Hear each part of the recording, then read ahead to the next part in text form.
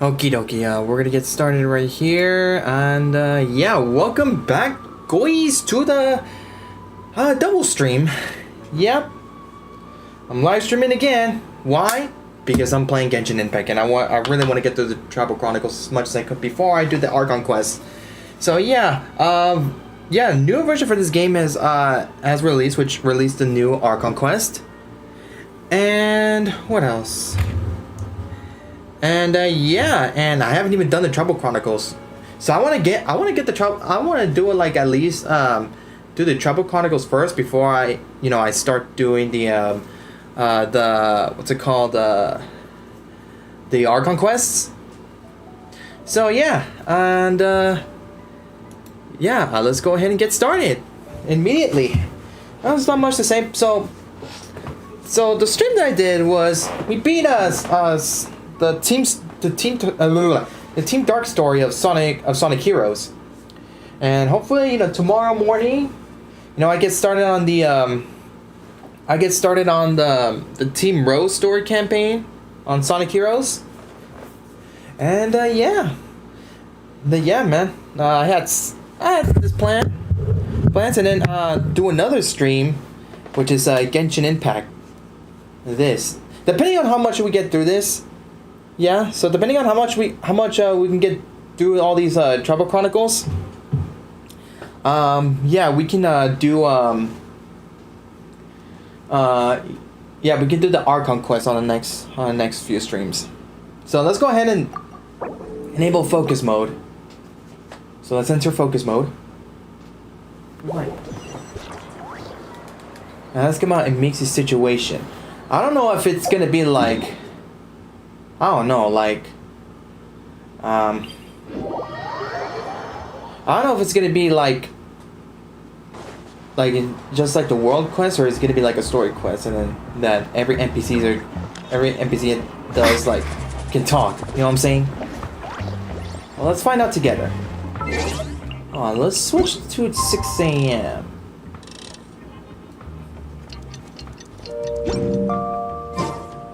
Yeah.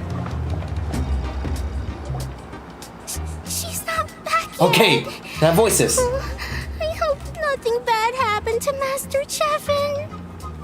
Oh, okay. That'll save me a lot of my voice energy to this. Alright, actually, I'm gonna start recording. Screw this, why not? Hey, that little kid is crying. I wonder what happened. Let's go check what's wrong. Sure, let's go. Hey kid, you alright? Hello, is something the matter? Master Chevin, Whoa, what happened? She went to gather volcanic crystals, but she's still not back yet. Oh. I told the guards, but they said they don't have people to spare. Plus, that area is super dangerous, with tons of monsters and bad guys. Hey, don't worry, we'll help you find them. They have to finish making preparations before they can try to rescue her. But it'll be too late by then. Don't worry, we'll look for her. So, you'll help? Yeah. Great. I'll just make a quick sketch to show you where the guards went earlier. Alright. By the way, the eyes though, they're kind of different from for a kid NPC, bro. I'm just saying, bro. What the heck?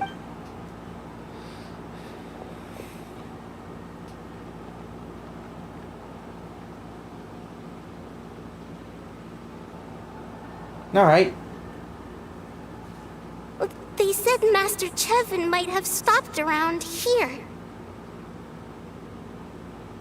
Sure. She might have been forced to go near the shadow pen. If that's the case, then... Oh. Please, you have to save her. Don't worry, we will. A prayer for blessings told to be Crested Peaks, Act 1. Okay, So this is gonna be a bit different than the story quests. That'd be interesting. Please help me save Master Chevin. Don't worry, we'll look for her. Or him, I don't remember anymore. But yeah. Oh yeah, there's a world quest over there. Oh no, I haven't even got to that what's it called? Behold! The teleport waypoint.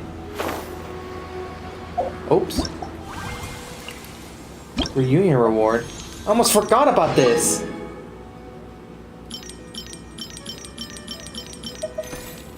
Reunion blessing, okay. Oh my god, we'll get paimon. Man, I wanna freaking hug her, man.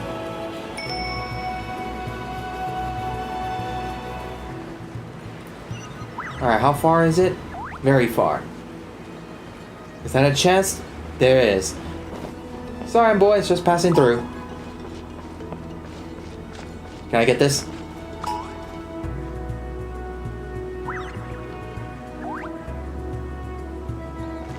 Come on! Show me your Brother, courage. I haven't even started to attack you, man! Oh my gosh. Out of the way or get blown away!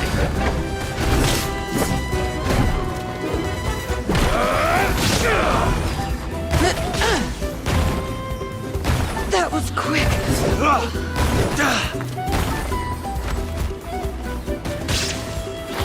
Alright, boys, and boom! Squall Fury.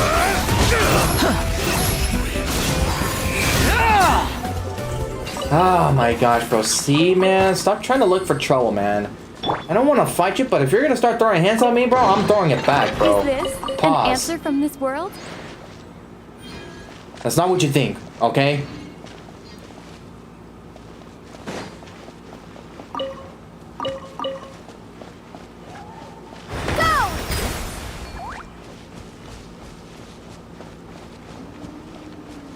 Okay. What's this? Oh, more chest. Should I get some? Hey, excuse me, is that chest yours? Is that chest All yours? right, let's finish this fast. Ah. Illusion shattered. Launched her. Water jet! Behold! That was quick. Brother, dude, you gotta chill out, man. I didn't ask for a 5-up, but because, brother, because you basically picked a 5-man, I'm just gonna throw hands, bro. Like, bro, come on, man. I'm just asking a question, bro.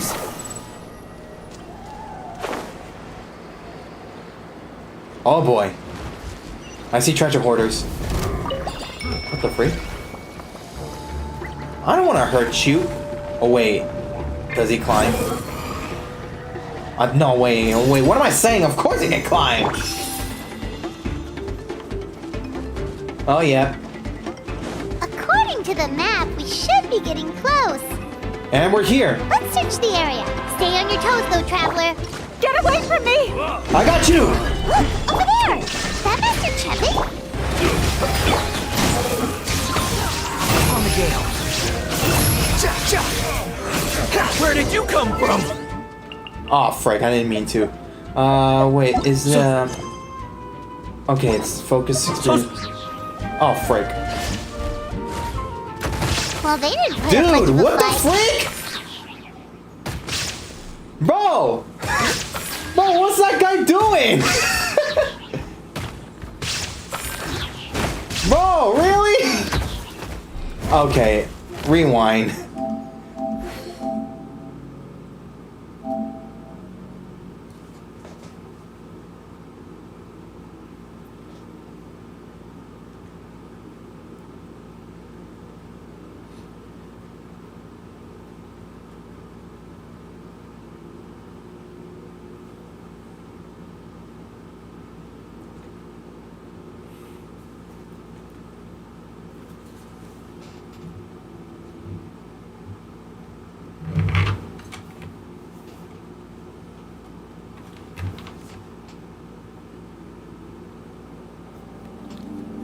What do you mean failed to connect to the server?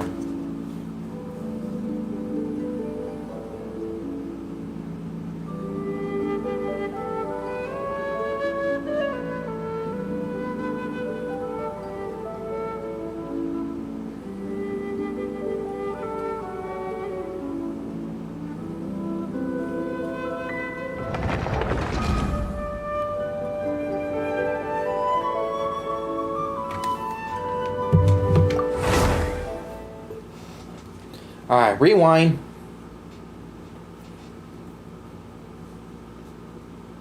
Rewind. This.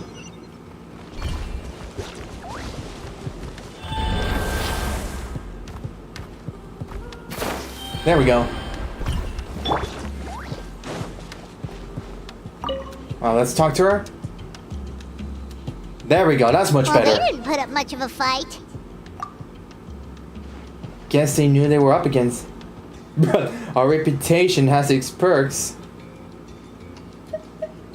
Okay, why does both dialogue sound very egotistical, bro?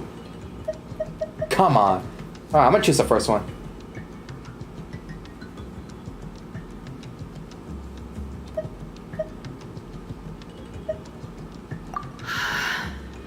Thank you so much. I thought I wasn't gonna make it down this mountain alive. It's fine. You're okay. Saved by the traveler. Guess my luck's not too bad today. Sorry. Let me introduce myself. I'm Chevin, a gem artisan. I'm not usually this lucky, but maybe things are looking up. It makes send us to help. She did, huh? I didn't mean to make her worry. I wasn't planning to be gone longer than 2 days, tops. What? 2 days? But then, I discovered a new seam of volcanic crystal near the shadow pin. It's a large deposit, and the purity is exceptional. I dug up a whole bunch of it and was getting ready to head back. But the phlogiston within the crystals attracted monsters. And the treasure hoarders, right? I panicked and ran up a narrow path to avoid them. But by the time I was in the clear, I ended up running into those bandits. You showed up in the nick of time. Oh, nice. If the situation was so dangerous, why didn't you just drop the crystals and run? Brother, okay, what? Hoyoverse? Hoyoverse, we gotta freaking talk, bro. We gotta freaking talk right now, bro. Cause, bro, why are you zooming in on her bottom, bro? Why? I know where you're trying to end up, but brother. Like, bro, did you really have to do that? Really? Did you really have to freaking do that? Come on, bro. Come on. Wait, let me just... I left most of them behind, believe There we go. me. I only kept the purest chunk. I have to bring it back no matter what. For Tlasoli and poor little Nechka. Who are they? Right, you wouldn't know. Tlasoli is a former ancient name artisan, and Nechka is her daughter. Oh. So she crafted ancient names? So the only ones that are not online that... Whoa. Is that the new character? So she crafts ancient names? That's right. Or, well, she used to. Now she just handles regular forging commissions. Why did she stop? Because of her daughter. Poor Nechka contracted an awful illness, and Tlasoli put everything aside to take care of her. Oh, really, bro? Even as Nechka's illness grew worse, Tlasoli never gave up. Like a torch in the night, she was determined to burn bright, even as darkness encroached from all directions. Still, all's well that ends well. Thanks to the doctor's medicine and the Wyop's protection, Nechka's flame was rekindled.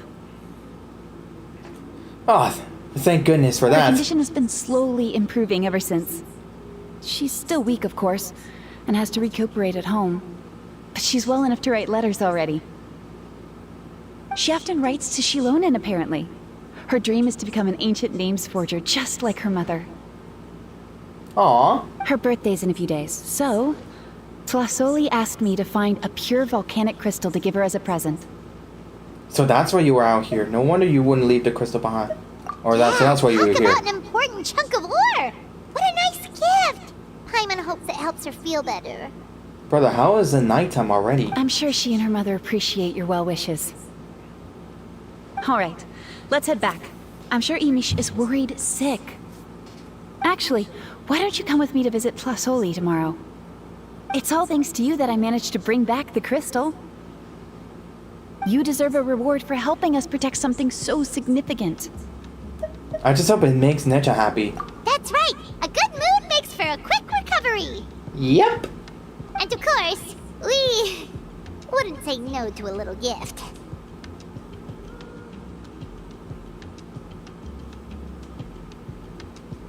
Of course, bro. My greedy senses are tingling, bro.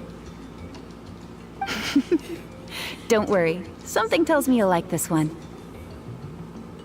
But I'll let Tlasoli tell you what it is herself. Alright then.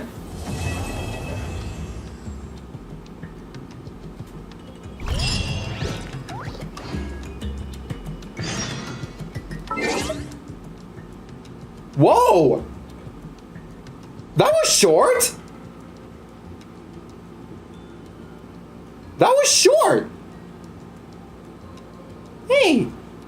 Hey, we might be able to do all the Tribal Chronicles, bro. Not gonna lie.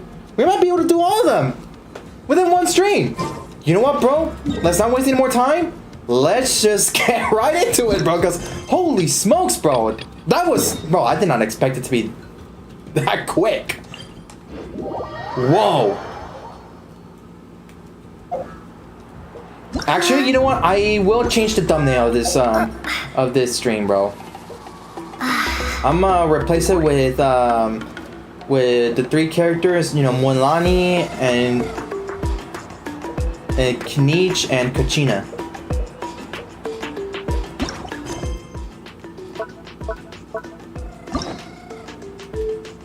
Let me see.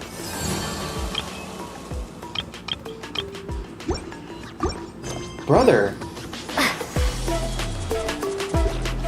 I did not expect it to be that short. Holy smokes. Wow. What is this?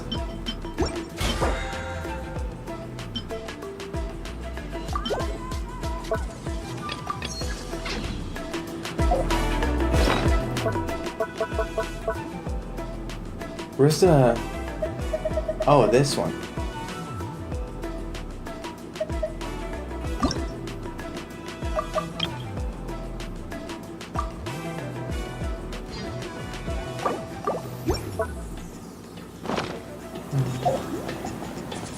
Alright, we're here. Hello! Oh, you're early. Looking forward to your gift?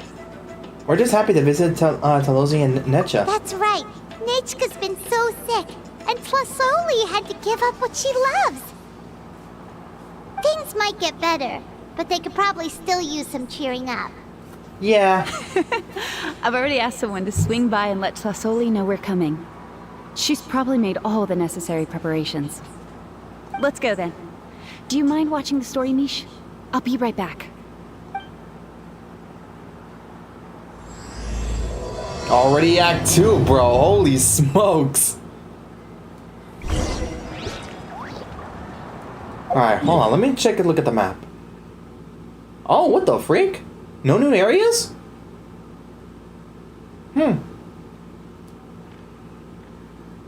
Wait, unless... Wait, where does see our bike on... Oh! Oh, it's a sub-area in Fontaine. Never mind. I totally forgot about that.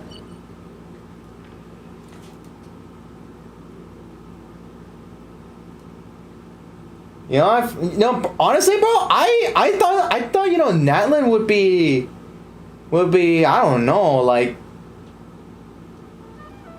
I don't know. I thought it would be like somewhere like a, oh well, I don't know about here because I know Snezhnaya is gonna be somewhere like around there.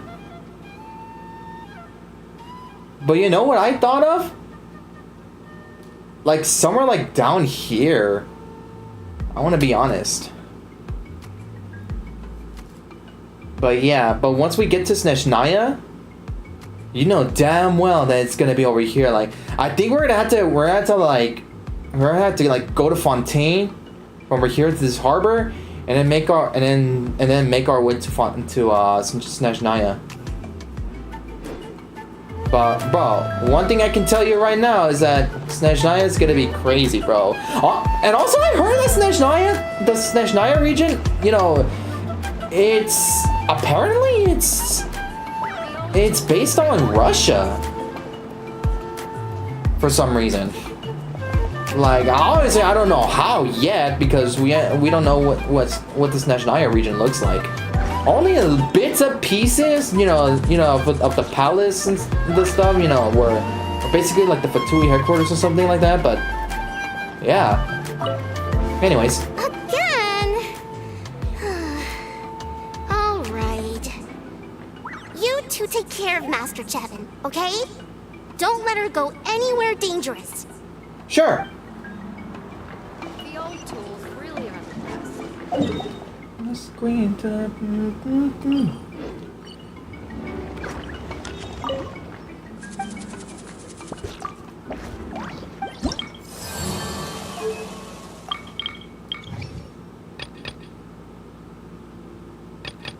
Oh, wait, what?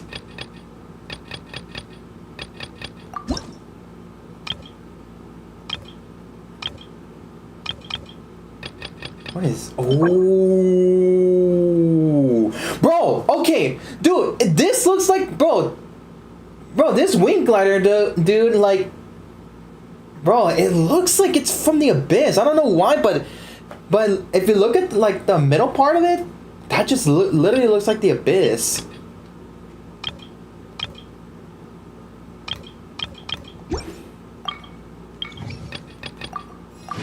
Screen to the man.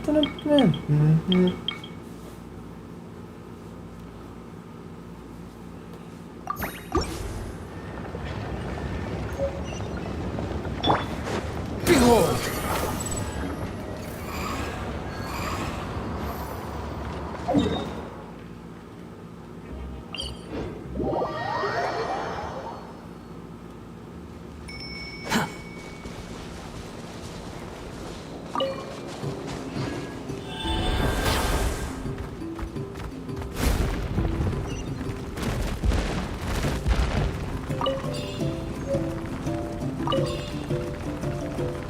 Ooh, okay, so if I collect those mushrooms, that gives me energy.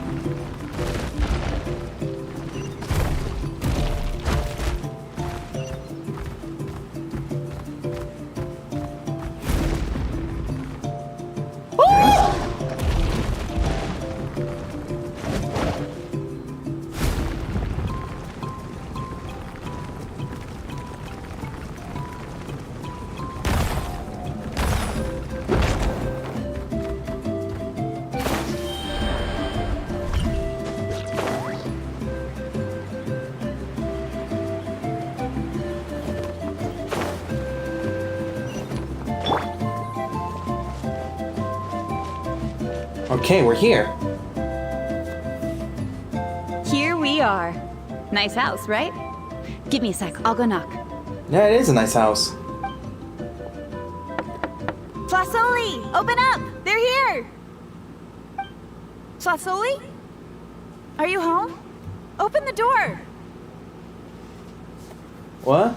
That's strange. Huh, the door's locked. But she shouldn't be out at this time of day. Hey, Nechka! Nechka! It's me, Chevin!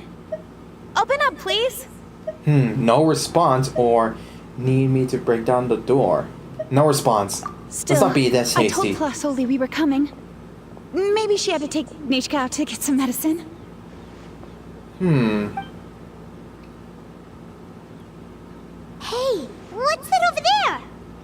like a tapetlosaur nest.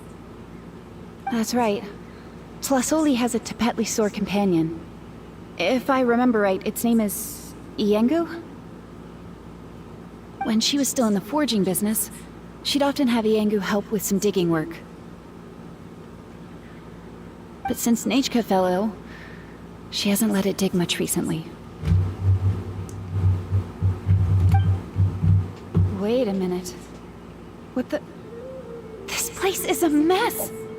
Iengu's nowhere to be seen either. Oh, you think the bandits must have raided the property or something? Whoa, look at all these broken boxes. Something terrible must have happened. Let's take a closer look. Things have been looking really rough for Natlan lately. There are more and more commissions from the Adventurers Guild, and they're all related to the Abyss. Oh, I never thought about Just waiting around that. won't do us any good. Let's go and see if there's anything we can do to help. Sure. How is it that every single time Emish tells me not to go someplace dangerous, I end up running into danger? It's like her words have some sort of power over me. Maybe it's the Wyab's doing. The Wyabs? The tracks end at this cliff. Could the tapetlosaur have climbed up the mountain? Let's head up there and see. Let's go. Alright.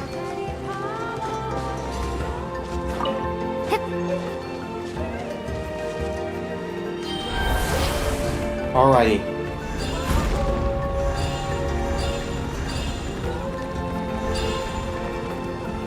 What's that? Oh, what the freak? It's a bomb! Whoa. Whoa.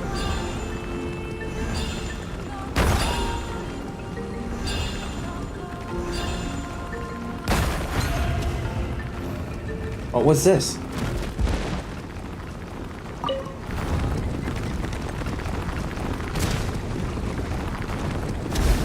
Was that a boost?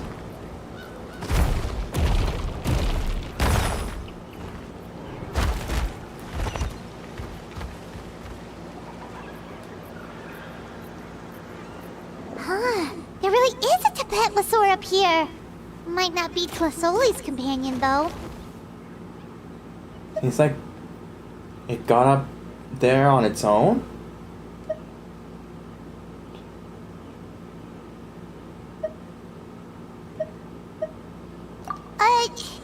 Paimon still doesn't see any sign of Tlasoli. Hey, Traveler! Paimon! Huh? Whoa! Huh? Is that her? That's Chevin's voice. Looks like there's someone's next to her. Come down, quick! Tlasoli's here! What the? Huh?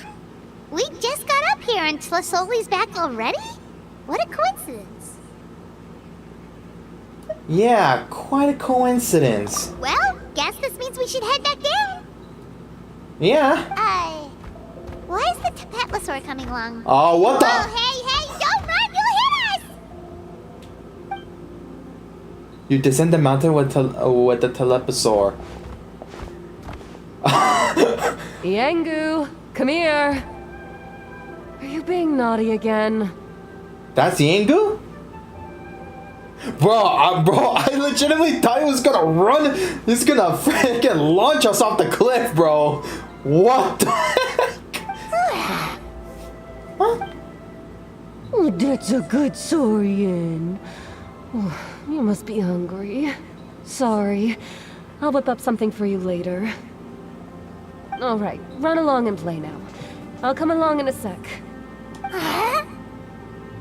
Sorry, you two. I was waiting for you at home when Nachka... Well, she snuck out and ran off by herself. What? She said she just wanted to pick some flowers for our guests. Oh. But she ended up getting lost along the way. Luckily, I managed to find her before long. Is she alright? Yeah, Chevin told us she was just starting to get Her better. expression. She's still very weak. The shock and the cold winds certainly didn't help, so she ended up with a slight fever. I gave her some medicine and now she's in bed.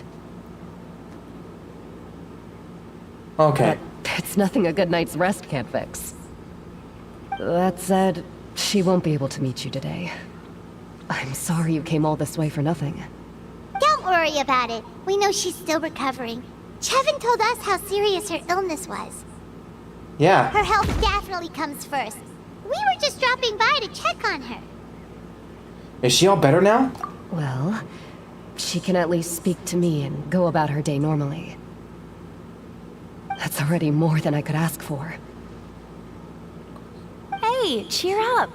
This is supposed to be a happy occasion. We do appreciate Yeah. that she tried to welcome us with flowers. Anyway, Tlasoli, about the thing I was telling you before. Alright, let's hear it. Yeah, what did you get us? Hey! Oh my god, you Paimon, you greedy goofball. You greedy flying Labrador melon, as our Takino would call her. Oh my gosh, bro. These two sisterly duos are so cute!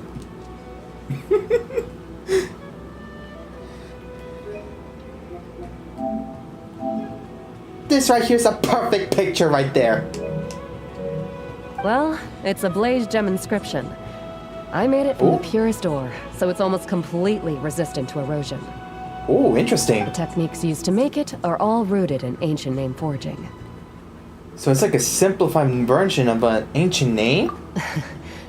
Don't say that or the Wyatt might smite me. The process just uses a few of the same techniques and materials. When I first made one, I didn't think it could serve any practical purpose, apart from the erosion resistance and the general aesthetic. But then Chevin suggested using the crystals to make a special kind of ornament. Blaze gem inscriptions made by an ancient name artisan, engraved with words that never fade. Quite the sales pitch, don't you think? Wow, that description really does make it seem special. You got a good eye for business, yeah. Tlasoli's blaze gem inscriptions really are special, though. Word of mouth isn't always reliable. As information gets passed along, it becomes incomplete, forgotten, and sometimes even distorted. But the words inscribed on these crystals will stand the test of time. The inscription will never deteriorate, and the meaning will never get twisted. It's the perfect gift for a dear friend or significant other. You could even pass it down to younger generations. Aw, you're really pushing the sales bit. You're very persuasive. Yeah, let's get one. We can engrave our names onto it. Then once we find your brother, he can add his name as well. Hey, good idea! Yeah! Yeah, man! That way, our names will be together forever. Looks like Paimon's already been hooked. You deserve it. You saved me. And Nechka's birthday present. It's the least I can do to repay you. Chevin, I thought I told you. Don't you start acting shy too, Tlasoli. It's a great gift. I know how much work goes into one of your blaze gem inscriptions. Well then, thank you both. I'll have it ready as soon as possible. Then, I'll have you do the inscription yourself. Nechka should be well by then. She'll be very excited to meet you. Good things are better with company, yeah. Whoa, let's not get ahead of ourselves. We don't even know how expensive that would be.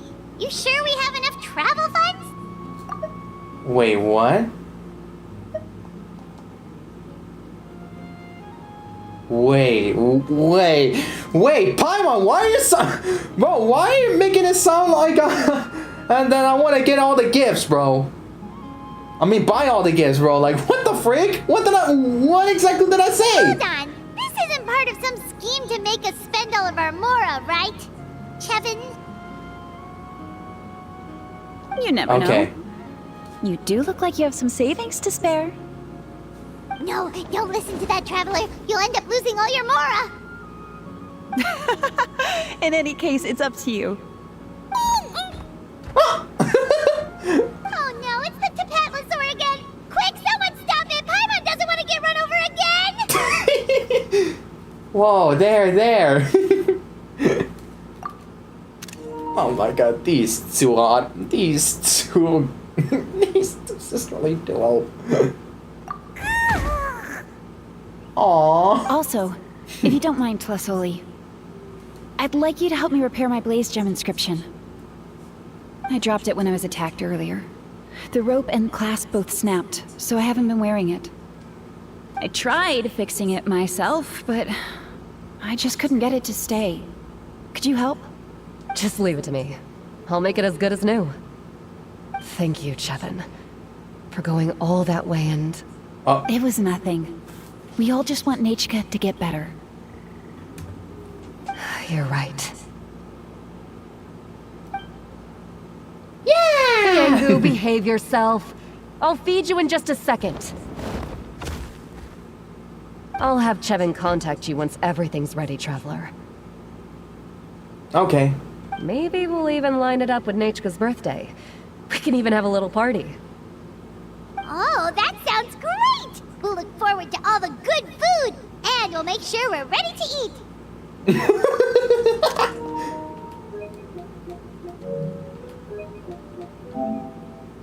Oh no! This is perfect!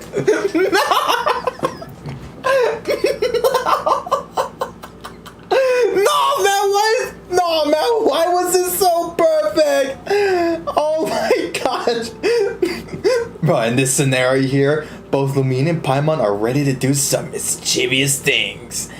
Like robbing candy at a convenience store. That was so... Oh my god, that was so accidentally a good shot, bro. Oh my gosh, bro. Anyway, see you around, Tlasoli! See ya, I hope Netcha gets better soon. Look after yourselves. Alright. Nachka is going to be so happy to meet you. Aw. Oh, and that's the end of Act 2. Nice.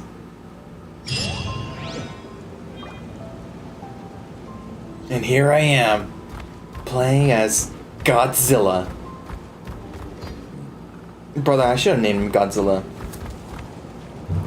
Oh, I think, bro, I should have named him Anguirus. But Fernando's still good.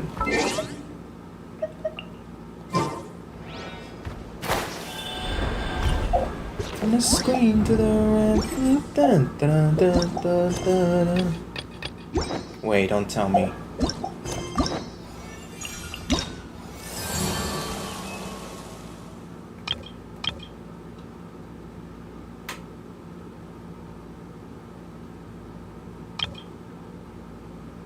Oh, prestigious quest needs to be the Archon quest. 100%. The Archon quest.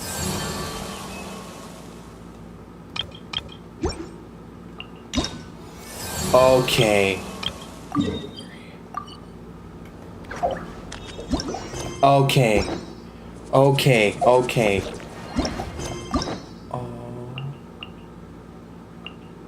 Okay, let's do this one. Among the cyclones of the canopy, a crisis that concerns the tribal's honor, even its very future, is quietly brewing away. What's going on?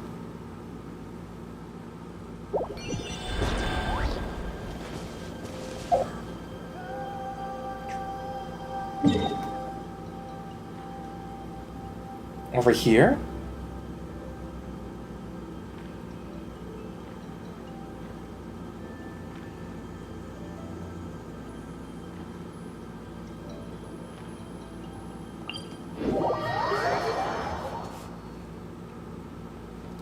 How far it is? Not that far, I suppose. The wind rises.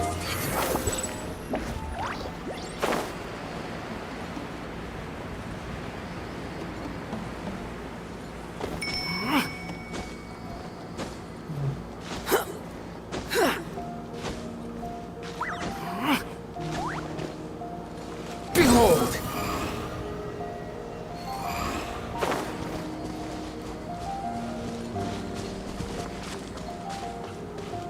Squall and fury.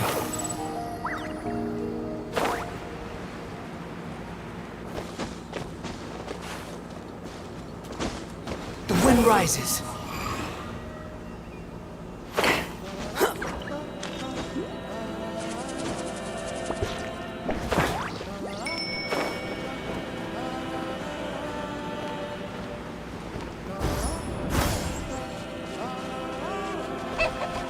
Okay, sorry, Birdie. Sorry, my birdo. Squall and fury.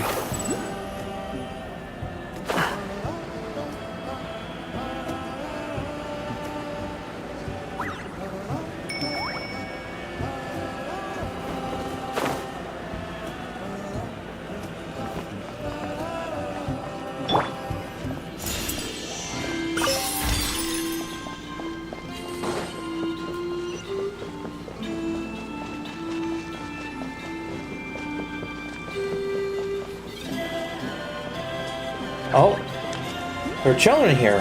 Why are they doing it here alone?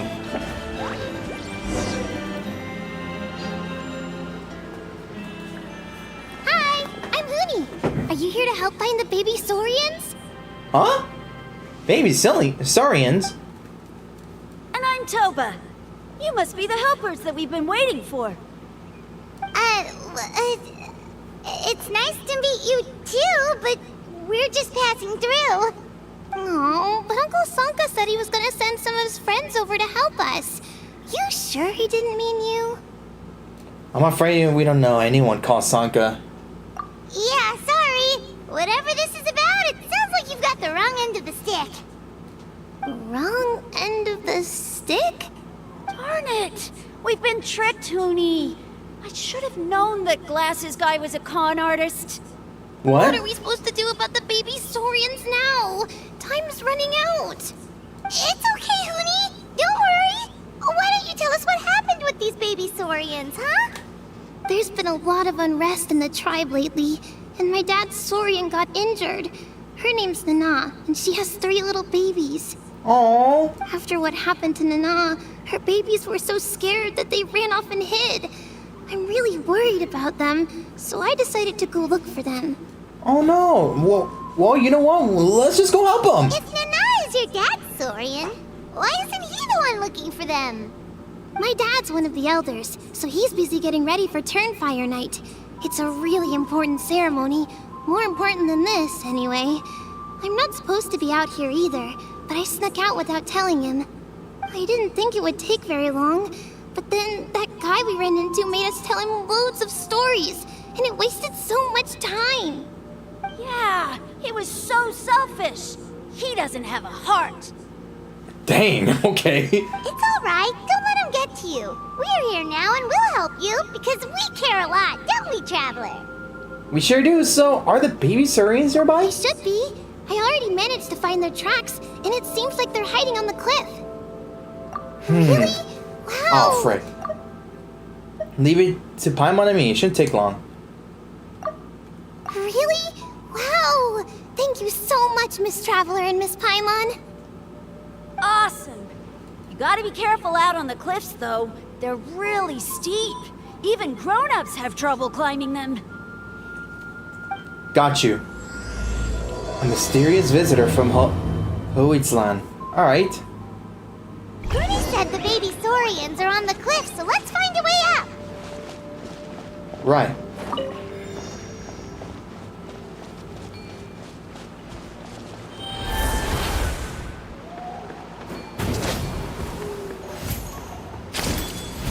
Whoa!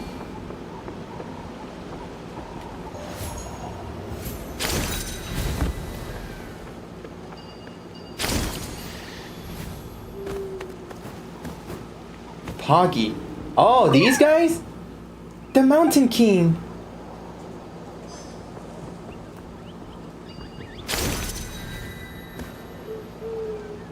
Does that have like a time slot or something?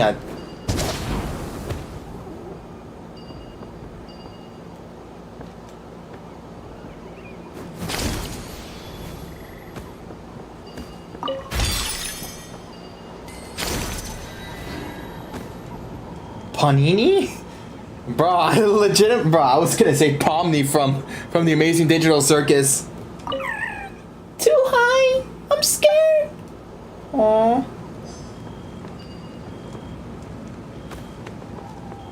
What the? Wait, this one can climb? The freak? Oh, we found them! Wait, but what's that other... A how? A how? That's how you say his name, bro? Well, if it isn't the gruesome twosome who wormed their way into our servant circle of friends. Still awestruck from the last time we met? Would that be why you hastily scrambled up here to pay your respects the moment you saw us? I suppose we can't blame you. Such is the spell that our majesty casts on our minions. Who's this majesty you're talking about, bro? Very well. You heathens leave us no choice. The almighty Dragon Lord, Kahula shall grant you the audience that you seek. Come, pucker up. You may now kiss our feet.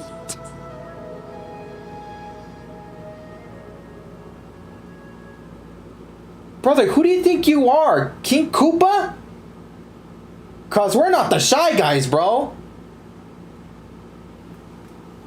The freak? Wait, aren't you like Kenichi's sidekick?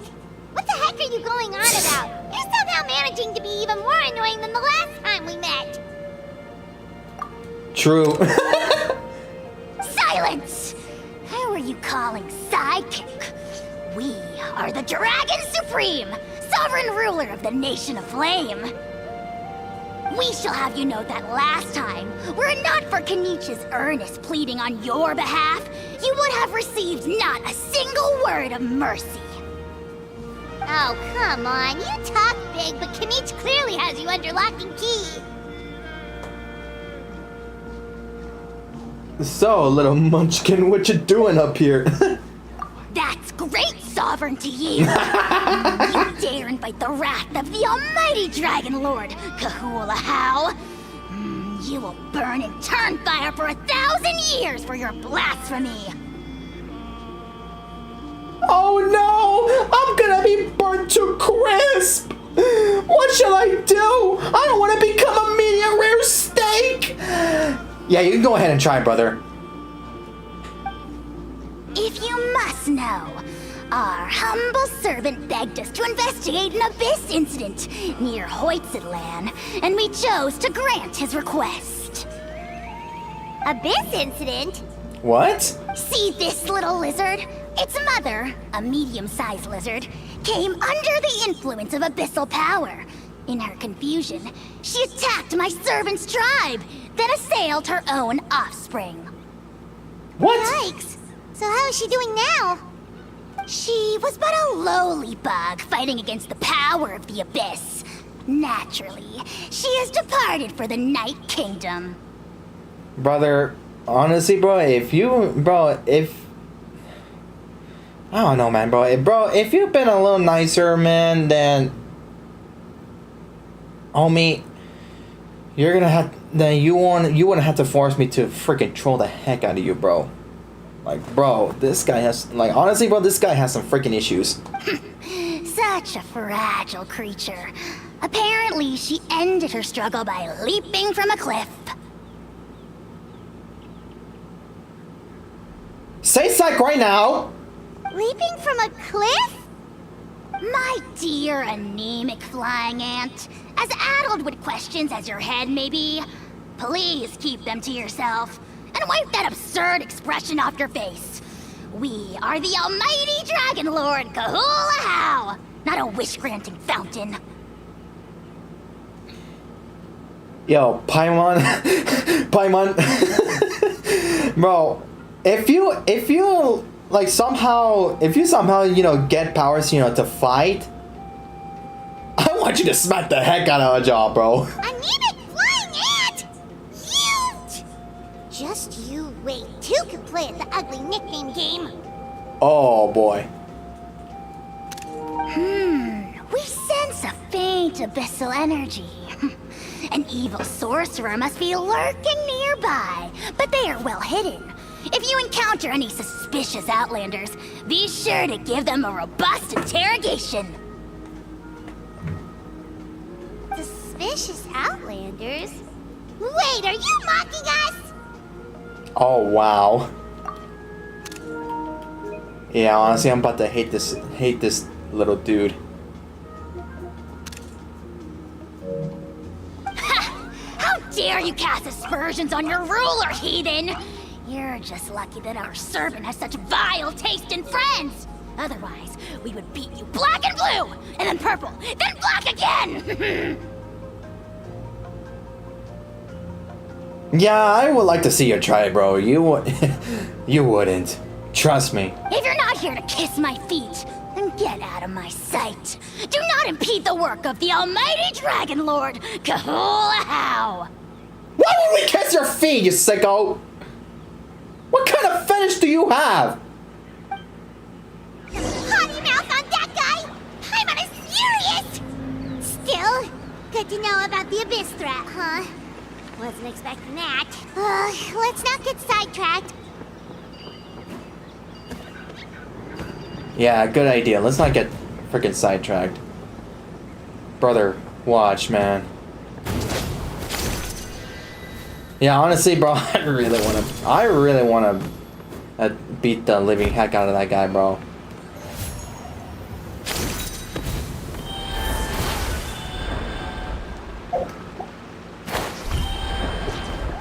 Alright, well, anyways, yeah, we got news.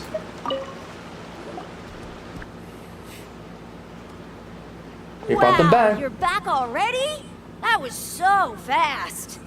Yeah. I'm so glad that the babies are all right. Thank you both so much. Now we can finally go home and stop worrying about them. You're welcome. Pizza cake. Yeah.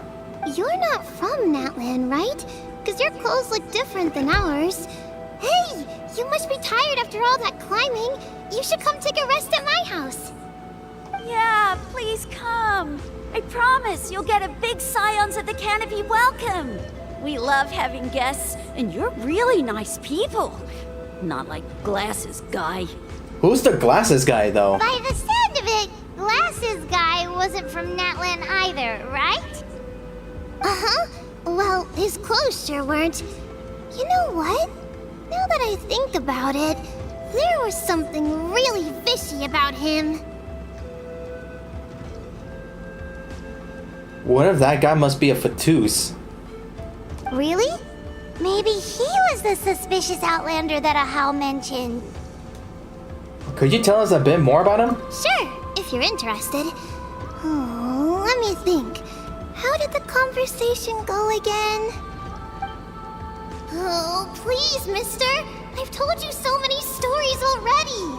When are you gonna help me find the baby Saurians? Wait, this guy's in a zoom-in! Just one more story. One more, I swear. Why don't you tell me more about that ball of fire? Yeah, this guy's in a zoom-in! I heard that there was a huge transparent ball of fire that used to burn 500 years ago, 1,000 years ago, maybe even further back than that. Oh, you mean Turnfire. That's where the ancient name Mollypo comes from. Oh, wow. So it was the origin of an ancient name. That's impressive. Uh-huh. There's a story behind every ancient name. The legend goes that the Turnfire first appeared in the era of the Grand Alliance. It was used by the tyrant Och Khan to rule over Natlan and oppress anyone who opposed him. Turnfire is different from normal fire. If you get set on fire with it, you'll feel horrible burning pain from behind you, but you won't die from it right away. And whatever you do, you mustn't turn back to look at it. Why? What happens if you turn back? As soon as you turn around, poof! You get burned to a crisp. Well, good golly gee. I mean, it's one thing to singe someone's clothes, but burning people alive? That is a big no-no in my book. Right? How nasty is it to burn someone from behind and not even let them turn around to look? Ochkon really was an evil tyrant. Yes, shocking behavior. Now, let me guess. Eventually, a valiant hero came to save the day? That's usually how these stories go. Good guess, Uncle Glasses. Seems like you really know your stuff. The hero was called Yupanqui. He's the ancestor of our tribe. Yupanqui was friends with Ochkon the Tyrant, and also Shibalanke, the first pyroarchon. He was working as an ordnance officer for the Grand Alliance at the time. He didn't like how Ochkon was such a cruel tyrant, so he stole the Turnfire and threw it at the Ochkon's army. The soldiers couldn't defend against it, and they all got turned to ash. And that's how our ancestors set our people free. But just as he was about to leave the city, he thought he heard Ochkon calling out to him from behind. It caught him off guard, and he turned around to look. Oh boy. But Ochkon wasn't there. All he saw was a city burned black, an army in ruins, and giant flames reaching up into the sky. A split second later, the flames he saw burst out from inside his eyes and swallowed him up. What? All it took was a single glance. As soon as he looked back, he was burned to a crisp. Damn. The question is, was this the price he paid for stealing the Turnfire, or the price of turning back? Nobody knows the answer. But the fire that consumed Yupanqui burned more fiercely than any other. It burned for 100 days until it burned a hole right through the ley lines. And then, the flame dropped into the deathly dark Night Kingdom, where it still burns to this day. The grown-ups say that it lights up the path that leads to the next life. But for the dead to be reborn, they have to accept the flames and be purified by the fire first. It's like a final look back at your life, where you have to answer for everything you did. Anyway, that's the story of Yupanqui's Turnfire. Ah, a fine parable indeed.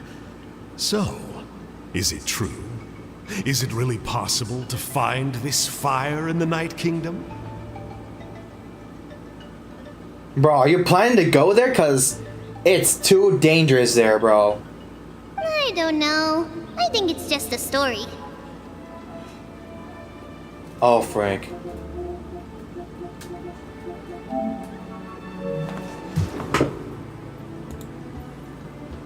Hold on. I gotta see my task manager. See how what uses up the network.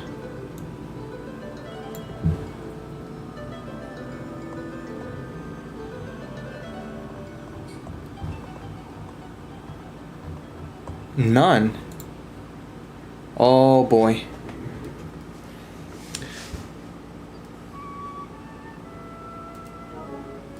No boy, I'm not sure if it's my PS5 or something, but I might need to switch up my network. Because this is not looking good.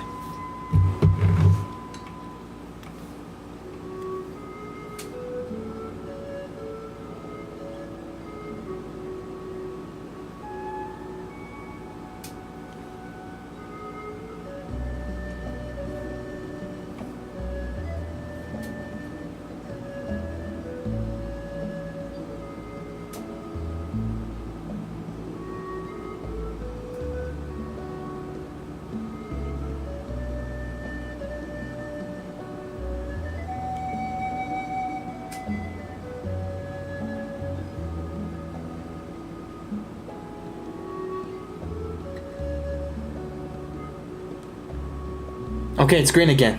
Good.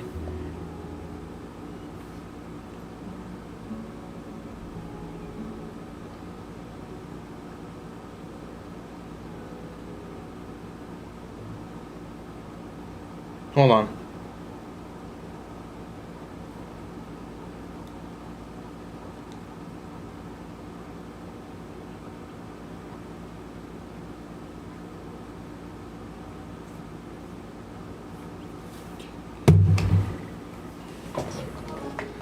Either way, I assume this name has been passed down in your tribe ever since? Sure has. It went to Burkina, the hero that we celebrate on Turnfire Night. But that was 500 years ago. Yeah, and now it belongs to Kanich. So we often call him Malipo Kanich.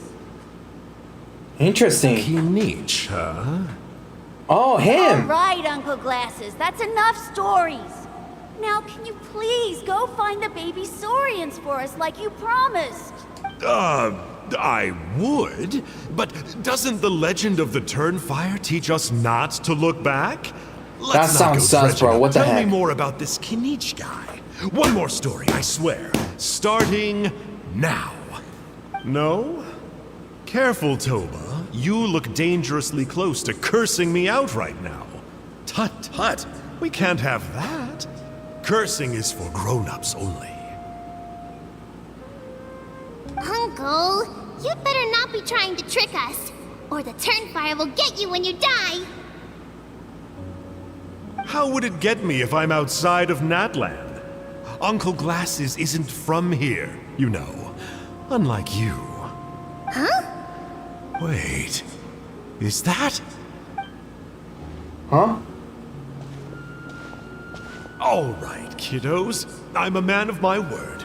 2 of my friends are on their way here, and, yeah, they'll help you out on my behalf. Work them like dogs, okay? That's what they're here for. Don't go easy on them just for my sake. Oh my gosh, bro. Why is my OBS going on red? Let me take a look at my task manager.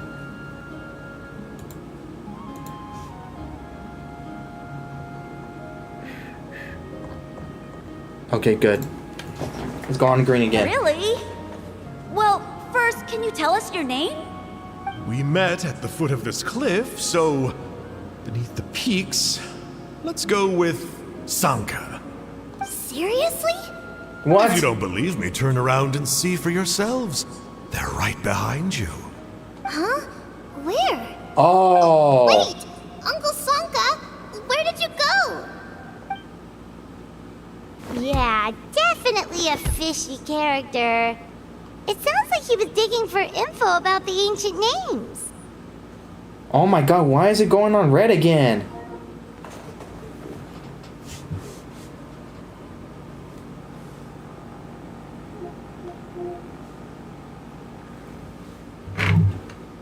I turned off the Wi-Fi here.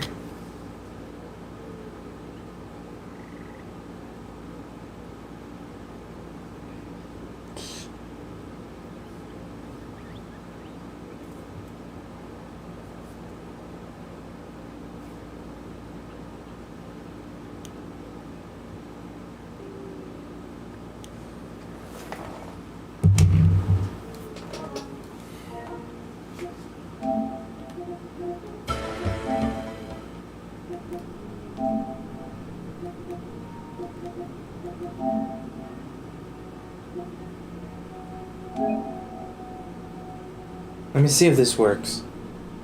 If I switch the internet connection.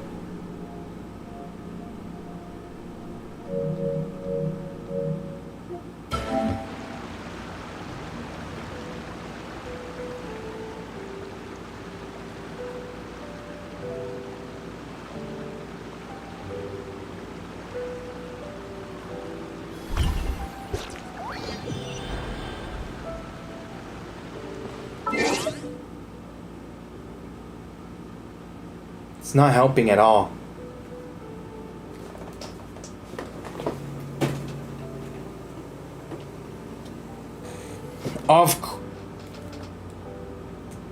Bro, since when did my Super Smash Bros. Get a freaking internet update?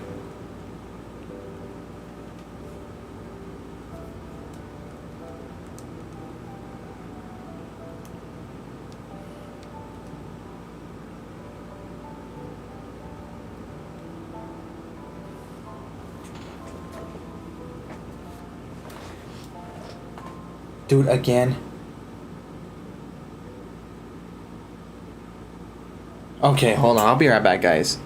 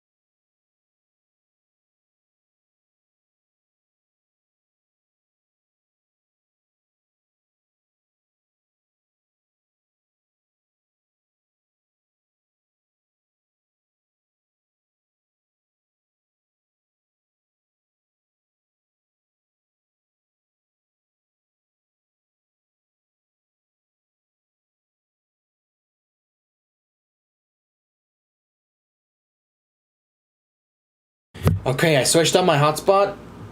Hopefully it doesn't kill me. Hopefully this doesn't kill me. So, fingers. Oh no. You gotta be kidding me, bro.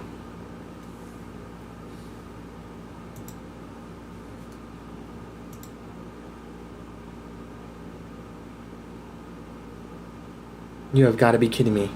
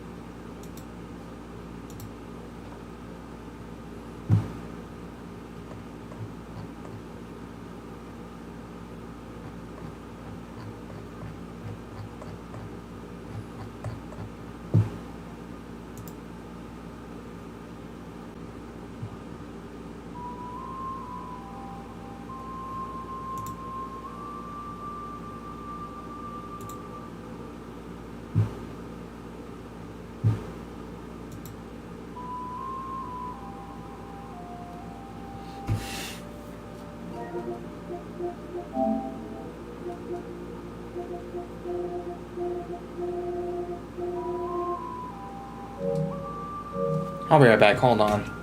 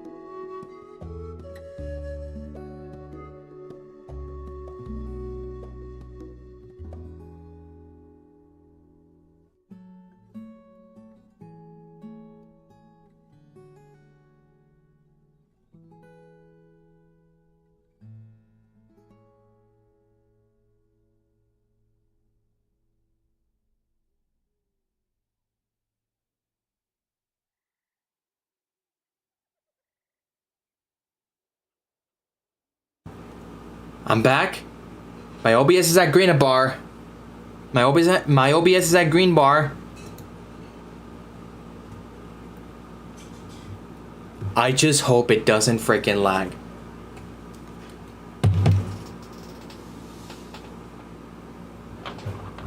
Now I think I found the cause of it is because I believe my mom was FaceTiming her friend, I think. Yeah.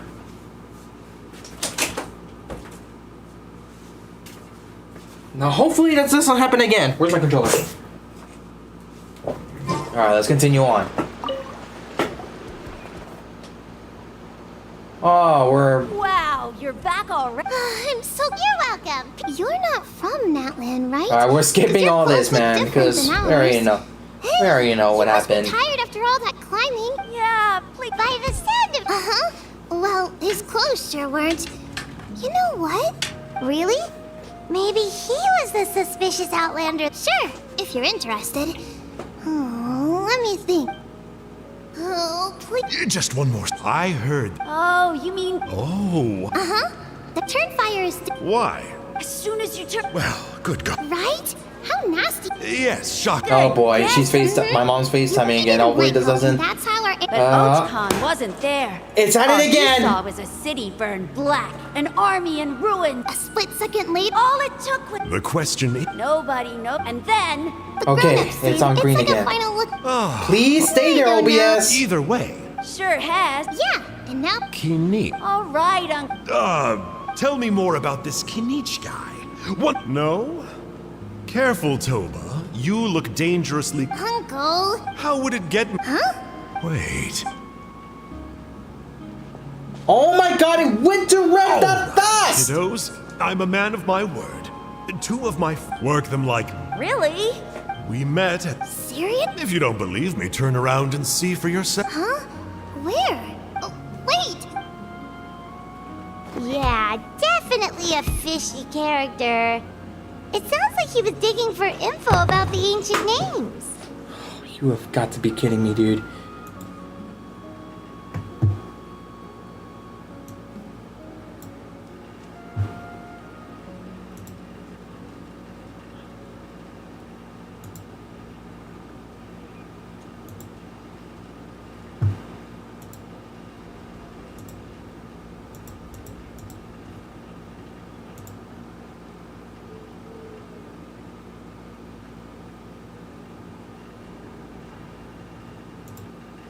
Okay, it's on green again. It's on green again.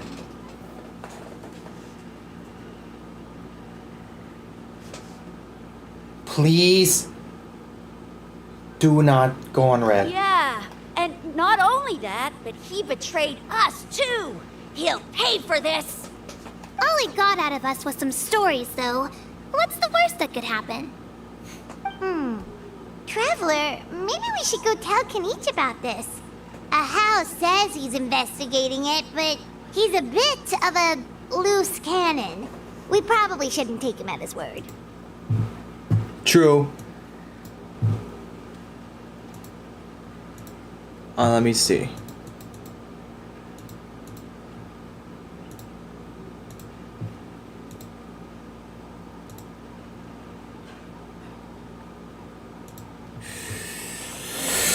Fingers freaking crossed. Huh?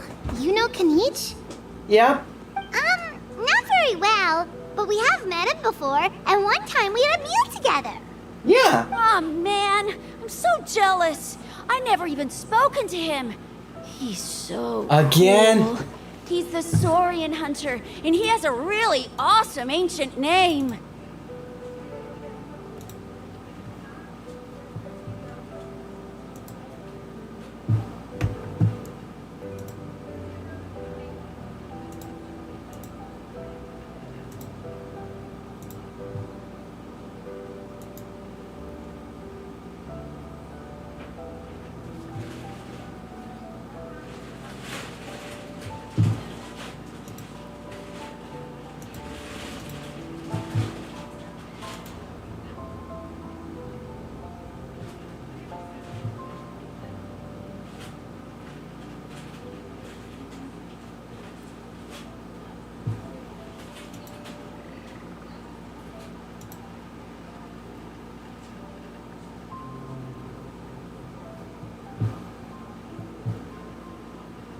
You have got to be kidding me.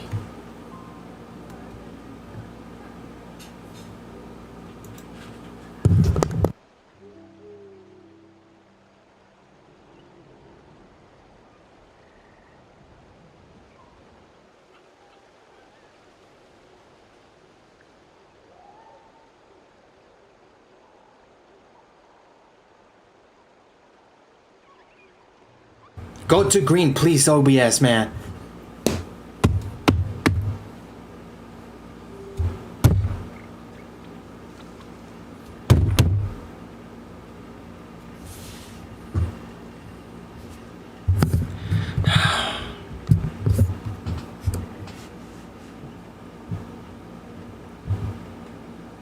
Please go to green, OBS. Thank you. Before I begin to crash out. Me neither. I don't think my dad really likes him, though. He always tells me to stay away from him. Probably because of that little creep he always hangs out with. He's nasty, and he's so full of himself. Oh, so you ran into him too, huh? Oh, the creep who calls himself Kahul Ahau? Yeah, we've had the pleasure of meeting him too. He sure loves pushing people's buttons. Oh my gosh, bro, my OBS is going red again.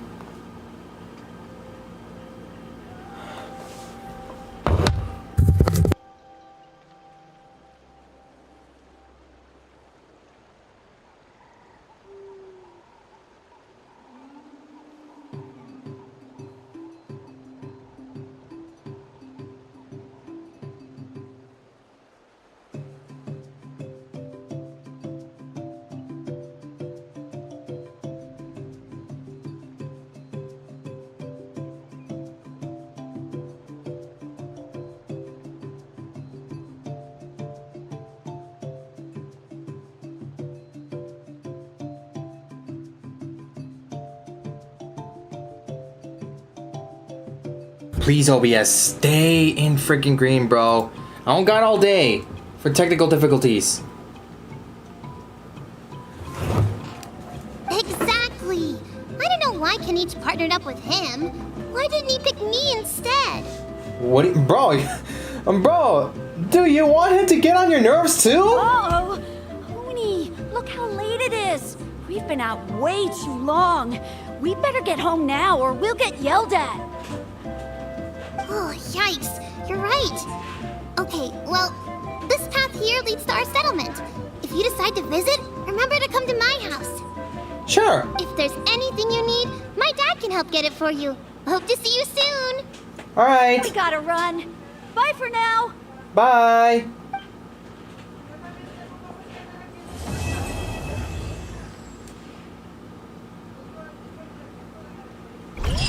There we go.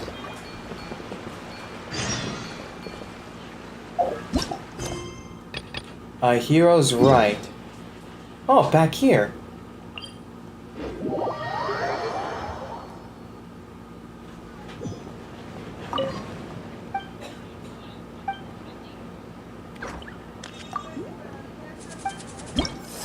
Let me check at the... Okay, still the two of them.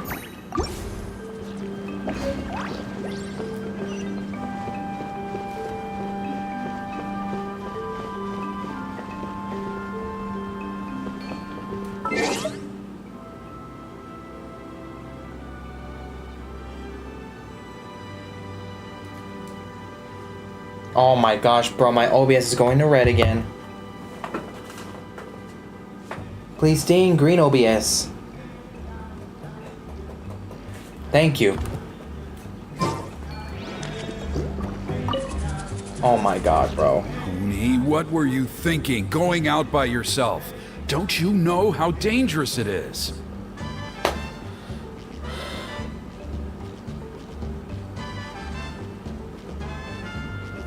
It's okay. Toba helped me. And we met some kind strangers who helped us. And Kind strangers? What made you so sure they were so kind, huh? Oh, I suppose they had kind stranger written on their foreheads? yeah, actually, they did. In big, bold letters. I don't think he's gonna buy that. Don't talk back to me. The Mountain King problem still hasn't been solved. What would I do if I lost you too? No dinner for you tonight. Okay, well that's They foul. were good people, Dad. Dinner or no dinner. Hello again, Huni. It's Miss Paimon and Miss Traveler. Dad, it's them. They're the ones who helped me. Oh, so you're the kind strangers. Well, Hi. I'm Trinidad. Apparently, you helped my daughter today, so if there's anything you need, just ask. As an elder of the Scions of the Canopy, I've got some influence around here. Nice. Now, I trust that you're sensible people who know better than to take advantage of their host's generosity. We just happened to be passing by, so we lent her a hand. It was nothing. Yep, just helping a neighbor. We're not looking for anything in return. Oh?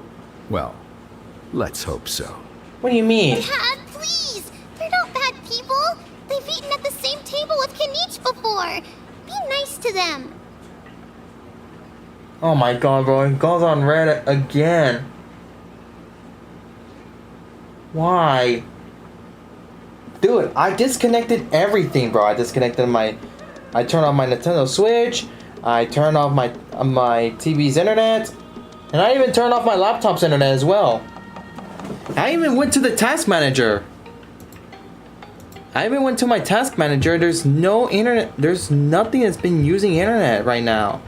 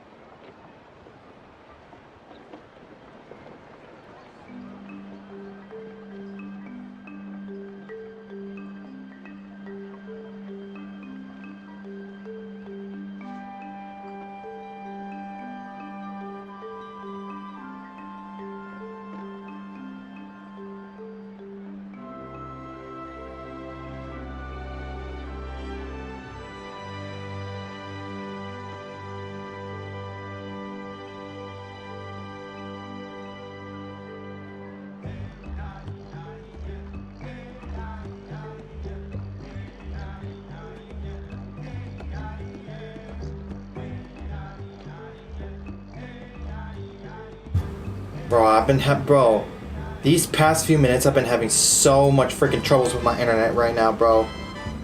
Oh my gosh. Alright, please, let's continue on without any freaking issues, bro. Let me see if we can, like, finish this by 9 p.m., bro. 9 p.m. PST, man. Oh, dude! My OBS is going red!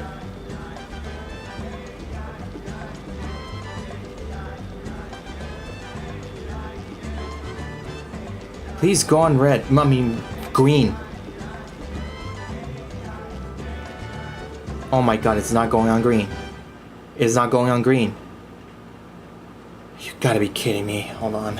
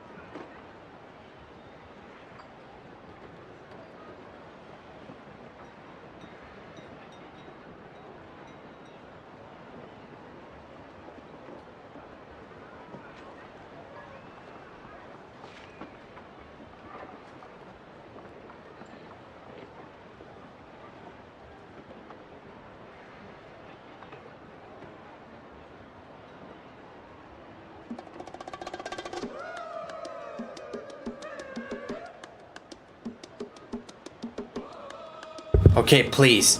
Please, please, please, please. Do not have internet connection issues. Let's keep on going. Kniech! Oh my gosh! Oh, great. Bro, I pressed a button and it... Oh my gosh, man. This is not a good day to have internet connection problems. I can't progress.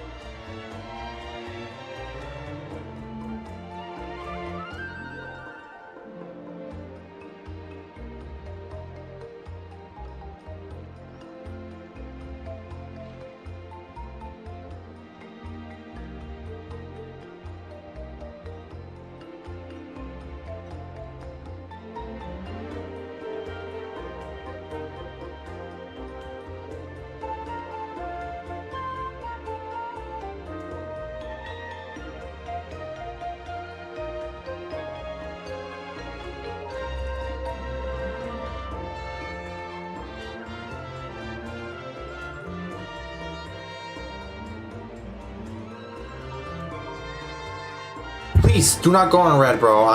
Bro, this has been a long day right now. This is feeling like a long day already, bro. I heard that two mysterious travelers from afar showed up at the Stadium of the Sacred Flame. Are they you? Yes, I am one of them. And Paimon's the other. Godly. I do apologize. A lot's been going on in our tribe lately, and I suppose the pressure must be getting to me. I can't believe I was so rude to you. I feel ashamed. We got off on the wrong foot. Can we, start over? Sure can, but Wi-Fi is going red. Gotta be kidding me, bro. Hold on. Oh, is it going? Oh my god, it's still on red.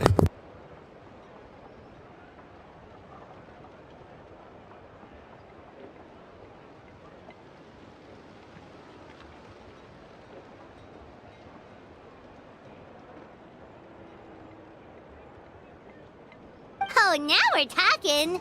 Seriously though, don't worry about it. Already forgotten. We're just happy to see Huni got home safe and sound. Oh, you just arrived, I take it, and it would be my honor to give you a hero's welcome tonight. Careful now, that's quite an about face. We've heard that kind of thing can lead to spontaneous combustion around these parts.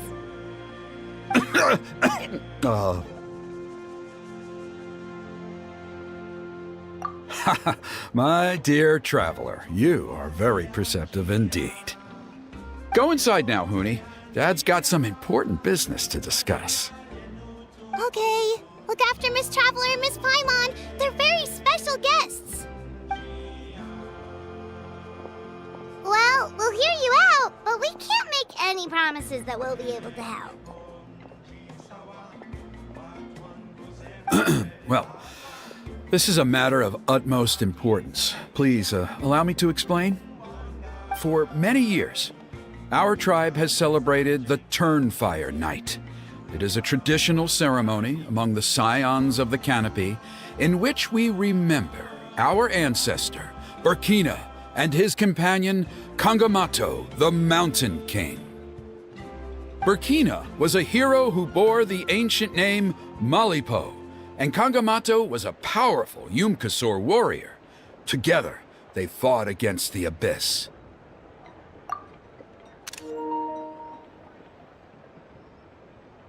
They were victorious, but it came at a great cost. Burkina paid with his life. The Mountain King survived, but was contaminated by the Abyss, and he remains in hibernation to this day. Oh, that's sad.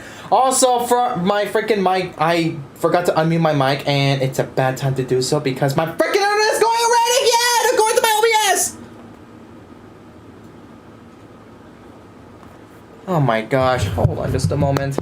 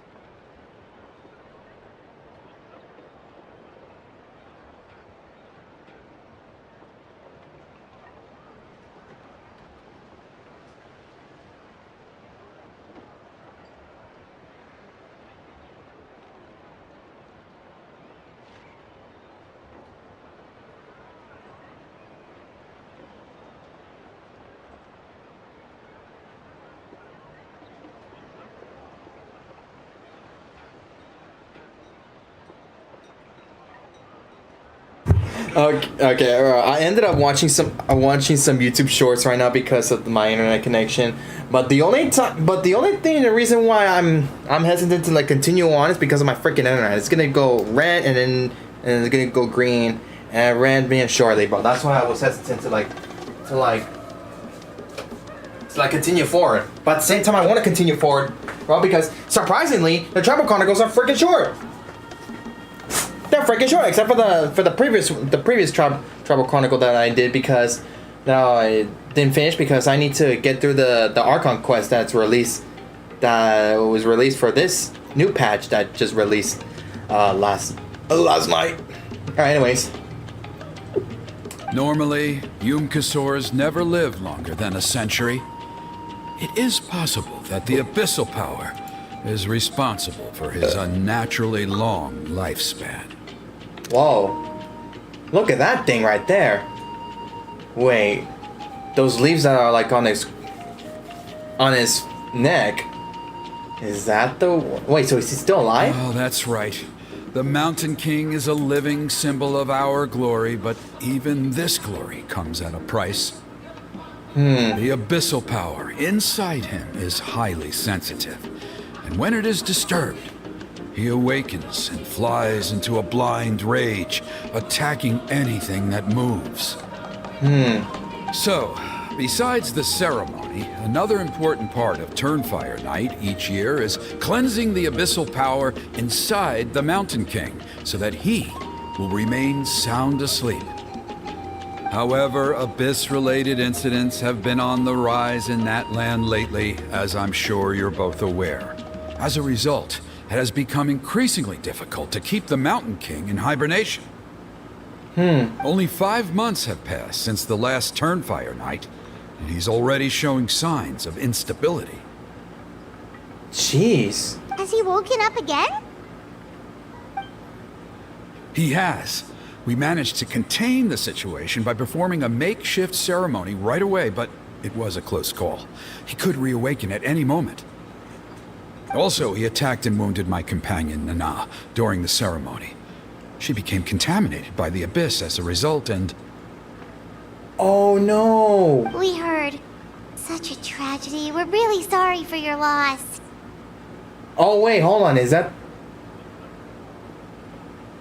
the creature that the kid was talking about? Yes, and Nana wasn't the first. Anyway, right now we're preparing for an exceptional Turnfire Night ceremony, and we need to find a suitable flame bearer. From what I've heard about your adventures, I believe you would be perfect for the role. Don't you already have a flame bearer in the tribe? Of course. Plus, he's a bona fide hero who inherited the Malipo name. Oh, you mean Kanich? Oh, him! Yes, he's the one. A hero, worth his weight in gold. And unfortunately for us, he's all too aware of that. No prizes for guessing what he said when I asked him to host a Turnfire Night outside of the annual schedule. An exceptional ceremony? Oh, I'll have to charge an exceptional price. I swear, no other concept exists in that boy's brain. At least he's predictable. Folk over the Mora and he's all yours.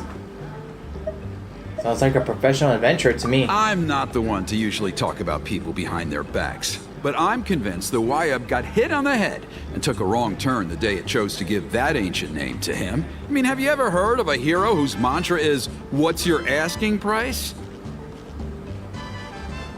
Oh, and don't get me started on that insufferable Ahau he hangs around with. Thinks he's God's gift to mankind. Pompous fool. Oh yeah, that guy, yeah, I hate him, bro. Yeah, Paimon has to agree on that last part. Yeah. Oh my god, Paimon, you little goofy flying little marshmallow. Anyway, the fact is, the ceremony can just as easily be done without him as long as we can find someone else. And besides, you two seem like much better candidates. So, what do you think? Why don't I try to talk some sense into Kanich for you? Yeah. Well, there's only a few days left before the ceremony. We can't afford to waste what little time we have on negotiating with him. No, I much prefer if you would consider taking his place. Alright, guess there's no other choice. Wonderful! Yeah. I can't thank you enough. Huni was right about you. You have kindness in your hearts. Oh. Come with me to the other side of the mountain. I'll bring you up to speed on each step of the ceremony. As experienced warriors, I'm sure you'll pick it up in no time. And that's the end, right? That's the freaking end. After all these freaking, like, almost in the, meanwhile, the headache, what? Achoo! Oh. Versus, who dares insult the great Kahula How behind his back? Oh, great Kahul Ahau, bless you. Shut your filthy mouth, worm of the abyss! Your putrid words defile the air we breathe. You make the almighty Dragon Lord, Kahula How, sick to the stomach! Kinich.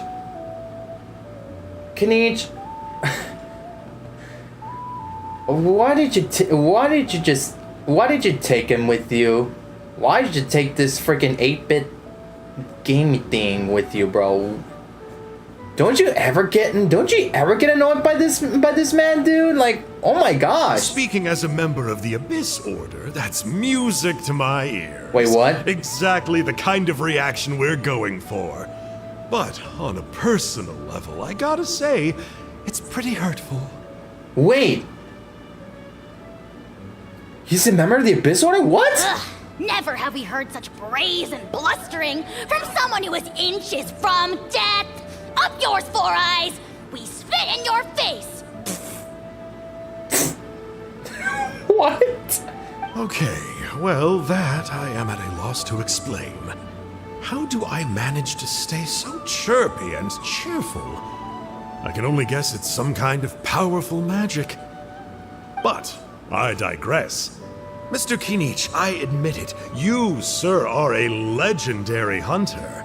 Still, the only reason you caught me is that I was reluctant to run away. You see, I'm very interested in the lore of your tribe. Damn, look at this. It's another version of Shao. Okay. K. Is that it?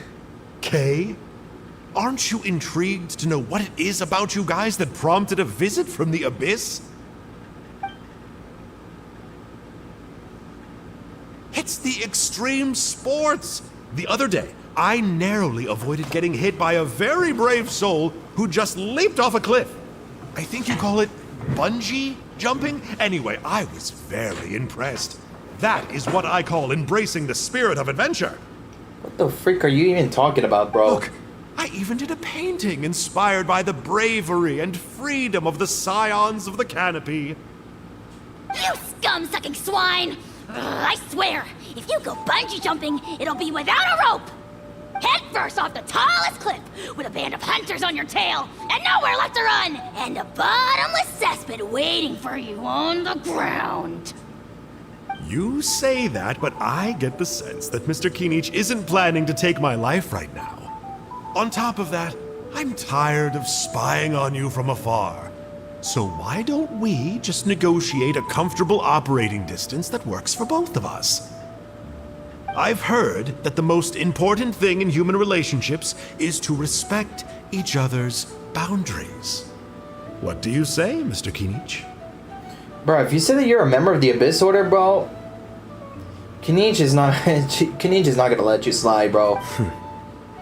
Or you could tell me what it is you're really after. Whoa. Exactly what I mentioned. What? And then I'll name my price.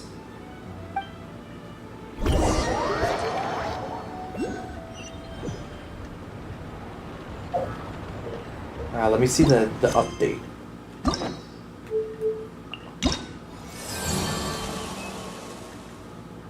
Oh, quest on. Okay, good.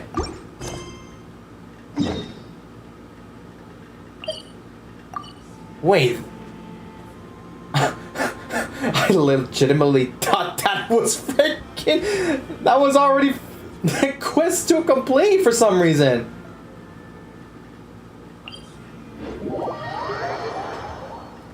Okay, where is it at again? On top of the cliff, bro? Okay, how the heck am I supposed to get over there?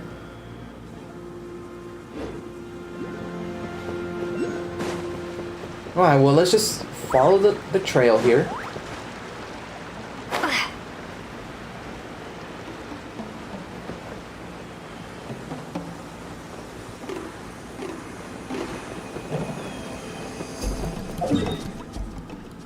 How do I get there, though?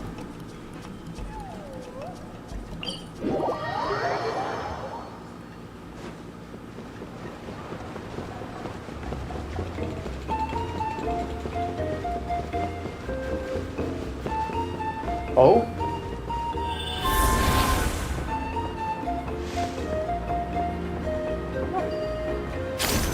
Hold on. Perhaps there's a way.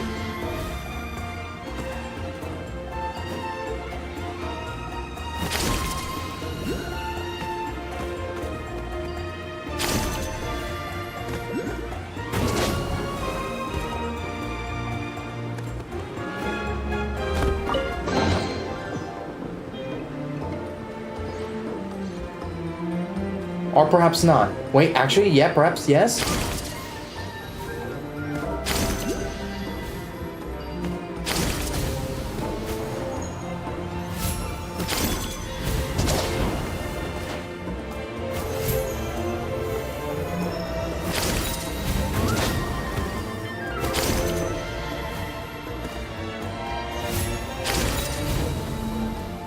There we go. Don't mind me, I'm just a Pokemon. What is that? Oh, looks like something from the abyss.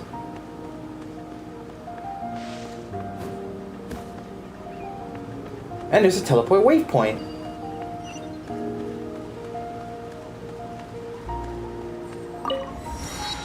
Ah, there's nothing peaceful than Natlan here. It just feels peaceful.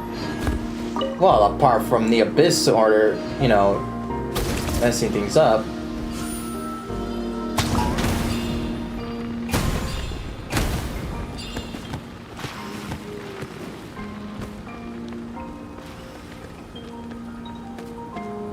Well, I ended up hurting myself in the process.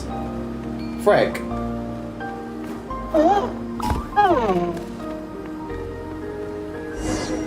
Alright, we're here. The abyss contamination is back. No surprises there. No doubt that explains the Mountain King's recent activity. See those torches over there? Those are the Sacred Flame offshoots that we requested from the Stadium of the Sacred Flame. They contain the power of the pyroarchon. Are you saying that the Sacred Flame and the Turnfire are the same thing? Well, for ceremonial purposes, at least. Sending someone to the Night Kingdom to retrieve the legendary Turnfire isn't exactly an option. More to the point, though, the Sacred Flame is able to burn away abyssal filth, so that's why we use it in the ceremony. Gotcha! So basically, we just need to clean up the filth with the Sacred Flame. Well, that's one part of it, yes, but the complete ceremony is a bit more complicated than that. First, how so? The flame bearer must collect a kindling of the sacred flame from the starting point, then use a grappling hook to fly up into the sky and light each of the sacred flame pillars. Then, they must go down into the canyon, all the way into the cave where the Mountain King slumbers, lighting braziers and the final altar along the way. The most skilled flame bearers can accomplish all of this without touching the ground once. As much as I hate to admit it, Kanich is capable of this. Wow! He can do all that flying without ever falling to the ground? Wow. So can you, Paimon. Yeah, she's not wrong. Well, of course Paimon can. It'd be much harder for you guys. Well, don't worry. It's not a requirement of the ceremony. You're allowed to touch the ground. The only thing you're not allowed to do is turn back. The flame bearer must always keep moving forward. You can't skip a pillar, then come back to it after lighting the next one. To do so would be to disrespect our ancestors.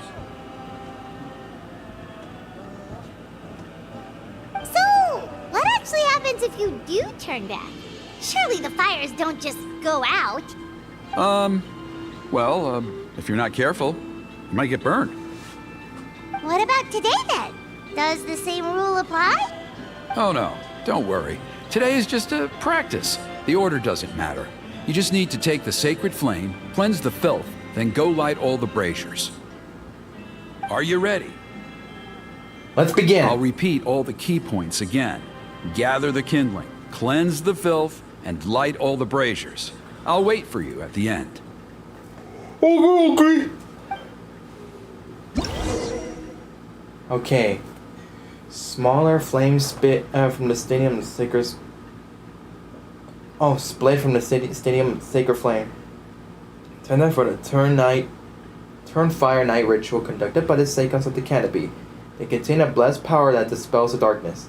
Interact with lit braziers to obtain the sacred flame's protection. Then collect and throw flame grace to cause explosions that will scatter the abyss power.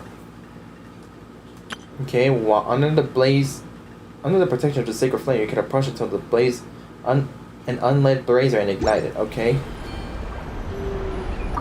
Alright, let's use this kindling to complete our mission. There's abyssal filth over there. Let's burn it away with the sacred flame.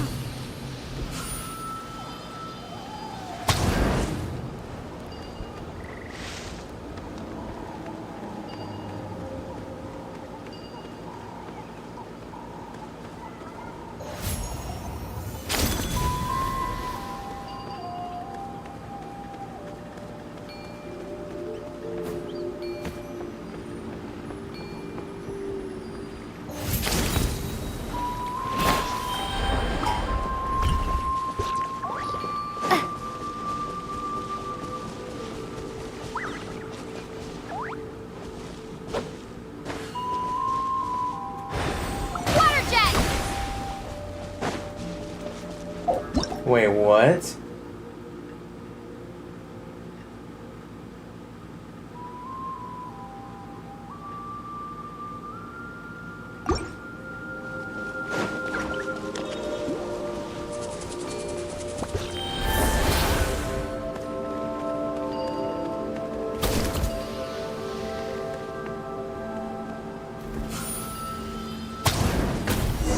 Oh, like that?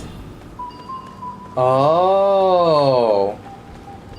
Oh. I didn't know that.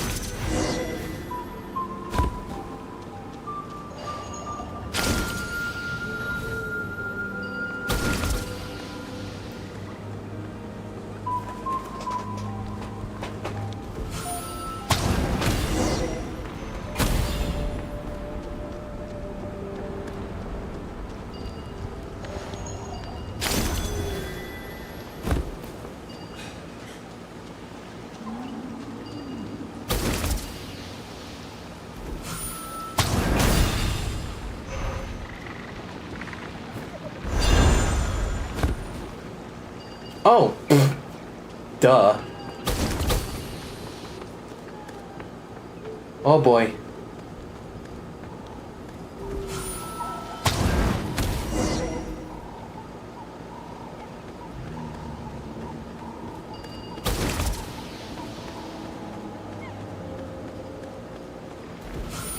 Fire in the hole!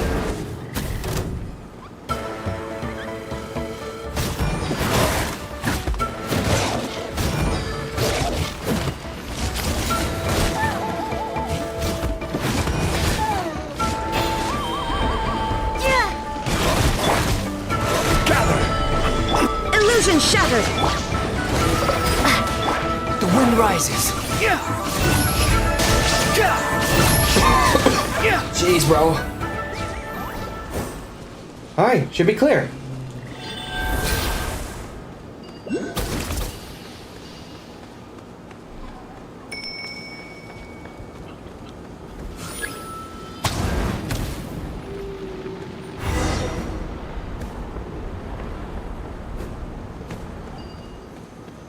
So the last one is over here. That should be all the braziers. Let's regroup with Trinidad.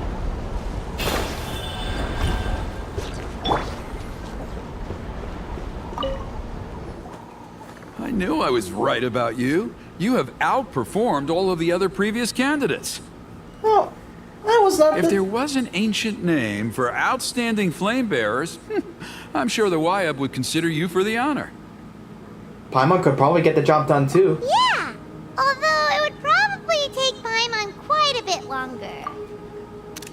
Oh my god, this is a little goofball. All right, now there's still a few days left until the ceremony. Yeah, I see and Samara I should over probably there. get back so I can inform the chief and the other elders that I have found the flame bearer we need. Oh, you mean they've still got to sign off on it? Some of them are still hoping we can come to an agreement with Kinich, but that's only because they haven't seen you in action. Still, I'm the one responsible for securing a flame bearer, and my recommendation is you.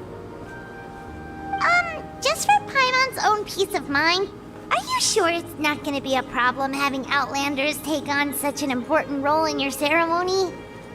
See that place over there? There was a time, long before the age of Burkina and the Mountain King, when we, Scions of the Canopy, called that our home. After a period of upheaval, our ancestors were forced to move away. Now, it has become a place where our youths go to develop courage and kindle a spirit of adventure.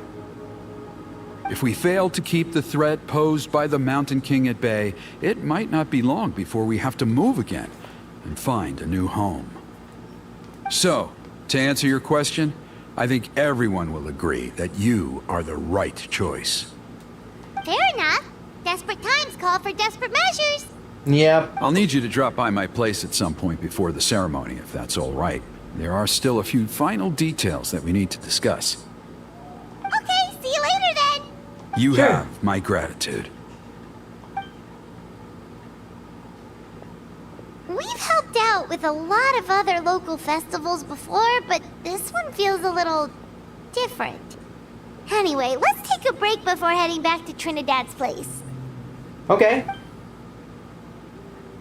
Oh, there's Kinich. Is he sussing us out, bro?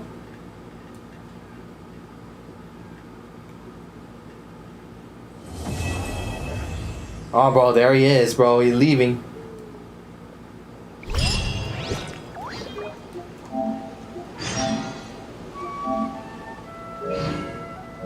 Kinich's deal. Pay the Sons of the Canopy a visit.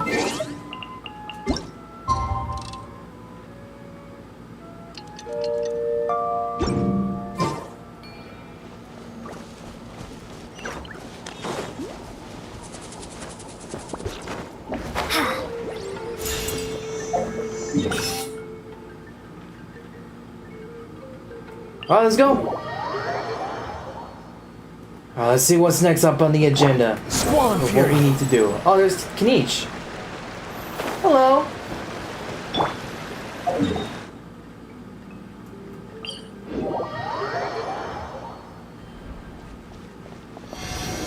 Oh, let me heal up first. There we go.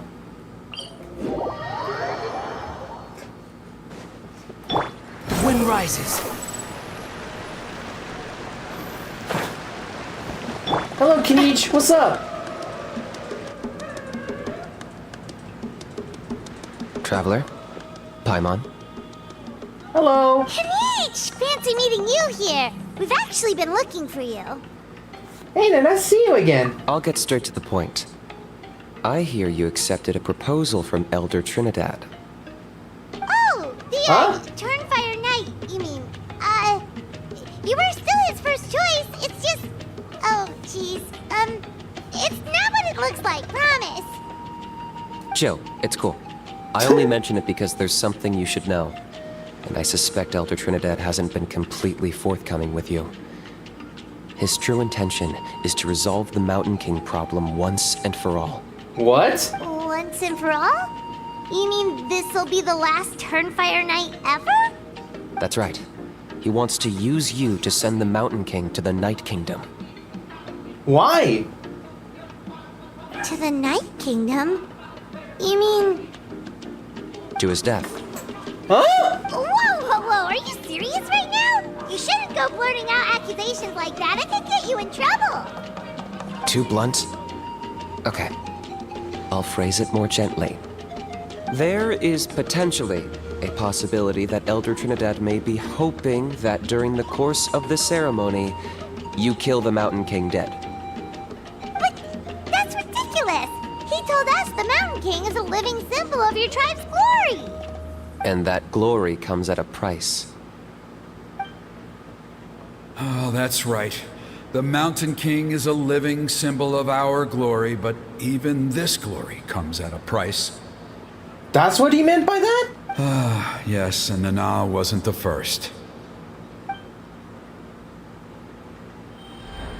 Is it because of his companion Nana? Mm-hmm. She likely won't be the last to lose her life either. Still, is killing the Mountain King really the only way? It seems so extreme. How does he plan to kill him? The Mountain King is a unique case when it comes to abyssal contamination. It's eaten away at him for so long that it has consumed him entirely, and the damage is irreversible.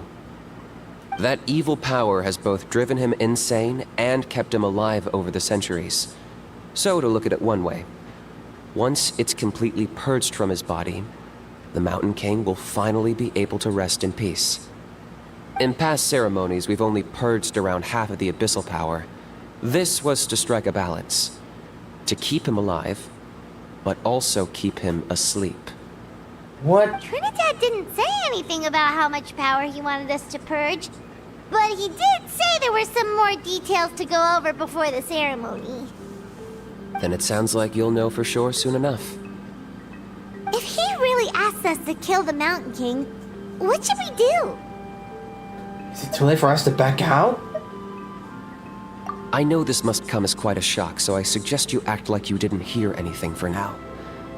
But would you have time to visit the chief after your meeting with Elder Trinidad? I'd like to make a deal with you. What kind of deal? One that comes at a very reasonable price. I'm sure you have plenty of other questions, but we can talk more later. Okay, we'll be there. Good. See you soon. Can you just deal? Oh boy.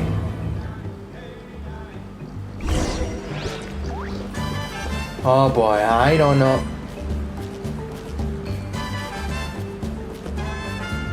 Actually, you know what, I'm not gonna comment, bro. He's trying to impress her girl. His girl. He's trying to impress his girl, so you know what? I won't pry on that.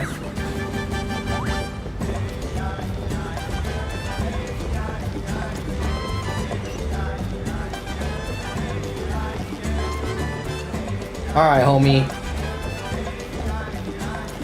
Alright, dude. We're here. What should we do? Ah, mighty Outlanders, you have returned. Did you have a good rest? Yeah. It was, pretty good, yeah.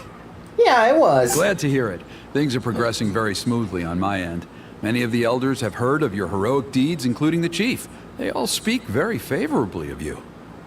There are still those who insist that the ceremony should be performed by the bearer of the Malipo name. But they're just stuck in the past. We need to move with the times.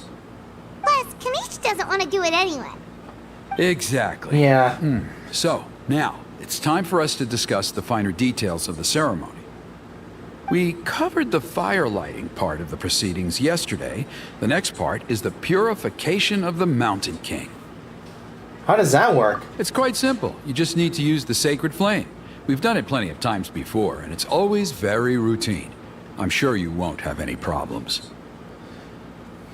One point I'd like to stress, though, is that you need to burn away as much of the abyssal energy as you possibly can. The more we dispel, the longer the Mountain King will remain asleep. Asleep, huh? Precisely. In previous years, the Flamebearer has often been unable to dispel a sufficient amount of abyssal energy. That's the only reason why we have to perform the ceremony on a regular basis. But I understand that you have a lot of experience fighting against the Abyss, and you seemed to wield the sacred flame quite effortlessly yesterday.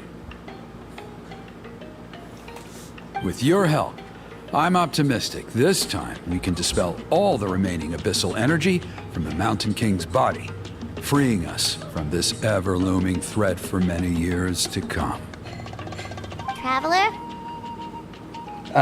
Got it. Anything else we need to know? So this doesn't faze you at all, huh? You clearly have a lot of confidence in yourself. Yeah, we do have a lot of confidence, bro. I mean, nothing's gonna go wrong, right? That's all you really need to know? The ceremony's in 3 days. I'll come and fetch you when we're ready.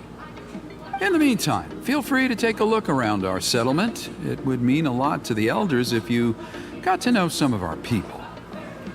Sure. If you wouldn't mind helping them out with a few errands here and there, that would be even better. So now we have extra errands to run? Maybe we should add a little extra to the price. Just a humble suggestion, that's all. It will help you gain the respect of our people, and as a mighty hero, I truly believe that's what you deserve. I'll be sticking around for the next few days, so if you have any questions, you know where to find me. Alright then. Seems like Kinich was right. We should go meet up with him right away. It is important. Yeah, let's see what's the other game plan. Oh look, there's the chief. There's a hippie chief. Huh, you're here. Hello. Kinich, Elder Trinidad said that. I can tell. It's written on your faces. Is that the traveler in Paimon? Forgive me for not being there to welcome you on your arrival. That should have been my duty as chief. Oh no, it's okay, man. You don't need to trouble yourself. Hello, Chief Waina. I only heard the news from Trinidad yesterday, so I asked Kinich to invite you over for a quick chat. It's our pleasure. I believe Kinich has already filled you in, so I'll get straight to the point. Firstly, I fully endorse your appointment as flame bearers for the upcoming Turnfire Night. However, I would like to request that you take steps to ensure the Mountain King's safety. Every child of our tribe grows up hearing the tales of our heroes, from Yupanqui the Firebringer to Burkina and the Mountain King who fought against the Abyss. This is our history and our heritage, the source of our pride and the center of our faith. To kill the Mountain King would be to destroy our spirit. I would never be able to face our ancestors in the Night Kingdom. Nana's death was a great tragedy, and I do not blame Trinidad for the actions he has taken. Nevertheless, I cannot allow any harm to come to the Mountain King. The very roots of our identity are at stake. My honored guests, please give this matter your serious consideration. Is there no solution that will satisfy both sides? Perhaps there is. But despite all our attempts to contain the situation over the years, we've not found it. Right now, I should like to hear where you stand on this matter. I need some time to mull this over. I understand.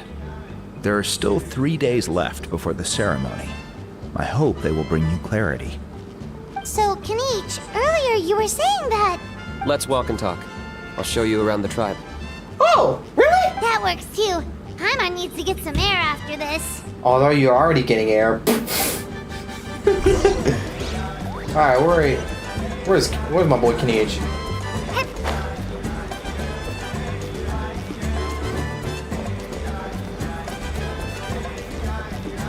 Kinich, Paimon finally understands why you turned Trinidad down. You knew what he was planning, didn't you? That's why you didn't want to be the flame bearer this time, because it's a double-edged sword. The whole Mora thing was just a sneaky excuse. Double-edged sword is right. But my response wasn't merely an excuse. To solve this exceptional problem, an exceptional price must be paid. Are you saying you have a plan? I'm working on it. Really? Well, come on then, let's hear it. In a moment. Didn't you have a question you were about to ask me? Oh, yeah. What was it again? Oh, right. We need to talk about how he's completely unhinged. That's a point. Where is he today? I agree that he has a problem. He needs disciplining, so I hired him a teacher. Who's that teacher? You got him a teacher? Oh, Paimon would love to see him get scolded for bad behavior. Honestly, I agree, man. But who knows how well that's gonna go? Anyway, moving on. When we ran into a how, he said you two were investigating some Abyss thing together. Is that related to the whole Mountain King situation? Yes, that's the angle I've been working on. I'm a Saurian hunter, but I occasionally hunt the Abyss too. One time I was pursuing some purple demonic dogs when I accidentally entered a hidden space. Oh. I did some research after the fact. Apparently they're known as beastly rifts, and there are many of them of all different sizes. That's where those purple dogs were coming from. Oh, you talking about the Rift Hounds? So, if we can locate one of these beastly rifts, clear the monsters out, and move the Mountain King inside, he'd be able to continue living, but without posing a threat to the tribe. Whoa, that sounds kinda crazy. Would it really work? It's not without its risks, of course. There's a lot of unknowns in the equation. For instance, for all we know, a prolonged period inside the rift could make the Mountain King's condition worse. Still, we desperately need something like this, even just as a temporary measure. You've seen the conflict the issue is causing in our tribe for yourselves, and believe me, it's been a long time coming. The chief is adamant about keeping the Mountain King alive, whatever happens. Paimon can understand. It's less about the Mountain King and more about preserving your culture and heritage.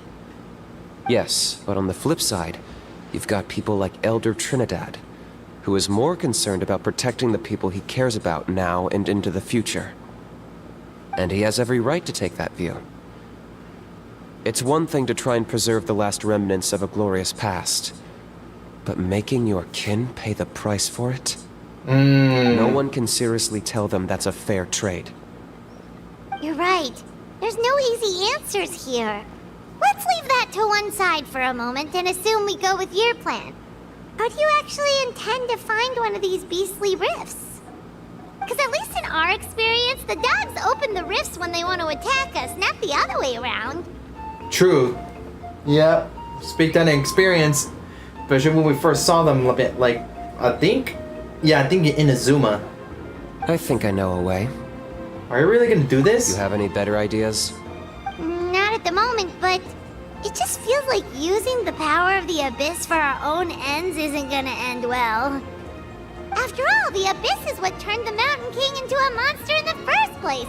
People are gonna think you've lost your marbles. If it doesn't end well, then that's the price we pay. Everything in the world comes at a price. Even when Yupanqui, the Firebringer, stole the Turnfire, it cost him dearly. The Mountain King's erratic outbursts have brought tensions within the tribe to a boiling point. Unless this gets resolved quickly, everyone will be stuck in a stalemate. Alright, so what's this deal you wanted to make with us? We're hardly experts on exploiting abyssal power. Yeah. All I need you to do is keep people away from me. I'm getting harassed on a daily basis by people trying to convince me to be the flame bearer. I can't afford to waste all my energy dealing with them. If you help me out, there'll be a gift for you in return. Hear that, Paimon? Ooh, what kind of gift? Something well worth your while, I'd say. Okay, but how do we keep people away? Just keep doing what you've been doing.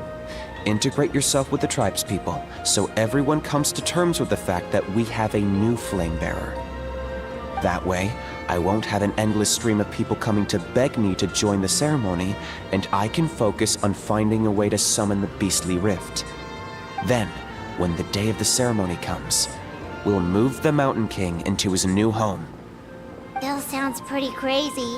Even for a daredevil like you, that's dangerous. Yeah, man, this guy's taking too much risks. And even if it works, what if neither Chief Lina nor Elder Trinidad are happy with it? Have you thought about what you'd do then? At least the two of them would finally be on the same side of the issue, leaving only me on the opposing side. The tribe needs leaders like them far more than a Saurian hunter for hire like me. Either way, sounds like there's no more in this for you. Can I take that to mean that we have a deal? We can give it a try. For sure. And who knows? Maybe we'll come up with an even better solution to all of this in the next couple of days. Yeah. Great. Well, for the next couple of days, please spend some time among the tribe and lend a hand wherever you can. I'm sure everyone will be swept off their feet when they meet our new flame bearer. Good luck to us both. Alright, yep, good luck to us both. Walk around a tribe the next day. Well, let me see how's it looking for eye flame bearer, okay.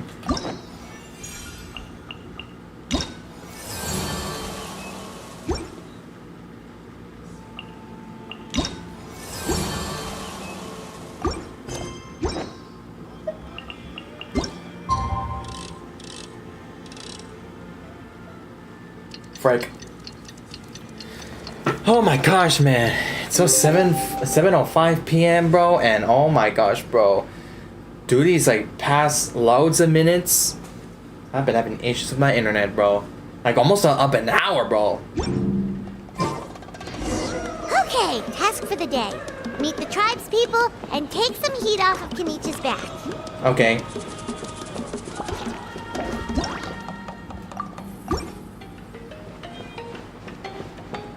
Alright. Oh wait, are those the same kids? Hoonie, how can you call the Mountain King a monster? Because he hurt a lot of people. And look what happened to Nana. But it wasn't on purpose. The Mountain King is sick, that's all. He's been hurt by the abyss. That's true. But the fact remains that he's now a threat to all of us. How can you be so harsh to someone who's sick? If you don't take back what you just said, I don't know if we can carry on being friends. Toba, Huni, what's wrong? Hey, what's happened, bro? Hoonie's saying nasty things about the Mountain King. It's not right. He's our hero. Once upon a time, maybe. But not anymore. Hey, let's not fight. Aren't you best friends? Yesterday, maybe, but not anymore. Toba? Fine. I guess my dad is right. Things change, and you just have to accept it and move forward. As of today, our friendship is over. There's no going back. Hey, come on now. Oh, come on, cut it out, you two. We have some great news to tell you. The Traveler is gonna be the flame bearer for the next Turnfire night. She's gonna do a beautiful ceremony and cure the Mountain King's illness for good. Yeah. What? Really? Of course, I'm an expert at this stuff. Okay, that just sounds egotistical, bro. But there could have been another freaking option, bro. I'm just saying, bro. Like, come on now. So that's what my dad wanted to talk to you about? Yeah, kind of. To be fair, from what we saw the other day, you are pretty good at climbing cliffs. Probably just as good as Kenich. Wait, speaking of Kenich, where even is that guy? Oh yeah, good question. Is he not coming to the ceremony anymore? Fortunately not, man. He just chose not to. We can get him to come, but if he catches you two fighting again, he won't be happy. He'll be sure to give you both a piece of his mind. No, we can't let that happen. I've never even spoken to him before. I can't afford to make such a bad first impression. I didn't mean to argue with Toba. All I said was that the Mountain King has done some pretty bad things. He was the one who turned it into a fight. The Mountain King you two clearly care about each other. The Mountain King can't change that. Yeah, if you weren't friends, there's no way Toba would have come to look for the baby Saurians with you. All right. Well, because it's the Traveler and Paimon and Kenich, I'm sorry, Toba. I'm sorry for all the mean things I said about the Mountain King. Dad just really misses Nana, and I was really upset that she's gone, too. Huh? Oh. Aww. I shouldn't have spoken to you the way I did either. It wasn't very nice of me. For the Traveler and Paimon, Kenich, and for Nana. I'm sorry too, Huni. That's more like it. Now you're best friends again! Yeah! Guess so. Toba, if I ever say something mean about the Mountain King in the future, I'll make sure I say it to someone else, and not you. I'd better go buy some colored cloth for my dad now. He needs it for Turnfire night. Let's play again some other time. See you, Toba. See you, Traveler and Paimon. Peace out, Honey! Why did it sound like I said honey? Hey, That just sounds so I'll head freaking home wrong. as well then. See you next time. Alright. Okay, take care, you two. Even though they said they're sorry, it looks like their friendship isn't as strong as it was before. Times really are changing. Yep. Let's just hope we can solve this once and for all. Come on, let's move on. Yeah, let's go. Alright, what next? Continue walking around the tribe. Huh? What's going on over there? Let's take a look. Oh, they're doing a dance. Let's see. Hey there, what's happening here? A rehearsal for the Turnfire Night dance. Ah, I see. Ooh, there's a dance involved? Paimon wants to learn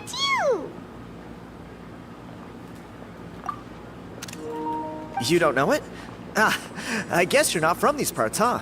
It's rare to see a new face around the tribe these days. I thought everyone would be keeping away. Why do you say that? Yeah, why? Because of the Turnfire Night, of course. The Mountain King could wake up at any time. That's why we're holding an emergency ceremony. This isn't one of those fun and games festivals. For outsiders, it might even be a little dangerous. Well, did you know that the Flame Bearer this time is actually gonna be an outsider? Oh, I did hear about that. It's a first for sure. I would have loved to meet them in person. Now you have. Okay, Lumine. I just hope the egotistical syndrome doesn't get into you, bro. What? Oh, it's you? Man, oh man. Well, this is a nice surprise. Yeah. It's funny. I was just thinking that I'll probably miss out on meeting the new Flamebearer since I'm not taking part this time around. Then suddenly, there you are. Must be my lucky day.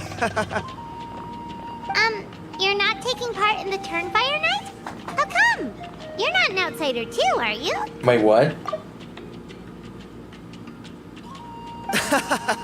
You must be joking. Watch this. What? Oh, he's doing it!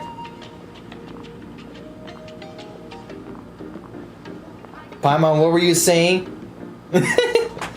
Not bad, right? Yeah, I'm considered one of the better looking guys who dances beneath the pillars of the sacred flame. Been doing it a few years. Always gets the ladies out to watch. Yeah, but hopefully, bro, hopefully you don't be. Hopefully you wasn't a simp, bro. That'll be very concerning. Oh, very impressive. So why'd you quit? Well, I feel like the whole Mountain King situation is getting more and more precarious. It's just not safe here anymore. One of our elders' Saurian companions even lost her life not long ago. Oh, the one that we heard about, Nana? The question is, what are we gonna do about this in the long term? But our leaders don't have any answers for us. They're probably too busy fighting about it amongst themselves. The way things are going, it's only a matter of time before it gets violent. So I figured, you know what? Now's as good a time as any to get away for a little while. Go do some exploring. You look a little disappointed. Disappointed? Nah. It's a great opportunity to go see the world. As every male scion of the canopy knows, wherever you are and wherever you go, the only way is forwards. We take pride in that. I won't forget my roots. Fair enough. So what's your plan? For the next step? By the way, I just saw a guy just freaking ran across. I managed to get in touch with the Saurian Relics Association. They gave me a simple test. Find a decent quality relic, and they'll make me a member. What's the Saurian Relics Association? You've never heard of it? It's a group of amateur history enthusiasts who do research on the ancient Saurian era. They're all about collecting relics and remnants from that age. Speaking of which, the guy who was Flamebearer before you, I've heard that his Saurian buddy comes from that time. Oh? A how? A how's a relic from an ancient Saurian civilization? What? Oh, yeah, him. So you know those two already, huh? Yeah. Then, do you know how they met? It was deep inside some mysterious ruin, and they signed a contract there. The association folks say that the kind of contract usually comes with a huge hidden cost. What kind? Really? That sounds ominous. Yeah. Who knows? But if it's true, Kinich can probably handle it. He knows what he's doing with weighing up contracts and costs and stuff. I doubt he'd make a contract that doesn't benefit him. Strangely enough, I actually happened upon a strange mural a while back, and it looked to me like it was depicting a Saurian and a human involved in some kind of Saurian-era contract ritual. Oh, does that count as a relic then? You bet it does. I was all ready to go take a picture of it and use that as my entry ticket to the association. But after all the abyssal activity recently, I heard that area's been overrun by monsters. The best laid plans, huh? I'll just have to wait and see if things improve. Or... you look like you know your way around a fight. I don't suppose there's any chance you'd be able to help? I mean, sure, but what is it that you need help with? If all you need to get is a picture, that should be pretty achievable, right? The Traveler deals with monsters all the time. It's a piece of cake. Wait, you're seriously gonna help me out? Sure, why not, man? Come on, it's no big deal. Compared to some of the things we've been roped into before, this is nothing. Oh my god, bro, my freaking PC is already collecting dust.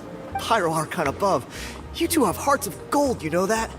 You're the kind of people who could dive into the Turnfire deep in the bowels of the Night Kingdom, and it wouldn't burn a single hair off your head. I'll take that as a compliment. Of course it is. All right, come with me. I'll show you the way. Okay then. Where is it at?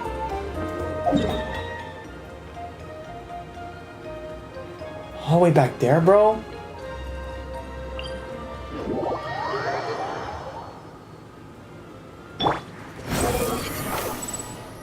Okay then. Okay, I'm not sure how long this one's going to take, man. Because I feel like the last parts of the Tribal Chronicles, bro, are freaking long for some reason. I don't know.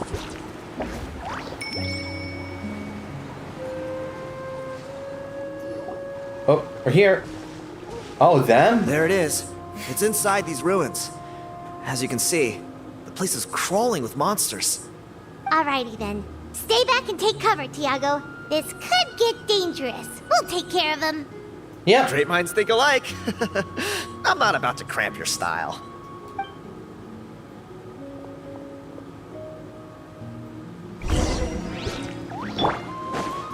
Alright, let's run on the monsters here.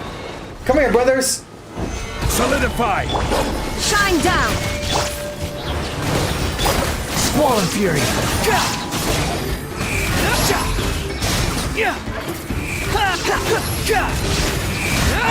You dare to gaze upon me? Gather!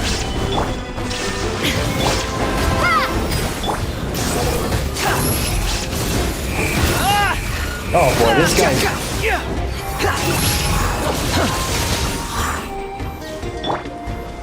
Solidify! There is no escape! The wind rises. Alright, they're clear. Whew. That should be the last of them. It's a good thing Tiago had the sense to stay in his hiding place, or things could have gotten really hairy for him. Yeah, probably. Hey, look! That's gotta be it, right? Definitely looks like a mural. It's a little on the small side. True. Now that you mention it, most ancient murals take up a whole huge wall. This looks more like someone with a paintbrush got bored and started doodling. Doodling, brother, that's the first time I heard someone in Genshin say that word. It does match the story he told us, though. There's a Saurian and a human. So, is that supposed to be what an ancient contract ritual looked like? Whatever. We're not here to decipher it. Just photograph it. Yeah, you're right. Take a picture. Take a good photo here. Nice. Save this because that's gonna be important in the future. Boom.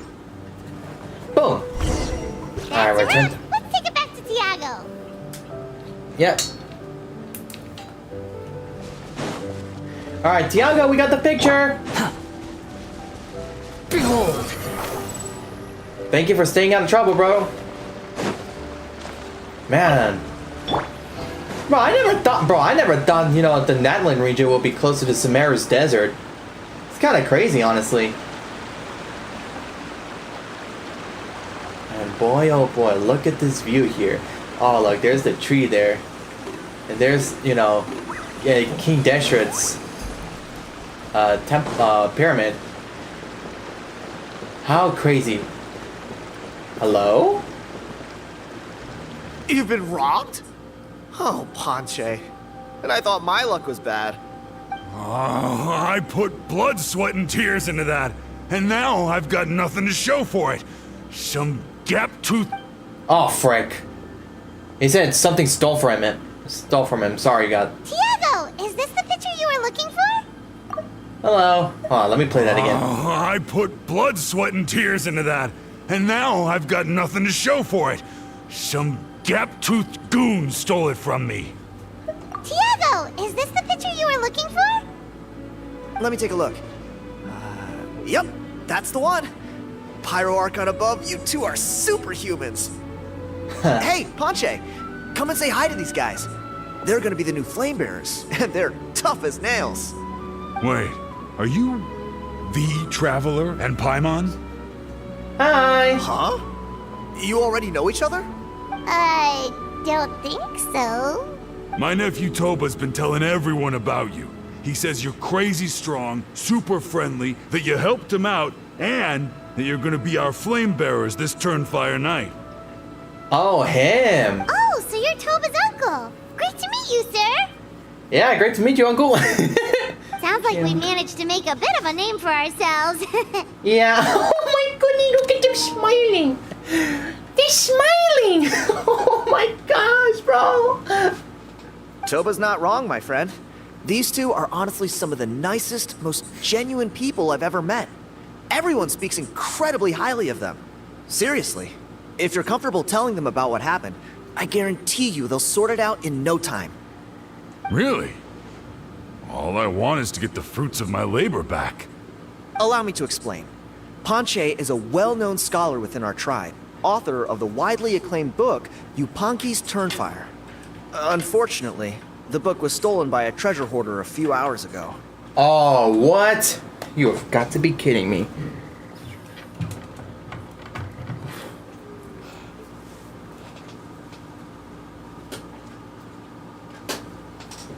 Hold on. I spent years of my life researching that book. I visited every last ruin, interviewed every descendant of every hero in our history. On the word Malipo alone, I covered at least 5 different interpretations of the meaning based on accounts from different villages. It was an unparalleled masterpiece. And now it's all gone.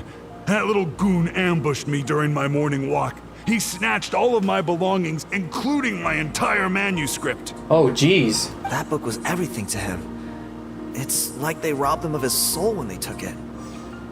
Look at him. Lost and listless. He's a shell of the man he was.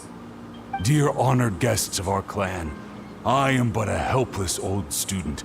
If only for Toba and Tiago's sake, please help me, I beg of you. Where were you ambushed? See what I mean, Ponche?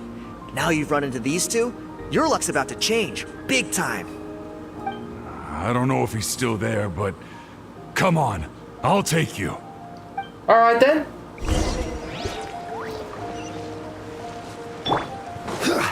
Hold on, first off, I want to go get that chest.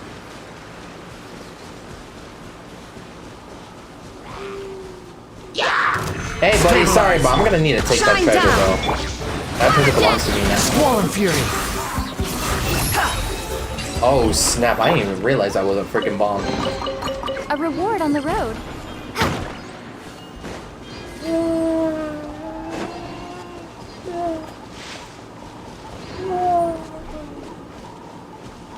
There's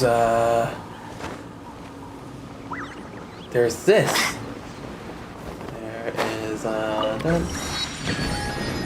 where's this? Oh, that. Okay. Temple of Ancient Forebears. God.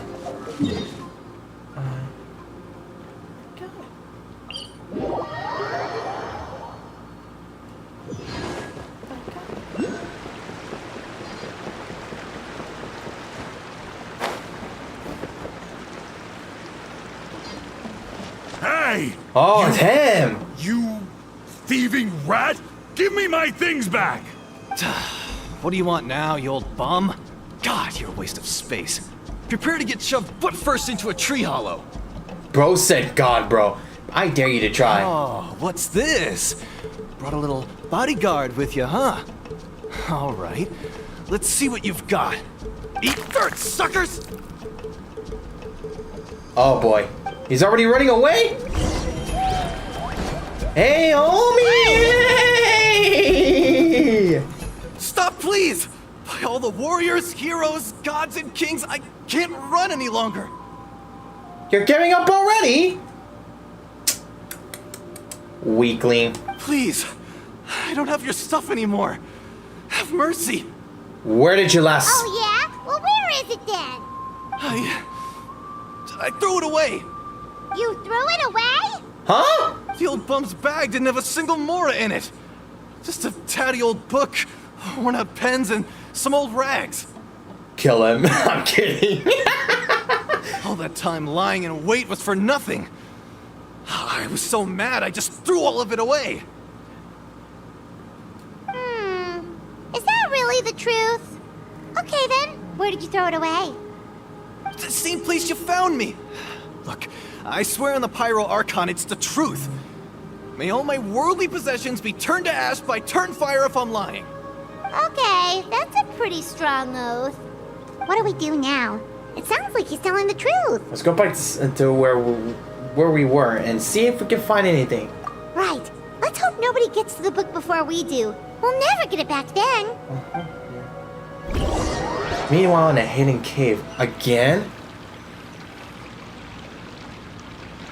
Although the Turnfire is a heroic symbol in Hoytlatlan, it always comes with the more ominous implication of eventual tragedy. This holds true for all bearers of this ancient name in recorded history. Each one of them died of non-natural causes, as if the specter of the Turnfire was always lurking in the background. This appears to suggest the existence of some higher power that is always watching the name-bearer, examining their actions, and eventually demanding payment in return. None can escape this payment, unless, perhaps, they could honestly swear by Turnfire to never make a single mistake in their entire life. Yupanki's Turnfire. What an incredible work on ancient name philology. I can't believe it was just lying there for me to take. So he found it. Let me see. The author is Panche. Nice. A gentleman and a scholar. Silence, book muncher. The Dang. great cool owl will suffer your droning voice no longer. Do you truly find no joy at all in perusing such rich historical records? Joy? What joy is there in this pointless drivel? Well, it makes a pretty shocking prediction. Every bearer of the ancient name Malipo eventually meets a grisly end. Maybe that's the price you pay for the name that means price? What? You're saying Kenichi will die a violent death? So I'll finally get to take over his body? What the freak? When will that glorious day arrive? The great Gahulahau demands to know! Bro, just kill this thing, right? Bro, kill this thing, man! It's getting annoying. Wow, you are just irredeemable, aren't you? An agent of chaos down to the core. You make us Abyss Order folks look like saints in comparison. Silence, maggot! To presume that anyone compares your kind with the great Gahulahau is sheer vanity. And if that day ever comes, oh, your doom will soon follow. You don't need to lecture me about Doomsday. Here's what I know, based on countless historical texts. Oh. All civilizations will be reduced to rubble by the passage of time.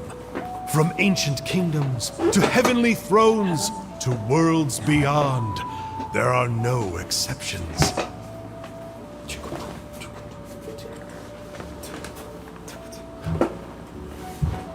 But from the ruins of every civilization, the dust will rise and never settle, thus transcending the confines of time. That dust is what we call a civilization's spirit. And you, great Kahul Ahau, are one such speck of dust from a bygone age. I've paid dearly for the chance to observe you up close. Now, let me take a good look at you. We'll see whether any memories of that age still remain inside you. Okay, now that's a bit creepy. That is a bit creepy, bro. Not gonna lie.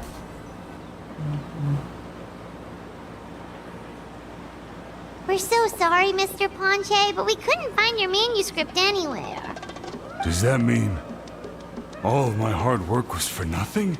Hey, come on now, don't say You that. gotta stay positive, Ponche. You might have lost the book, but the brains behind it are still intact. Surely you remember the main points at least?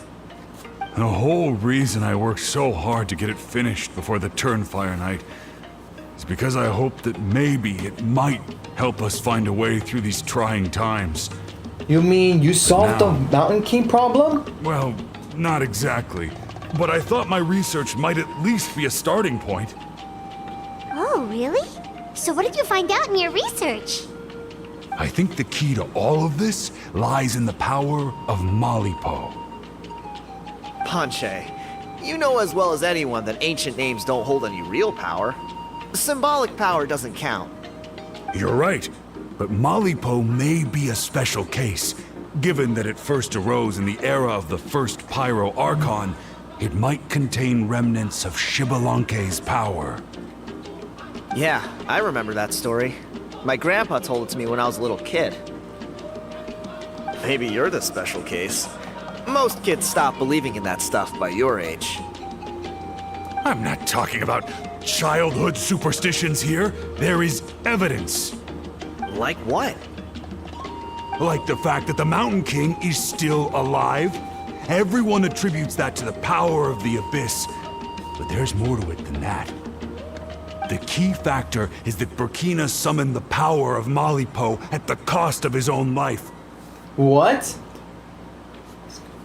If you don't believe me, then answer me this. How many other creatures can you think of who lived longer, not shorter, after being contaminated by the Abyss? Traveler, different situation but similar idea. Doesn't this remind you of the hilly... Oh, oh! Oh my god, that's new! He's like, shh. Quiet. Quiet, Paimon. I have to take a screenshot of that. And I'm saving that clip. Now, Paimon was not wrong about what she was gonna say. So, I came to the conclusion that Malipo must refer to some mysterious ritual involving a tit-for-tat exchange. It began with the first Pyroarchon, fell with the Grand Alliance, then was buried in the Night Kingdom. And now, it awaits the call of its new bearer. Hey. Sorry to interrupt, Ponche, but you seem to be getting a little overexcited. I'm sorry. I was originally planning on presenting my findings to Kinich. I'd hoped he would be attending the upcoming ceremony. Sounds to me like you dreamed up one fanciful theory to support another. Oh, hey, Kinich! Kinich, what are you doing here? I more or less finished what I was doing, so I came to have a quick catch-up. Now a good time? Kinich! I'm onto something. I haven't worked out all the details, but you have to attend the Turnfire night. So Mr. Ponche here has done a lot of research on the history of the Turnfire, and thinks he might have found a way for you to solve the problem. I'll be there, Ponche.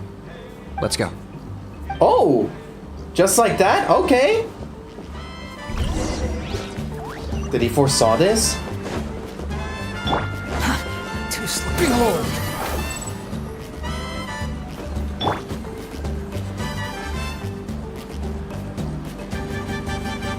Here will do. Have you found a way to summon a beastly rift? Yeah. I'd like your help giving it a trial run tomorrow. If that works, we have our plan come Turnfire night. Sounds like you're not considering Ponche's idea. You heard him. He hasn't worked out the details yet. We need a more practical solution with concrete steps to follow. Yet. Are you saying you think he might actually be onto something? I think it's possible, based on something I know about the war 500 years ago. Oh? Burkina didn't fall to the abyss. He was killed by the Mountain King in an episode of madness. In his final moments, Burkina made the fateful decision to not fight back, and instead pass his blood and power on to the Mountain King. Oh my gosh, look at that beast, bro. Maybe he thought the Mountain King was stronger than him, and more valuable to the tribe. Or maybe it was just out of loyalty to his friend. Either way, I can believe the Turnfire was involved. Whether you think his sacrifice triggered it, or his fate was sealed from the moment he took the Malipo name, it makes sense to me. How can you drop these truth bombs with such a straight face? This is what I've gleaned from my many interactions with the Mountain King. His mind is so disordered, it took some time to piece it all together. The story Elder Trinidad told you was the more palatable version of events. The truth is even darker. The Mountain King's mind isn't just disordered.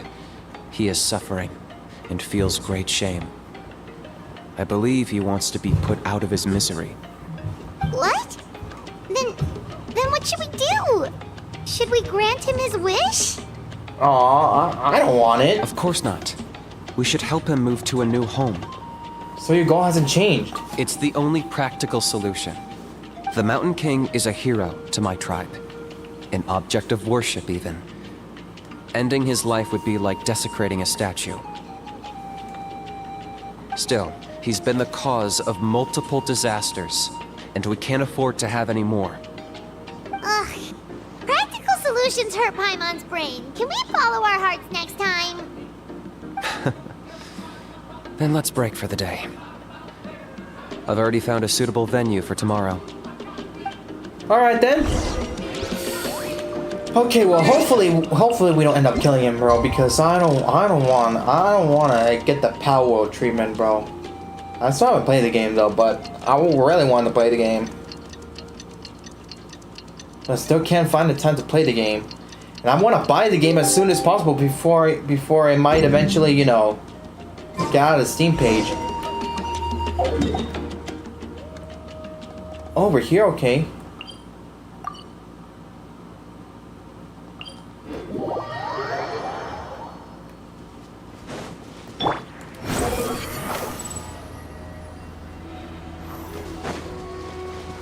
Wait, what's that? What's that area over there? Oh, wait, hold on. That's from the other tribe. The wind rises. Never mind. Oh my goodness, look at that!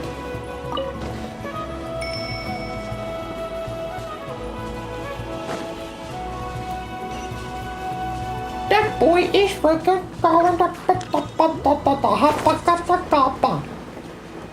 I don't even know what the heck I'm saying. Oh, frick, I haven't even started healing up yet.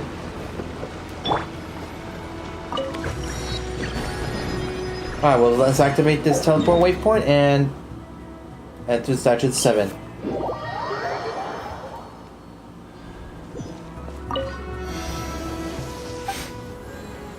I resonate with Pyro? Cannot resonate with Pyro. Yeah, that's pretty strange. Let me see, let's worship the statue. How much do I have? Alright, I'm gonna wait until I have 20 of them.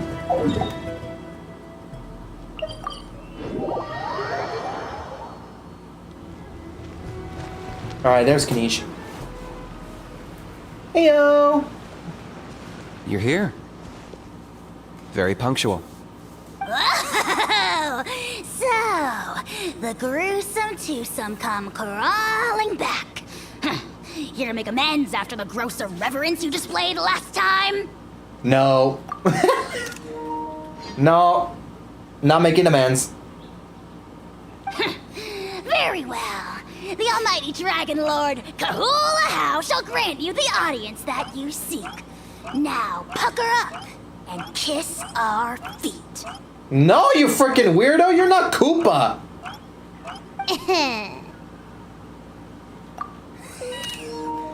Kinich, didn't you say you found him a teacher? He's just as out of control as ever! Hey! No one gets to discipline the almighty Dragon Lord Kahula How! No one! How do you put up with this behavior? Yeah, I was wondering the same thing. Like, I'm surprised that you'll be able to tolerate his out of control behavior. Maybe because I've never had a gentle-natured companion like Paimon to compare against.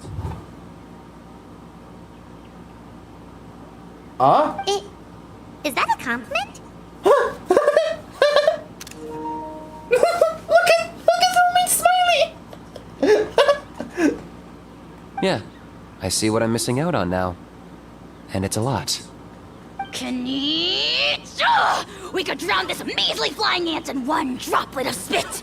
How dare you compare her to the almighty Dragon Lord Kahula How! Oh, just wait till I possess your dead body!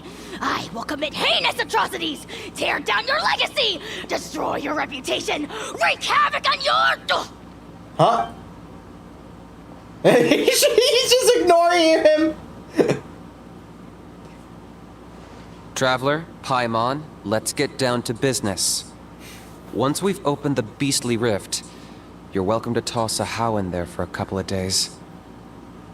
Are you actually gonna do that? With pleasure. You don't need to ask twice. Oh my god, look at that smirk! Look at that smirk that Lumine made! Oh my god, it's just so perfect! Okay, let me just take that again. Okay, that was horrible. There we go. I got my hands on this device in a trade. It's meant as bait, but it'll also stabilize the abyssal energy. The Rift Towns will tear through space to get to this. Once they're here, we take them out and claim the Rift for ourselves. Golly, bro, is he still mad, bro? Look at him right there. How did you get your hands on this? You'll find out soon enough. First, let's try this out. Hold on. Hold on, just a moment. There we go. I put on like a foot rester. I triggered the foot rester, bro. On my chair. Alright. Oh! They'll tear you to pieces given half the chance, so be careful. What the freak?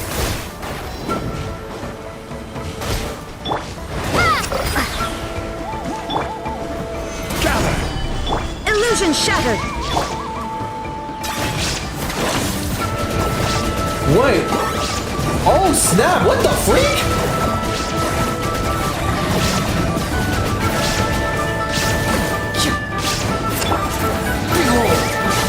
That's how it works? Okay, with a current space like that, bro, I didn't do well. Bow your head! Uh-oh. Are there even bigger ones on the way? Oh no, it's a freaking lector! I'm a man of my word. In fact, I'd say I under-promised and over-delivered. Nifty little gizmo, isn't it? I take it this is your true form? Now that our deal is complete, it's time to start the next phase of our relationship.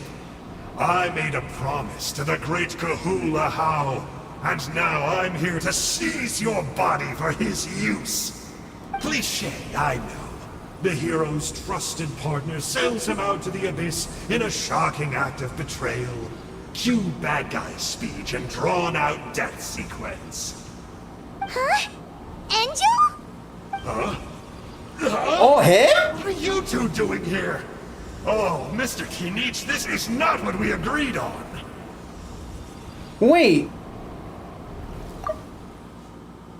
Isn't this Angel person from the one that we met first back at the Inconvinience or something like that? Traveler, this is the gift I got you. I know you're looking for intel on the Abyss Order, so I thought he might be of use to you. But it looks like you've already met. Yeah, we met. Yikes. Frosty reception. Gotta say, I kinda pictured this moment going a little differently. Tears of joy welling up in your eyes as you say the words, "It's good to see you again, old friend." Don't be ridiculous. Sounds like you've been reading too many romance novels. True. There we have it. Change is inevitable and nothing lasts forever. What a pity. Well then, time for you to meet the new me. This time, please call me Sanka. The thing calls itself Sanka? What? Sanka! Aha! So you're Glasses Guy! You tricked Huni and Toba into telling you a bunch of stories! Yeah. What's your real name? What does it matter? A name is a superficial label. It's what's deep down inside that counts.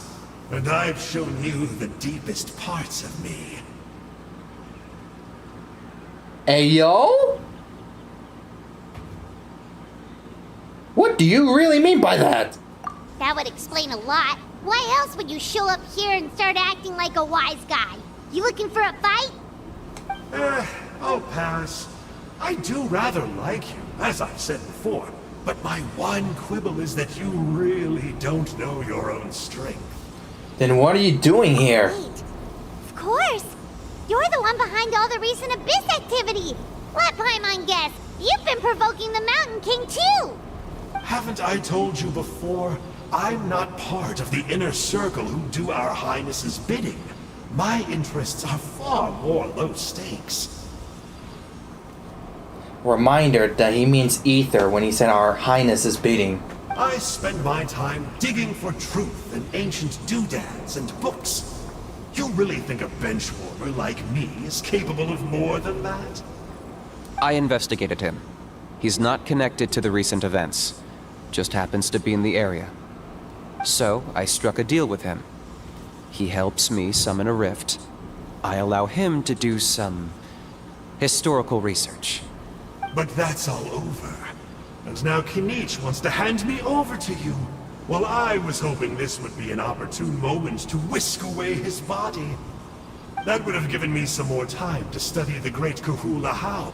But now I've run into you, which is just my luck. Or maybe I've incited the wrath of the Turnfire, and this is the price I have to pay. But I don't understand. What did I do wrong? You tricked Huni and Toba. Wait, does that count? Let me think. How? You are the worst of the worst! Colluding with the Abyss Order against Kinich? How could you betray your partner? Actually, yeah, you know what? I agree. Why did you do that? You can't be this freaking low! There is no betrayal. The almighty Dragon Lord Kahula How is a partner to no one. Don't worry, I told him to act as bait. What? Yes, and you should have picked a bigger fish. The Abyss Order? Ha! What a joke. Not even a match for our lowly servant. I put up with this toad's croaking for days, and it was all for nothing. It looks like your disciplinary measures have been less than effective, Mr. Enjo. What did you expect? Behavioral rehab isn't really our thing. Otherwise, we might as well change our name from the Abyss Order to the Abyss Boarding School. Bruh. The abysmal disorder would suit you better. Kanish! Dispose of him! He is of no further use to us! Traveler? Say no more.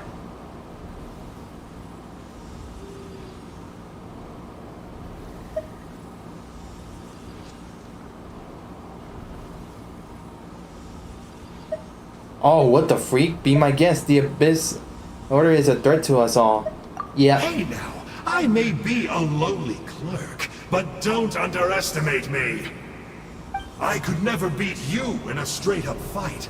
But when it comes to running away, I won't lose to anyone.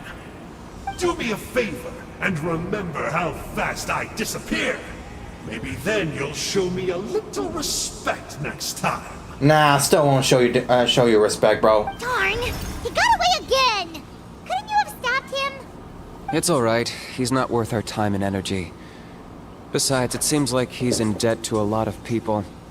I'm sure they'll keep him busy. If you say so. Still, Paimon's kind of surprised that you actually struck a deal with someone from the Abyss Order. To borrow that guy's words, names are superficial labels. Whether you call it the Abyss Order or anything else, it's a broad generalization at best. Think of it like apples that have fallen from a tree. If you tasted each one, you'd find that they're all at different stages of ripening. Even the unripe fruit blown off its branch before it's fully grown can still be brewed into a fine wine. Everything has its use. Huh. Well, in that specific sense, maybe Enjo's not such a bad apple. Not rotten to the core, at least.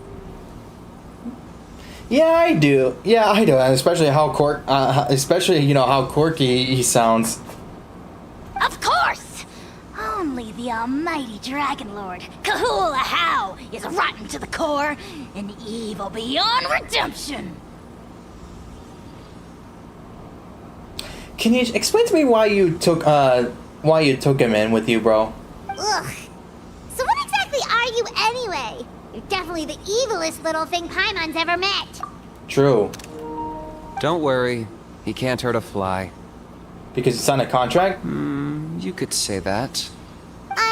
Paimon heard that those kinds of contracts might come with a terrible cost attached. Is that true? Such as a How watching me like a ravenous vulture? Vulture? Vulture! We are the Dragon Supreme! Sovereign ruler of the Nation of Flame! Let's pick this up another time. It's getting kinda late. You should go back and get some rest. Big day ahead. Tomorrow's Turnfire night. Time to light the sacred flame and burn away the filth for a legendary 500-year-old warrior. Oh yeah. Hearing you lay it out like that is making Paimon a little nervous. For all the work we've put in, it all comes down to tomorrow night. We have to make sure we solve this problem once and for all. Yeah. And it can't hurt to say this one more time. Good luck to us both. Good luck to us both. See you tomorrow. See you too.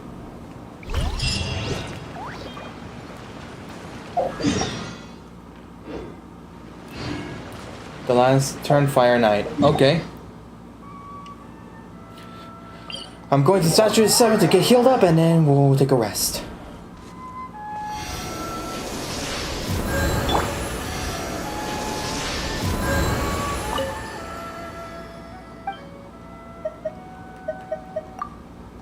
Cannot resonate with Pyro for some odd reason.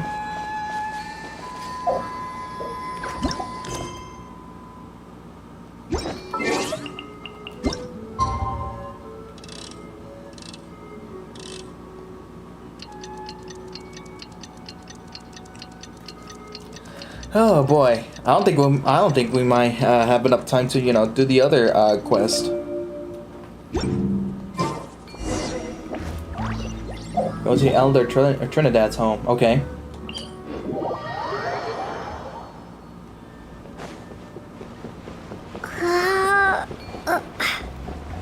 Hello. Hello, Mr. Trinidad. Ah, at long last, you're back. Heyo. I hear you've done much for our people these last few days. Everyone has nothing but praise for you. Many young people have heard the rumors too. They're all eager to meet our new flame bearer. Well, they won't have to wait for long. It's almost time for the ceremony. Yeah. We really hope we can resolve the Mountain King situation quickly and smoothly. Seems like a lot of people have been worrying about it, huh? Well, it's nearly time. So, if you're ready, then follow me to the ceremony site. Oh, what the freak? The party cannot be changed during the Turnfire Night ritual. Please choose a suitable party in advance. Okay.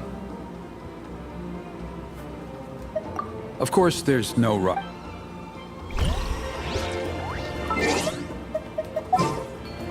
Okay, so one of the recommendations is pyro. Bro, oh snap, hold on. Ooh, interesting. Okay, bro, this background right here, bro, it literally looks, bro, it literally like looks like, what's it called? It literally like looks like we're at like a volcano or something like that. Okay, anyways, who should I bring out? Bro, if only we could use freaking pyro, then I don't have to worry about it. If only Lumine can use pyro. Like, holy smokes, man. I do need Shangli's shield, though.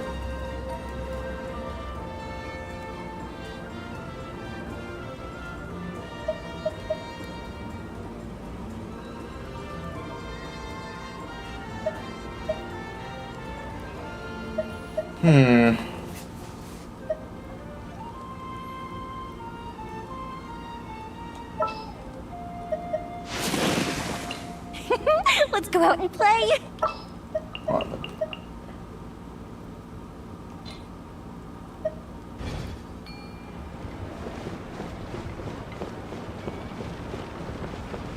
Alrighty. I think we're good. Are you ready? Yeah, let's head off. Off we go.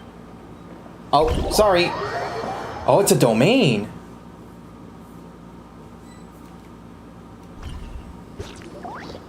Here we are. Our honored guests have arrived. I have heard much about your fine work over the past few days. I hope you'll allow us to thank you properly after tonight's ceremony. Don't worry about it. Getting this huge venue ready must have been a huge task. No need to make extra work for yourselves on our account. Yeah, man. Oh, if it means getting the Mountain King issue resolved, no cost is too great to bear. A resolution will come in due course. But every great fire starts as a tiny spark. We must take it one step at a time. No one would disagree with you if that were possible, Chief. But it's been far too long since we've seen a real step forward. Look around you. Can't you see how our numbers have dwindled since the last Turnfire night? Huh? The ceremony was arranged on short notice. Many are away from home and could not make it back in time. That may be so, but still. Good evening, Traveler and Paimon. Heyo. Kinich! Not a moment too soon. Chief Wayna, Elder Trinidad, could you give us a minute? I'd like to give the Traveler a few pointers as the previous Flamebearer. Very well. But make it quick. Let me know when you're done and we will begin the ceremony. Let's step to the side. Has anyone gone over the key steps of the ceremony with you yet? No. Yeah, Elder Trinidad did, but, Paimon seems to have forgotten them. Never mind. What a surprise! The flying ant has an ant-sized brain. Oh no. If you don't want your tongue to be burned off by the sacred flame tonight, I suggest you stay quiet. See those sacred flame pillars? Once you've lit the fire, go light each one up in turn. Oh, I see. Once that's done, head down into the cave where the Mountain King slumbers, light the braziers along the way, then bring the flame to the final altar. Then the ceremony is complete. That sounds simple enough. The process isn't complicated, but remember, you mustn't turn back at any point. If you miss a pillar, you can't light the next one, then come back to it. You have to keep moving forward, or it's seen as disrespecting our ancestors. If that happens, you won't receive the blessing of the Turnfire, and you'll have to start over. I made you a diagram that summarizes the steps. Take a look. Okay, got it. An illustration of the Turnfire Night ritual. It resembles the Syconis of the Canopy's totem. I'm taking a screenshot of this one just to take note of it. So that's our part. What about you? I'll be with you the whole way, and once you've lit the altar, I'll start summoning the rift. You can leave that side of things to me. Just focus on your part. Alright. Okay. We'll try to remember all that and get it right the first time. Ready when you are. But I think I saw Huni and the others just now. Maybe you should say hi before you start. Might make you less nervous. Alright then. Just tell the chief when you're ready. Sure. Alright, where's... Heyo! Oh, Miss Traveler! You look so pretty today!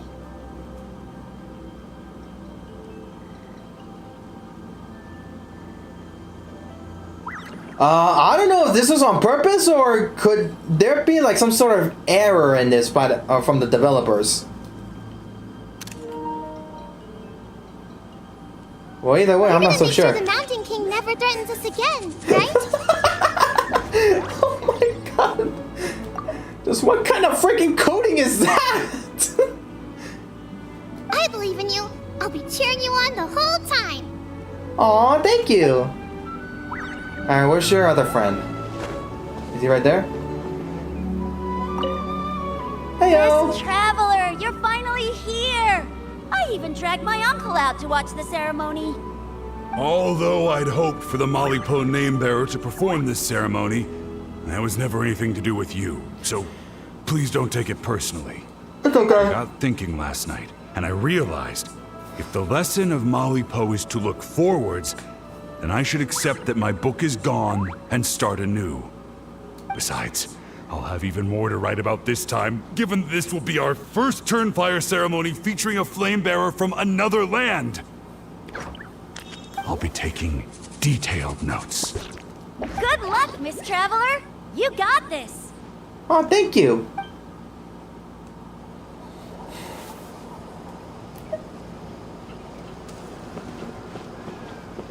Oh, I can't talk to her.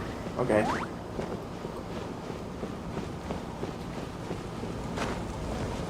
Heyo!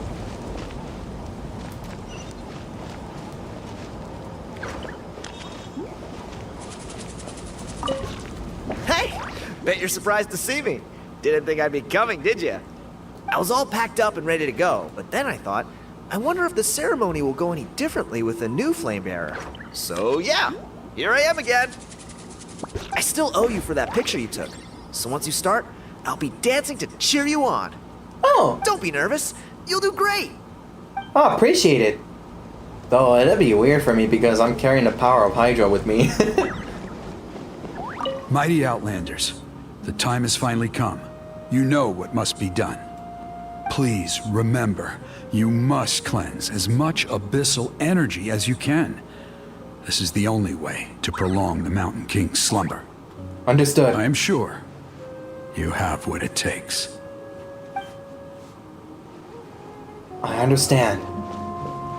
Whyna. Alright, is anyone else left? Oh, he's gone. What the heck? Well, I guess that's everybody? Alright, let's go talk to Whyna. How are you doing? Is all in order? Yeah, we're ready to go. I'm counting on you. Don't forget what we talked about. Sure. By past fuel and present flame, life marches ever on. My brothers and sisters, the time has come to light the fire once again, and let the Turnfire night shine bright in Hoytzitlan. Light the fire!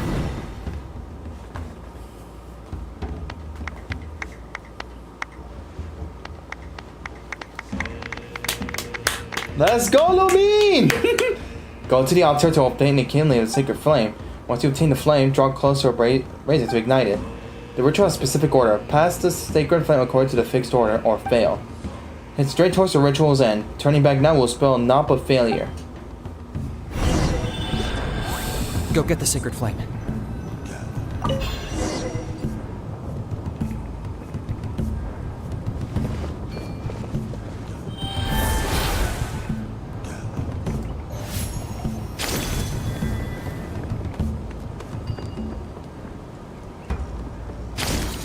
Nicely done. Off to a good start.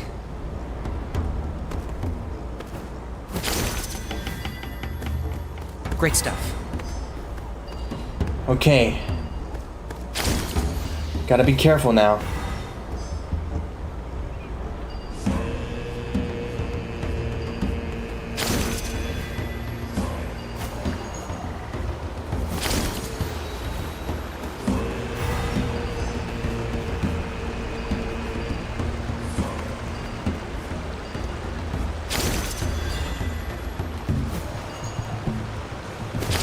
Oh my gosh, bro. You're over halfway. Keep it up.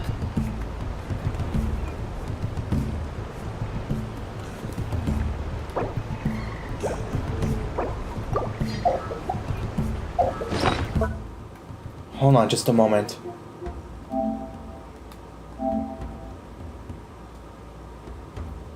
Okay. So the last one is right there in the middle, I assume.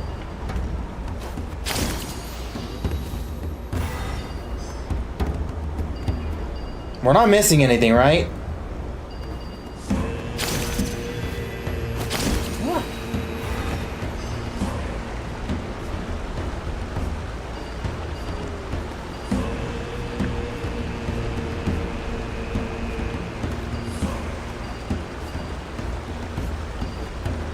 Looks like we're not. Impressive. Just one more to go. Come on, one last push. The final sacred flame pillar is up ahead. No turning back now. Let's do this. Behold the ultimate power! Starting to sound like Shadow the Hedgehog. Okay, looks like that's the correct order.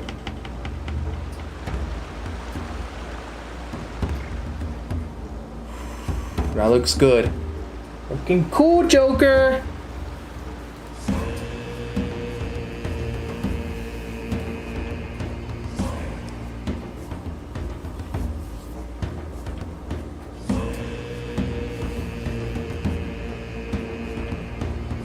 Great! All the pillars are alight. Next, it's down into the canyon and head for the Mountain King's cave.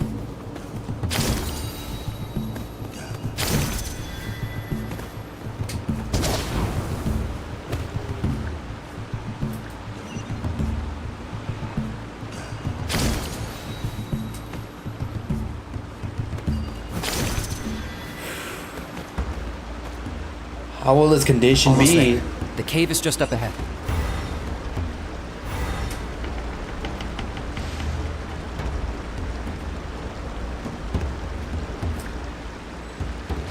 Door resurrection activated.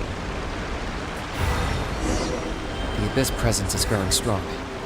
We should deal with the contamination first.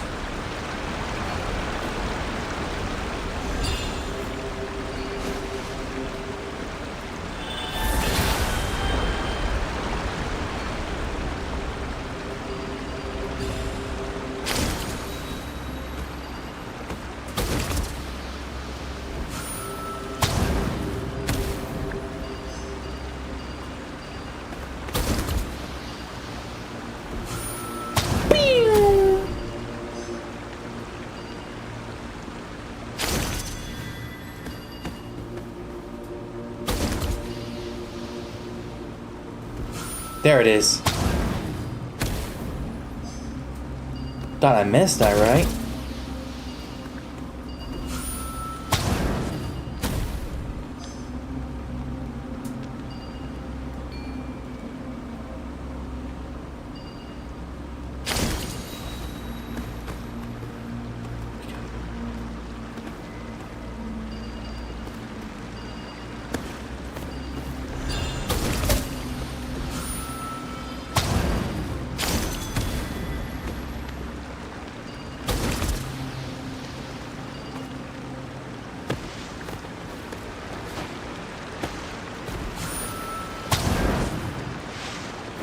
Well, that was a freaking waste.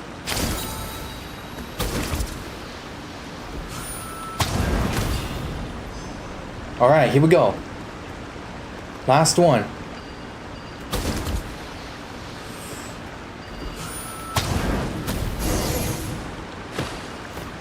Go further in.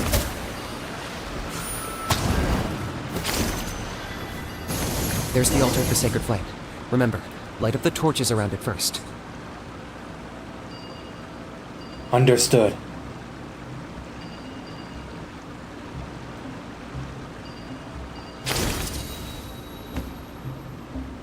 Is that it? Is that the dude?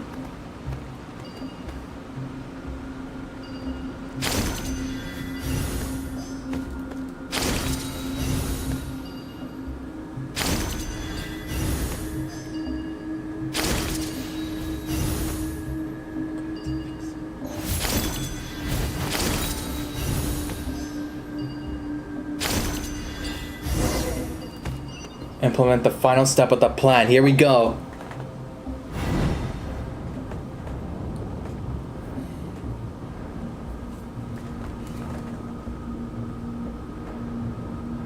Woohoo! We've lit up the final Paimon! Paimon, the dude's still sleeping.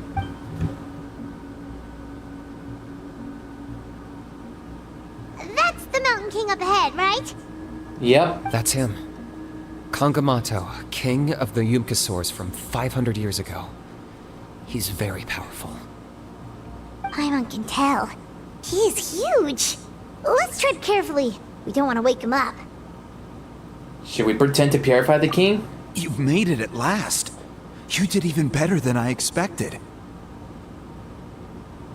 Traveler, now comes the final and most important step of the ceremony.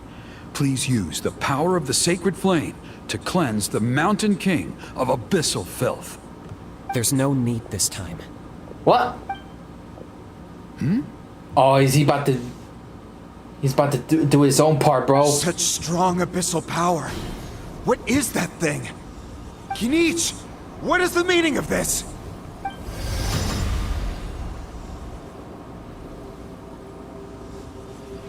Hopefully this is all part of the plan, bro. Is that a beastly rift? Kinich, I hope you know what you're doing, bro. You're starting to make me nervous. Chief Wyna, Elder Trinidad, this is about to get a little dangerous. You should step back. What do you think you're doing? Solving the Mountain King issue. You mean by having him torn to pieces by rift hounds? No, stop! We can't let that happen! Foolish Locust! Ugh, can't you see? We're trying to shove your Locust King into the beastly rift! But... I'm sorry, Chief Wyna and Elder Trinidad. This is the only way. Can you promise me that no harm will come to the Mountain King? I can't guarantee it, but I'm fairly confident. Traveler, this is not what we agreed on. You must cleanse the Mountain King of every last trace of abyssal contamination. This was Kanich's idea. It has nothing to do with me. Okay, I see what this is. You've been in cahoots this whole time. Bro, what do you mean? What are you doing?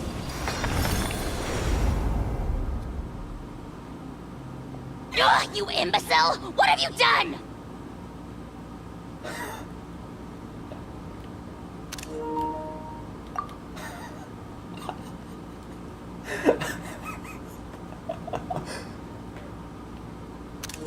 Take two.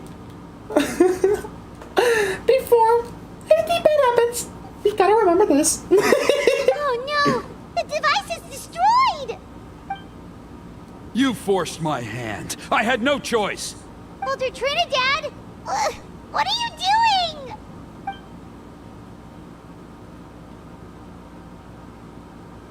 No, the Mountain King is waking up! He will cause even more casualties!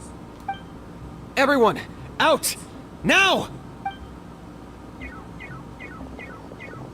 Bro, is he gonna stay?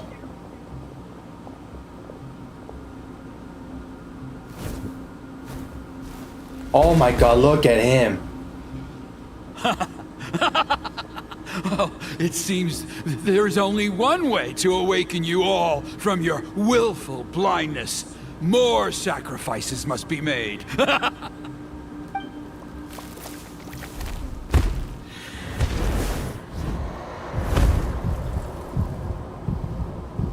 What is going on?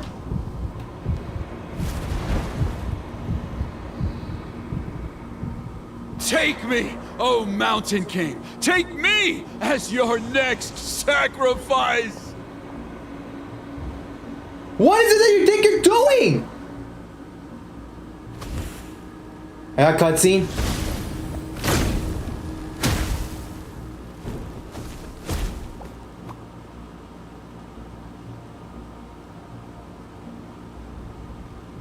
Everyone's still outside. We have to keep the Mountain King here. No way, Give me he's a hand. dead.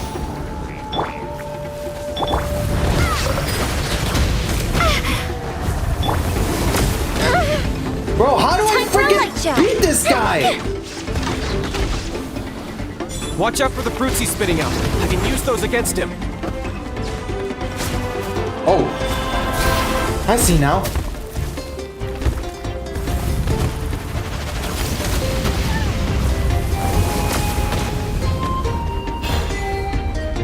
Oh, wow. Oh, wow. So what now? What do I do?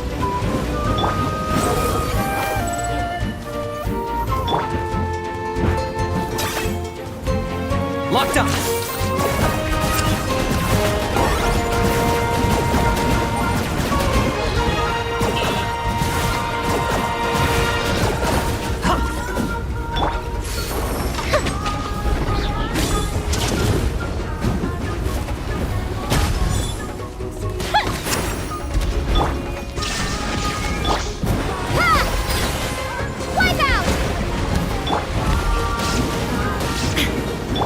Got him cornered.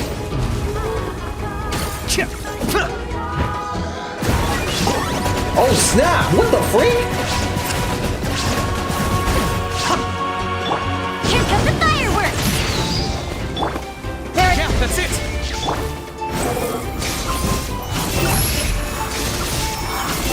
Upon the gale. Okay, I can't use my freaking beast mode because I already got the poor dude killed. That's far and Illusion shattered.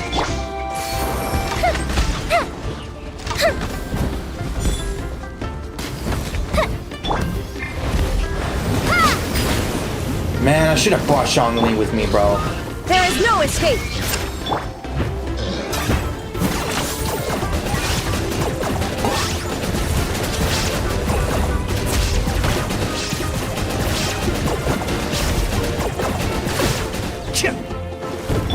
Shine down. The fuse is lit!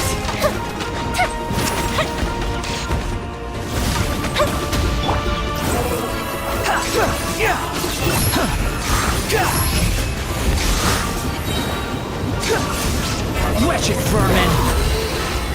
Locked up!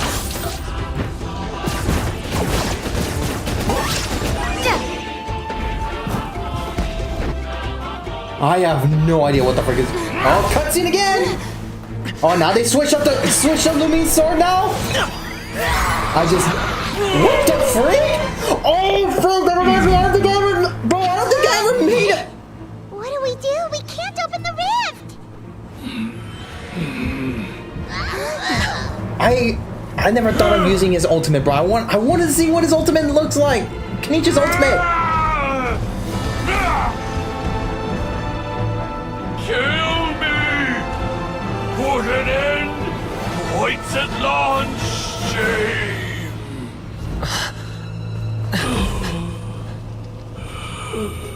By past fuel and present flame, life marches ever on. That's an ancient name, no? Oh, Burkina, I must atone.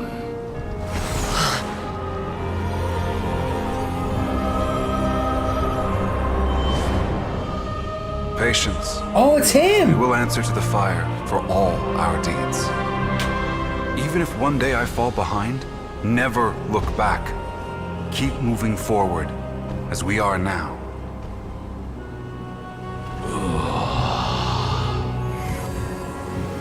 Live with your guilt and shame. This is the price to pay.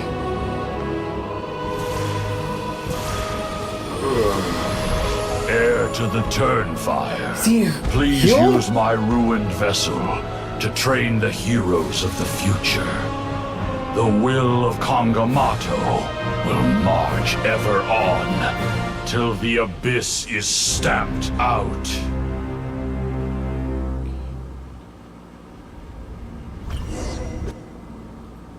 The following day in the cycles of the Canopy tribe.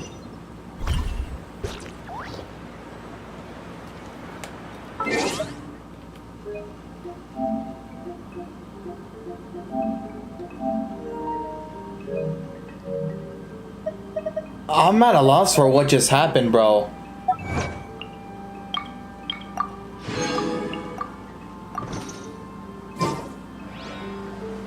Hold on, bro. I can't go there with looking injured, bro. Let me heal up.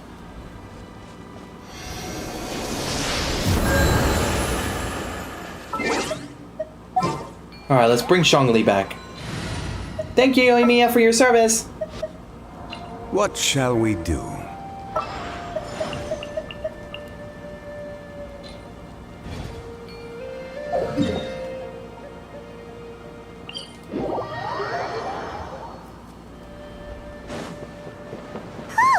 Pretty eventful day yesterday, huh? Paimon wonders how things are doing now. Let's go ask the chief. Yeah. Hey, Owena. Traveler, you've come at just the right time. I have some good news for you. Oh, what is that? Trinidad's condition is stabilized. He suffered burns on much of his body, but we believe he'll survive. Oh, thank God, bro. Bro, it looked like he already been perished like in an instant. How in the hell was that even possible, bro? Guess that's the best news we could hope for. Yeah. Paimon has to ask, is everyone in your tribe such a risk taker? First Kinich, then Elder Trinidad? Is this the scions of the Canopy's adventurous spirit in action? We're simply not afraid to charge ahead into the unknown. Is Kinich okay? He's fine. Don't worry. He's gone to check on the Mountain King. Something most mysterious has happened. After the incident yesterday, a transparent shell is formed around the Mountain King's body. We don't understand the mechanism behind it, but the shell appears to insulate him against the influence of abyssal power. It is somewhat akin to a scab, in that it stops the abyssal energy within him from bleeding out, while also preventing further abyssal energy from seeping in and infecting him. We've never seen anything like it. The tribe's most senior elders believe it was caused when he was burned by the sacred flame, similar to the way burned wood becomes charcoal. I think their theory makes sense. After all, we've never thrown the Mountain King directly into the sacred flame before. Wow. So it's made a barrier against abyssal energy? That's a good thing, right? It's practically a miracle from what we've seen of it so far. It means that the Mountain King's level of abyssal energy is now stable. No longer will we need to perform an annual cleansing ceremony.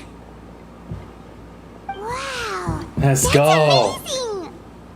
Was it really just the power of the sacred flame? I know what you're thinking. The young people in the tribe are already speculating that yesterday's ceremony was a Turnfire night like none other in our history. Because you and Kinich, you summoned the very flame that appears in our ancient legends. A great transparent ball of fire. And that fire is what saved the Mountain King. Whoa. Let's so go. that was the real Turnfire? I may be the chief of this tribe, but I've only ever known the Turnfire as a concept in our legends. I cannot answer that question. If anyone can answer it, I suspect it would be the bearer of the Malipo name. He is in the Mountain King's cave as we speak. Ah, so Kinich then. Why don't we go see how he's doing? Yeah. Okay, so I take back for what I said about, you know, the Tribal Chronicles being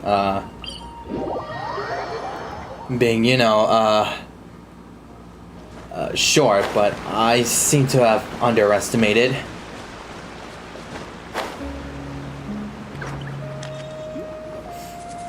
Frick. Hey, Kinich! Heyo, what's up? Hey yourselves. You two doing okay after yesterday? Hey yourselves, what the We freak? were gonna ask you the same question. You scared Paimon half to death when you rushed into the fire. Yeah, man. Sorry. I couldn't just stand and watch the Mountain King get burned alive. So you thought you'd try and extinguish the sacred flame with Dendro? Or is that an attempt to make the almighty Dragon Lord Kahulahow die of laughter? The sacred flame only possesses a fraction of the pyroarchon's power. It's not as if I was fighting the pyroarchon herself. Kinich, when you went into the flames, were you intending to, Intending to what? do the same thing as Burkina? Sacrifice myself? Of course not. My focus was on keeping the Mountain King alive, not on what it would cost. But now I'm curious. What made you think I was going to sacrifice myself? Well, because everyone's saying the Turnfire is what saved the king last night. And Ponche's theory was that summoning the Turnfire is a tit-for-tat exchange, right? So, Paimon thought you decided to pay for it with your life. So you've heard that rumor too. What? I'm afraid I can't say for sure. What happened yesterday was a first for me too. Well, even if you don't know, there's probably no one in the world who does. What I would say is, if that really was the power of the Turnfire, I'd sooner believe that the Mountain King summoned it himself. The Mountain King? What? Then, what price did he pay? The core meaning of price is not atonement or compensation, but what you're willing to give up in order to obtain what you want. It's easy to die for your sins. Much harder to live with the guilt and keep on going. In the end, the Mountain King chose the latter option. For Burkina and for the tribe. That's the price he paid. Alright, so how is the Mountain King doing now? Yeah, how is he? Health-wise, there's nothing to worry about. He'll enter a fighting stance whenever we set foot in his territory. But his attacks are gentler now and not as crazed as before. Like he said yesterday, he just intends to be a sparring partner for people to practice with. You said health-wise. Is something else bothering you? What? Yeah, I tried communicating with him again, but he didn't respond. We dare say that Locust King has well and truly lost its mind. The lights are on, but nobody is home. Its body remains fighting fit thanks to the perverse power of the Abyss, but time has been less kind to its soul. It was ground to a pulp long ago. But we saw him come back to his senses yesterday. Yeah. That was merely one last burst of brain activity before it croaked. As you humans would say, it went out with a bang. Oh, come on! Stop being such a doomer. Paimon bets the Mountain King has finally let go of the tragedies of the past now, and is focusing on moving forward. That's why he doesn't have time to chat with us. He's too busy thinking about the future. That could be it. Well, at least it means my fellow tribespeople can move forward now, too. Thank you for your help, Traveler. I owe you one. Nah, you already gave me that gift. What? Yeah, that's right. You caught Enjo for us, remember? But he ended up being completely useless. It's not a fair trade if you lost out. That's on him. It's not your fault he's useless. Besides, we're friends now. You don't know us anything. Yeah, man. Friends? But your friendship is an even more valuable gift. I can't in good conscience accept it for free. Oh, come on now. So, promise me. If you need anything in the future, you'll come to me. For you? Sure. I'll do anything. Sure. Oh my gosh, she's smiling. Ah.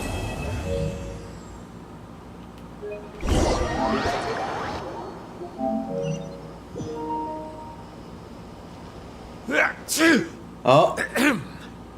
So, in the end, only poor little Hoonie got the sad ending? What do you mean? Yeah, everyone's happy except me. First Nana, then my dad. Why does everyone in my family have to suffer? Aww. Pony, it'll be okay. Your dad will get better soon. Yeah. Tuba, you're my friend, so I shouldn't say this to your face. But it was all the Mountain King's fault. Huh? Now hold your horses, kiddo. If you promise not to fight, Uncle Sanka will tell you a story. Okay, before you roll your eyes out of your skull, I promise you can trust me. I almost got my eyebrows burned off by the Turnfire after last time. That's why I came back, to make it up to you. Yeah. All right, I'll just get to the point. Do you know what Uncle Sanka loves the most about your people? What? Your extreme sports. Huh? What? On my first day here, I got hit by someone falling out of the sky. I believe you call it bungee jumping? What? It's a dangerous sport, to be sure, but the courage it took to make the jump impressed the heck out of me. So, I introduced myself to the jumper, we made friends, and I even helped treat her wounds. Wait a second, oh wait, are there in that one mural that we went to take a picture? Oh, such a nice friend. Of course. Anyway, the good times didn't last, because I got captured by a powerful foe, so we had to part ways for a while. In the hands of the enemy, I was scorned, scolded, and nearly given away as a gift. Oh, it was so humiliating. A horrible experience to look back on. Why does Uncle Sanka always have to suffer, I thought. So I feel your pain, Huni. I was in the same position. But in the end, I made it through, and I left all of those painful memories in the past. I even managed to reunite with my friend. Is that it? The moral of the story is to look forward in life, right? Yeah, we've heard that one millions of times. Sorry, Uncle Sanka, but you're not cut out to be a teacher. Very smart, Huni, but not quite smart enough. What I'm trying to tell you is that after I reunited with my friend, I found her injuries were all healed, but she really missed her family. So, I thought you might like to see her too. Nice save, I guess? She's right behind you. Turn around and see. Oh wait, no, he's gonna pull out of here. Another trick about not turning back? I'm not falling for that one again. Is that who I think that is? Is that? Who is that? Huh?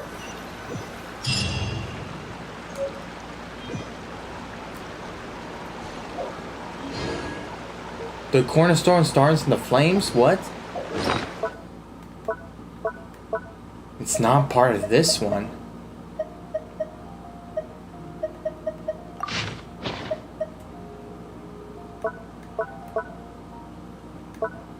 Wait a second, is that a... Where is that at?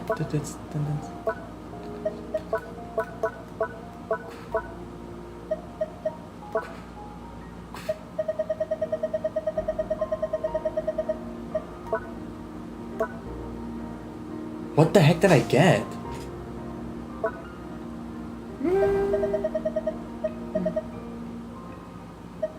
This is the one?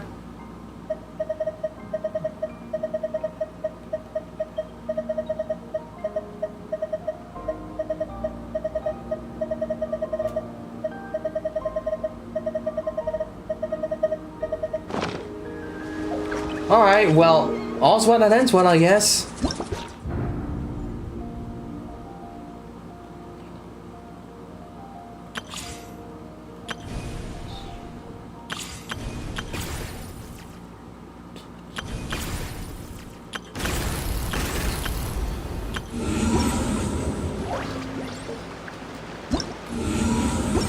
Wrong one. Alright. So we already completed that. Now we just need to do this, but if I could try to do this, I need to complete the Archon quest. But let me see this one.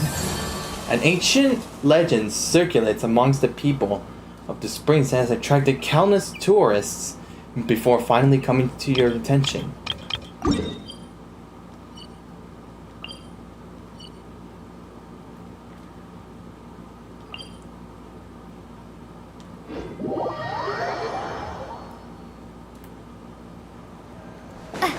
Okay, let's go over there and see how long it will take.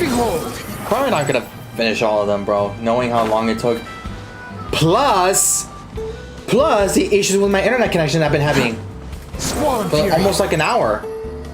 Like almost an hour.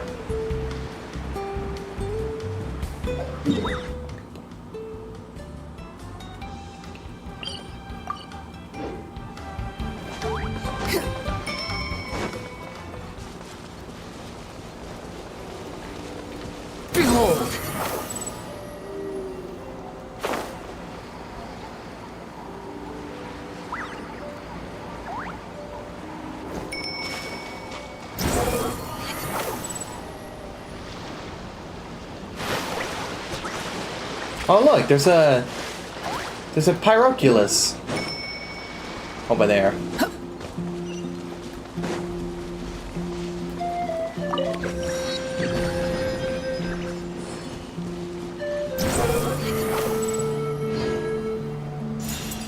Got him.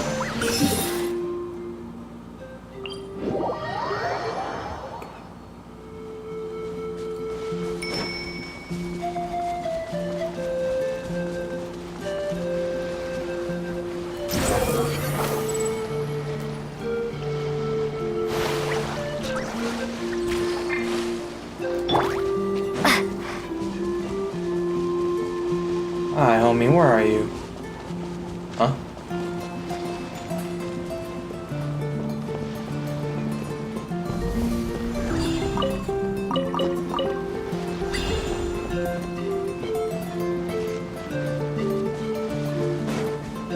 There we go. Wow, what an amazing view! And we can even see some Kaholosaurs here and there. Hey, why don't we try to get a picture with one or two of them in the wild? But what if they try to bite us? Well, they're so cute. They probably won't do that. Never touch a book by its cover. That's what I'll say. Huh? What's happening over there? Uh-oh, monsters. And one of them are appearing to be one from Sumeru and one from Liyue. I think, based on their clothing. Help! Somebody help us! No, both of them are from Sumeru. Ah! Wild Kaholosaurs are actually biting people. It's time for us to save the day again. Those two are in trouble. The legendary traveler and her trusty sidekick Paimon will not stand by idly. Yeah, well said, Paimon, well said. And boom, that's how it starts. Nice. Nice. Wind rises. Get back! Don't panic! Just hang in there! Finally! Someone's coming! Please help us! Ugh.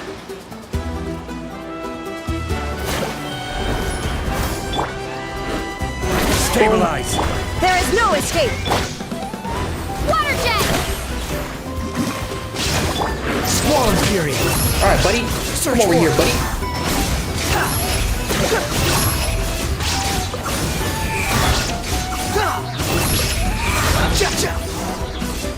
Alright, y'all be okay, bro. The defeated Kaholosaurs. Judging from your clothes, you must be scholars from Sumeru, right? Yes, I'm Karya, and this is my senior Varamdra. Thank you so much for saving us. That was a little too close. No problem. Don't mention it! Handling these sort of things is practically second nature to us by now. Paimon is Paimon, and this is the Traveler! Hello!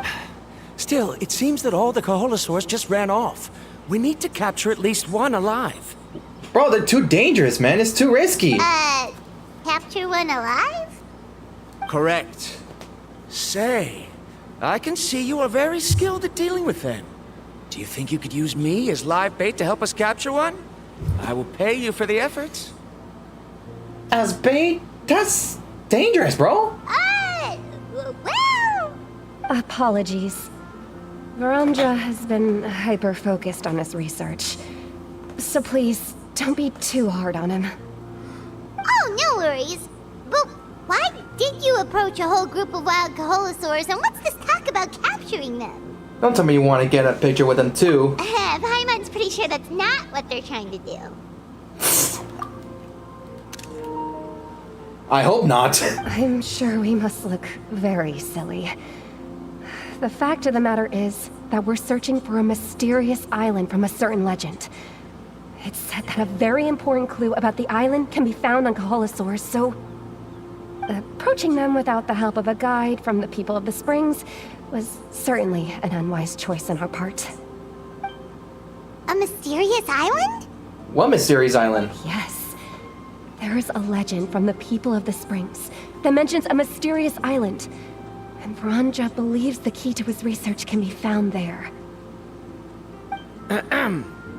Are you certain you two won't consider my proposal to capture one? I don't know. Some proposal? There's no way we'd be willing to use a person as live bait. Yeah, man. Then I suppose discussing it any further will just be a waste of time. I must come up with another solution. Ramdra. Oh, all right. You did rescue Karia and I just now, and I suppose I should express some gratitude. Thank you very much. You're welcome. A little awkward, but Paimon will take it. We should move on, Karia. Yeah. Yes. Thank you again. My apologies. Ramdra really doesn't have the best people skills. I see. That's all right. Bye now. Take care, man. Stay away from those monsters. Not all of them are friendly.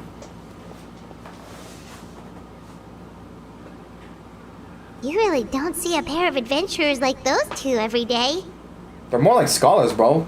If they're adventurers, they'll be having the Adventurers Guild outfit. But anyway, Paimon's really curious about that mysterious island that lady just mentioned. Do you want to find the island too, Paimon? Yeah, who knows? There might be treasure. Of course. All the amazing places we've explored during our adventures, finding some mysterious island should be a walk in the park for us. But we don't have any info for this about this island. Yeah, man. Oh, you're right. The lady mentioned that the mysterious island is related to a legend of the people of the springs. So maybe we can start by asking some of them about it. Yeah, I believe so. Time's ticking. Let's get started on our next adventure. Okie dokie. The real question is, who should we ask? Can we just talk to the chief? That's an idea. If anyone, the chief of the tribe should know the details. Yeah, man. Here we go. Oh, frick, I was about to say.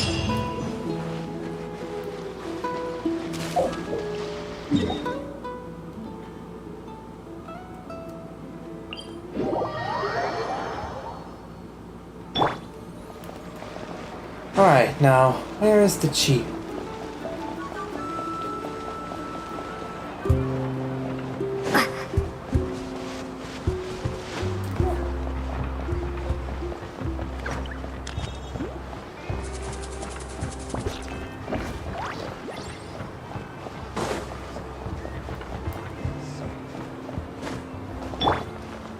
Behold!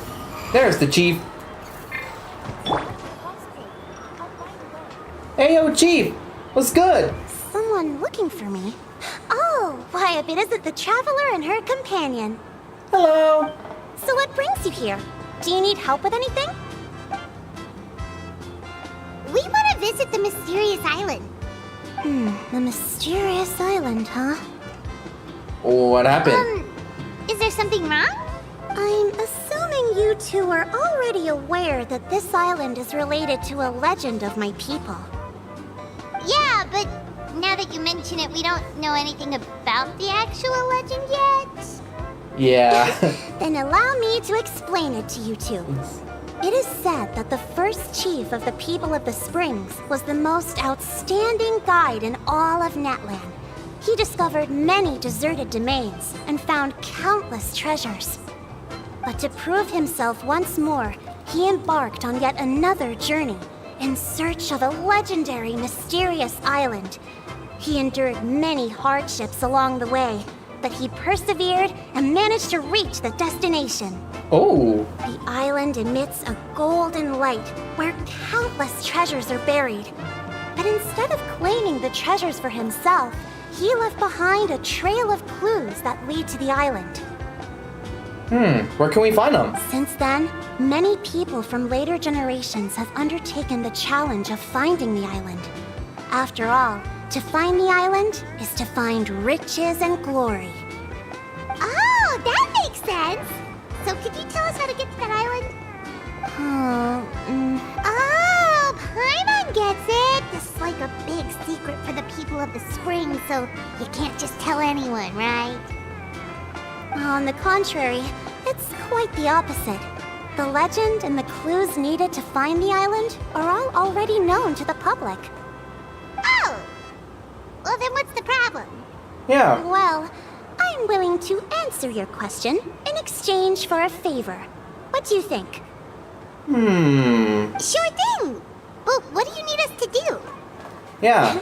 Then you have my thanks. Allow me to tell you some details. I'll be honest, there are some among the tribe who are of rather base character. Not long ago, I received a report that a few of them were working together to scam visitors. Huh? As the chief of the tribe, I was very ashamed to hear of this. It's really hard to believe that could happen. They are targeting tourists who wish to visit that island. Oh. According to my sources, they would trick tourists into believing they are trustworthy guides before luring the tourists into spending a fortune for the sake of reaching the island. They run a pretty sophisticated operation. They would always claim the scammed money is some kind of legal travel expenditure, so it's hard to use that to directly convict them. Either treasure hoarders, normal people, or Fatui. One of the three. So, I was hoping to find someone who could approach them and pretend to get scammed. Doing so would allow us to gather the evidence required to bring them to justice. The problem is, they would certainly recognize anyone associated with me, which is why I haven't been able to carry out the plan yet. Oh, Paimon understands now. We're the perfect bait because we're both tourists. Yeah, in a way. Exactly. And as far as I know, you two are no pushovers. No matter what nefarious schemes they may come up with, you'll be perfectly capable of protecting yourselves, right? You betcha. If it's just a few scammers we're talking about, she'll take them all down. Yeah, oh my god, look at you mean smiley. Wonderful. Then here, please take this. Oh? It's a Becky. Whoa, that's a lot of Mora. Did we already earn a bonus? No, we're gonna use him. We're gonna use him to pretend, you know, we're gonna get scammed. There will be plenty of rewards if you manage to catch those scoundrels. This Mora, however, is for other purposes. I'm sure some spending will be required on your part before they lower their guard. I certainly wouldn't expect you to pay out of your own pockets. So please use the Mora as needed, and collect as much evidence as possible. No wonder you're the chief. Seems like you've already thought of everything. Okay, we'll take it from here. I've marked the location of the scammers on your map. I'll leave the rest to you two. Alright then. Act 2, let's go. Mina's coin pouch. Okay. Now let's go get scammed. So that way we could lure them out. Alright then, who can we find a scammer?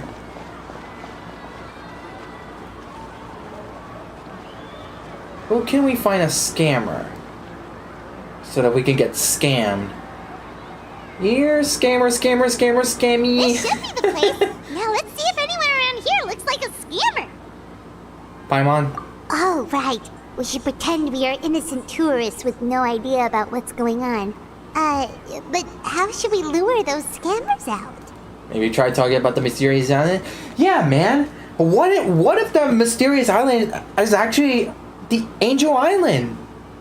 You know, that's the place where the Master Emerald is. Well, I don't know about that, but bro, I remember Sonic Adventure. You know, because the Master Emerald went missing, you know, the Angel Island began to fall. You know what I'm saying? If you play Sonic Adventure, you know the story. You probably know what I'm talking about. But yeah, what if this mysterious island may also contain the Master Emerald? Then we find Uncle the Echidna, the last of the Echidnas. You know what I'm saying? Or it could be the lost city of Arcus from Skylanders.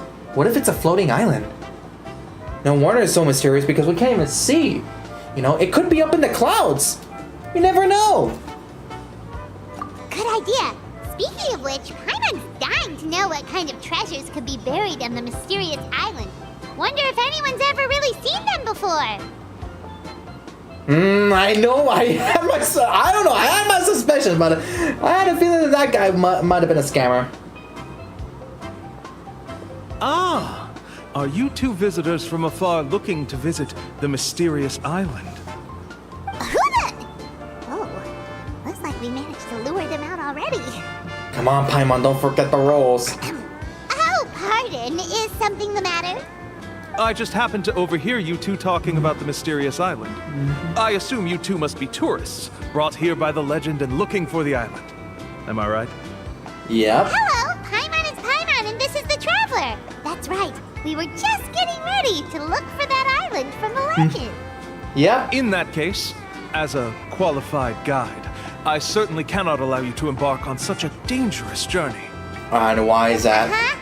As the legend says, if you can manage to reach the mysterious island, riches and glory will be yours for the taking. Be that as it may, the journey to the island is full of untold perils and dangers. It would be nigh impossible for any average person to reach the island. But you are in luck. Allow me to tell you the purpose of our services.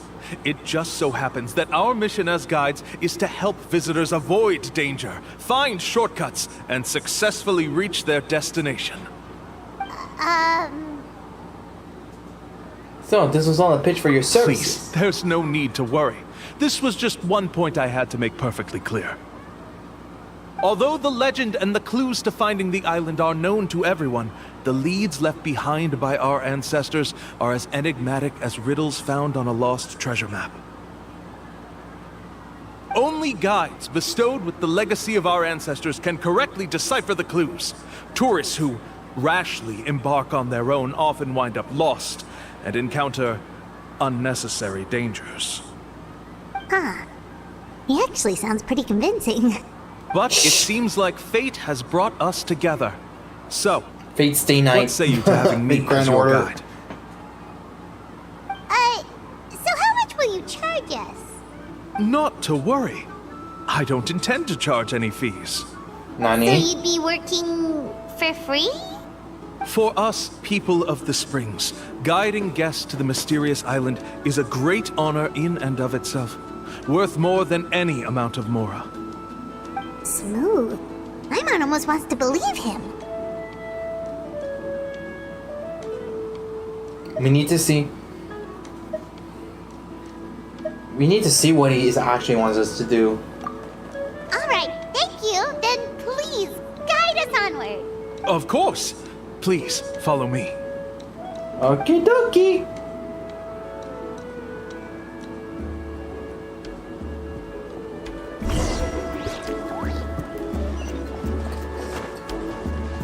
Alrighty then. Now where is it?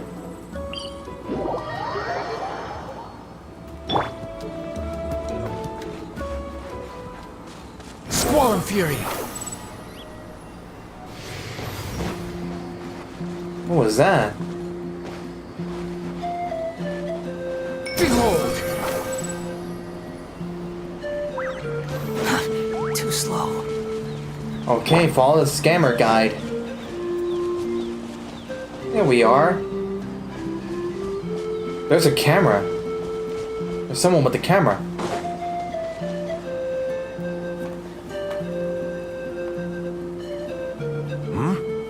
Are you two here to take pictures with the Koholosaurs? Really? Can we? Oh? Huh? Oh. You two must be here to seek insight from Atta, right? Ah, another scammer. Atta? Insight? Shh, not so loud. Openly saying their name in such a manner will only cause them to loathe you. I apologize for not explaining earlier. As you can see, Atta is the elder Koholosaur. My senior here is responsible to serve. Atta is highly respected among the tribe and is far more knowledgeable than other Koholosaurs. They say that Atta has actually visited the mysterious island before.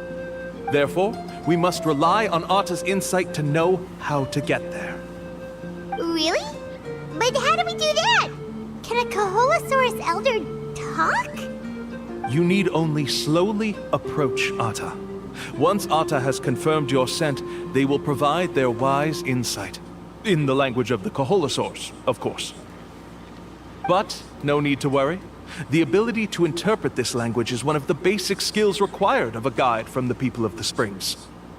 I can understand Atta's instructions and will lead you on the journey ahead. Alright, then let's give it a try. That'll be 10,000 mora per person.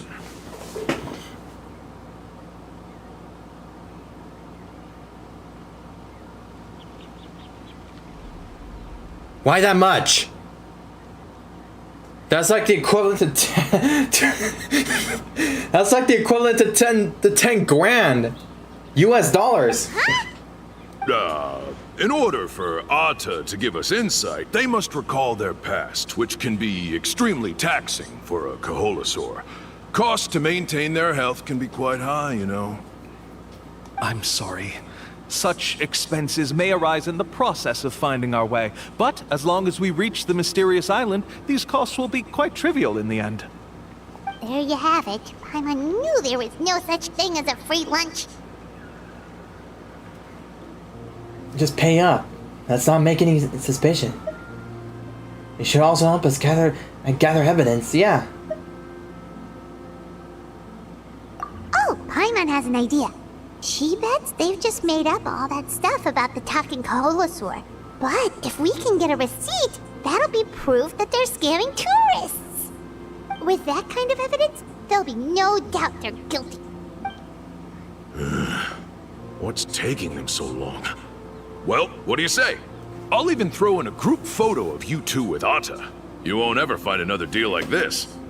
Oh, that's an unexpected bonus. Quick, let's pay the man. Whatever makes you happy, whatever makes you happy, Paimon.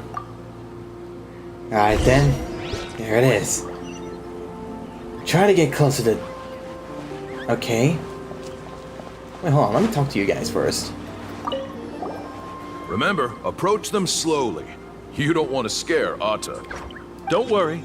I will help interpret Atta's insights. Okie dokie. Alright. Hey, Atta. Hey, Atta. I'm not gonna hurt you, okay? Can I pet you? You look like a good boy. You look like a good bean. Whoa, Atta really didn't try to bite us at all. You can also pose now if you'd like a photo together. Okay. Okie dokie.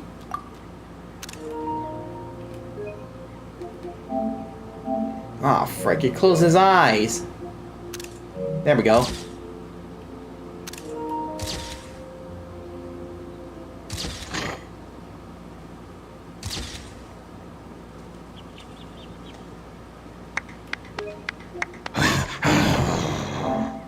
Okay, what the freak?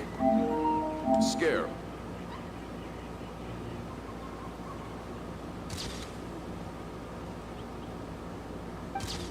Let me see.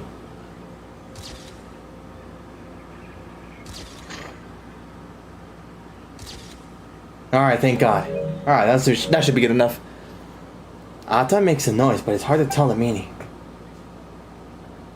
Oh, Atta is already speaking? Let me listen to what they have to say. Could you really get anything from that noise? Of course. Like I said, only a guide like me can understand their language. Let's follow Atta's instructions and proceed to the next area. Here's your group photo. I even packaged it up for free. Any chance we could get a receipt for that? No problem at all. Here you go.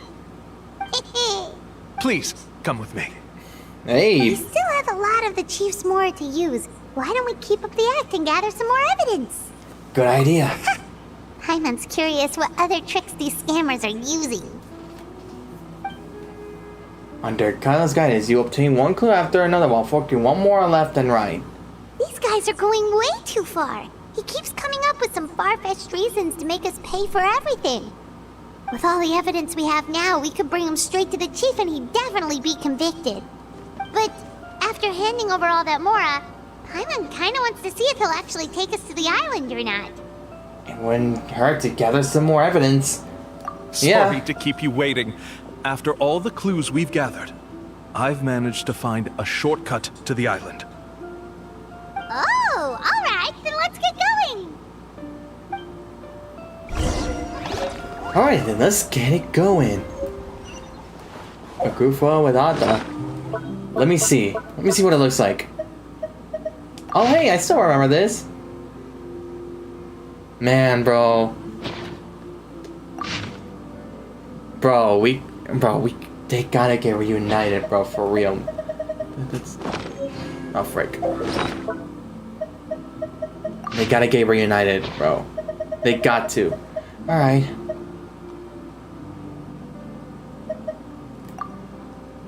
Okay.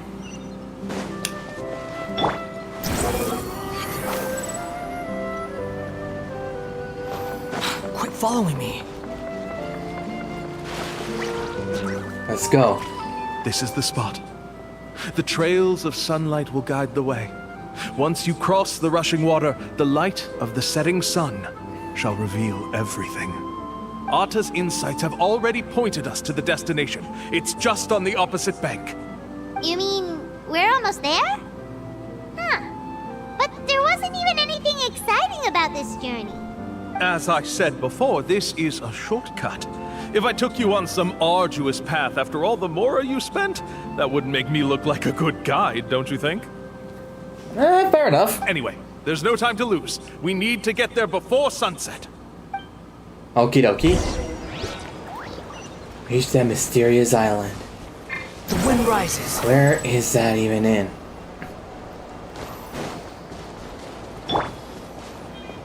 What? Oh, okay.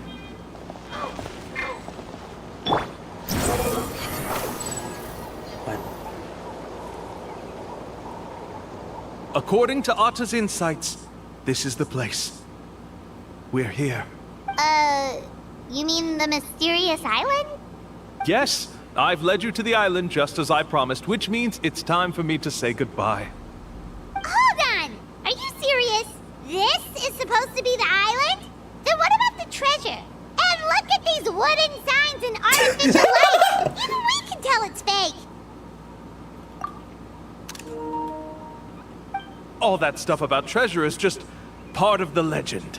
I didn't make any promises about what you'd find, and who says a mysterious island can't look like this? Huh. Since you seem to have dropped the act, then there's no need for us to continue either. We were commissioned by the chief of the people of the Springs to gather evidence of your scamming activities. With these receipts, your scamming days are over. Whoopsie daisy. You sure? Then what's written on those receipts? Huh. Let's see. Huh? Wait, all the writing has disappeared. I took you all this way just to buy enough time for the handwriting to disappear. Even if you were to go back to the people you paid, you'd only find that they were using fake names, making them impossible to track down. You want to report me for scamming tourists? Then be my guest. I'll just say that I'm being falsely accused. With that settled, I'll be going now. Now he's trying to get away! Let's go after him! Yeah, let's go. You can't get away. Uh-oh. It's the chief!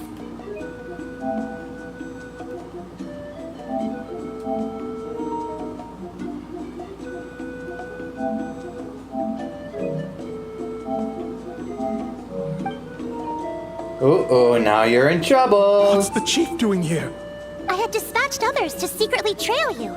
Thanks to you, we can finally convict him of scamming people. Convict me? How? They don't have any evidence against me. Even as the chief, you can't just level accusations without any evidence, right? Sorry to say it, but he got us. We lost all the evidence we had. Not to worry. Let's search him first. Search him. What are you doing? Keep your hands off me! That's my Mora! You mean the Mora that you scammed, from the people that you scammed? Huh, bozo?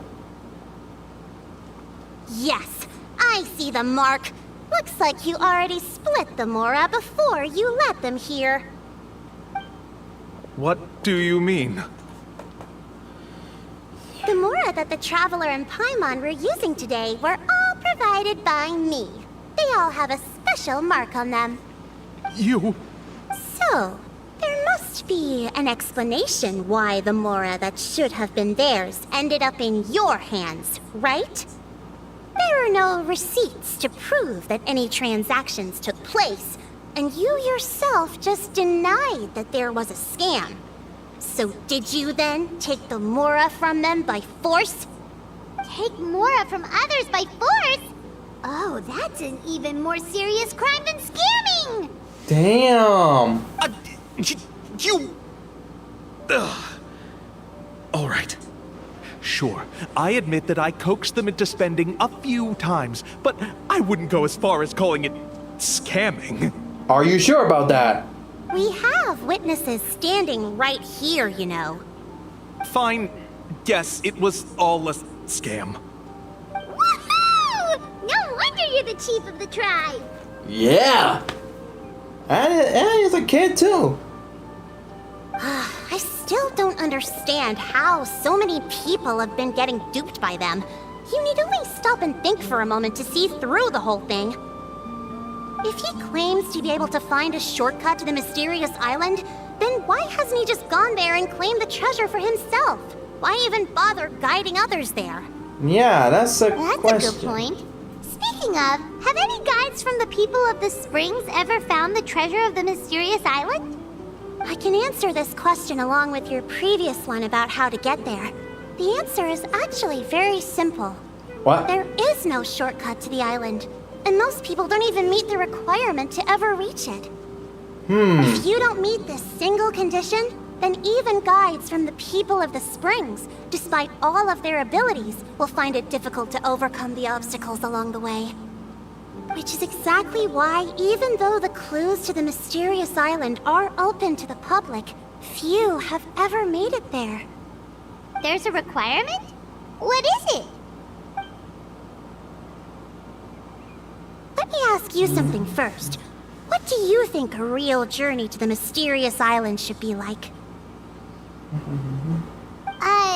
It should probably involve overcoming a lot of hardships with your companions before witnessing some breathtaking sights, uncovering a really touching story, and scoring some super cool treasure at the end.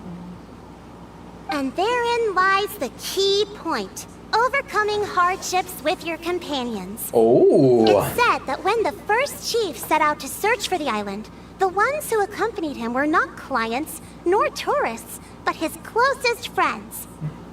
The legend also mentioned that only those willing to entrust their lives to one another will be able to reach the island together.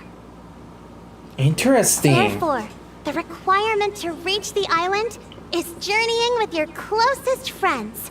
The kind of friends you would trust with your life. So that's the key. From what I can see, you and Paimon are exactly those kinds of friends. The kind that would trust each other with anything. But, unfortunately, neither of you are experienced guides. And if you were to hire someone else, then I'm afraid you could probably never place your lives in the hands of someone you met on a pure monetary basis. That's true. Yeah. But don't feel discouraged. I believe that this beautiful land that I call my home will not disappoint you. Whether it's remote islands or ancient ruins, I'm sure they can also provide you with plenty of exciting adventures. And let me tell you a secret. The elders once told me that beneath these very ruins lies a way to reach the sky! Ooh. Yeah, thanks for that. But knowing us, we don't give up so easily even when a place is supposedly impossible to visit. Oh, I can understand. I won't stop you if you're still interested in finding the island. I just Visiting recommend the island or finding finding a the guide island? Which first one? who you could trust with your lives. How about Molani? A guide we could trust with our lives? Oh, who knows when we'll meet someone like that around here? Maybe it won't take as long as you think. Oh, we could go find Mualani! I knew it! It appears you've already made up your minds. Then I'll be taking my leave. My assistants will pay you for all your help. Thanks again.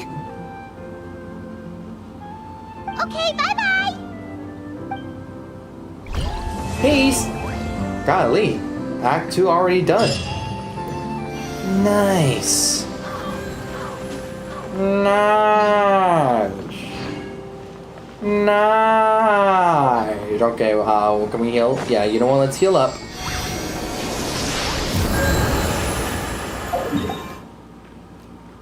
That's me. Oh boy, I can't wait to play the next part of the Tribal Chronicles, which was exactly the same as the story quests. The original story quest that we know. It seems interesting as I thought it would be. But first, let's go ahead and turn it to 6 a.m. So that way we can get this done and over with. Surely we don't.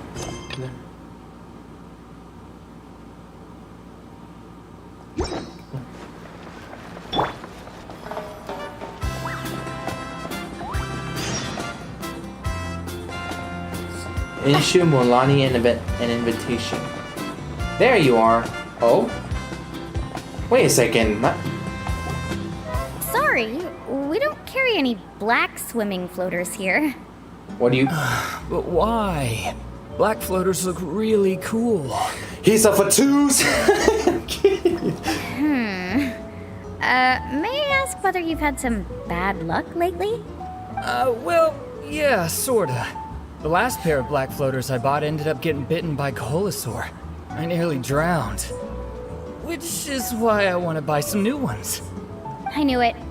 I specifically asked an expert from the Masters of the Nightwind about this once. Black floaters bring bad luck. Oof. Really? Also, have you by any chance become a mosquito magnet? Or found yourself overheating? Maybe even suffering a little heat stroke? Yeah, that's exactly how I've been feeling. It's all starting to make sense now. In that case, I'd recommend either pink or blue swimming floaters. According to the experts, bright colors can not only lift your mood, but also bring good luck. I'll even offer you a discount if you'd like. Just see it as a way of celebrating your luck taking a turn for the better. You'd really do that? Then I'll take one of each. You got it. Ahem.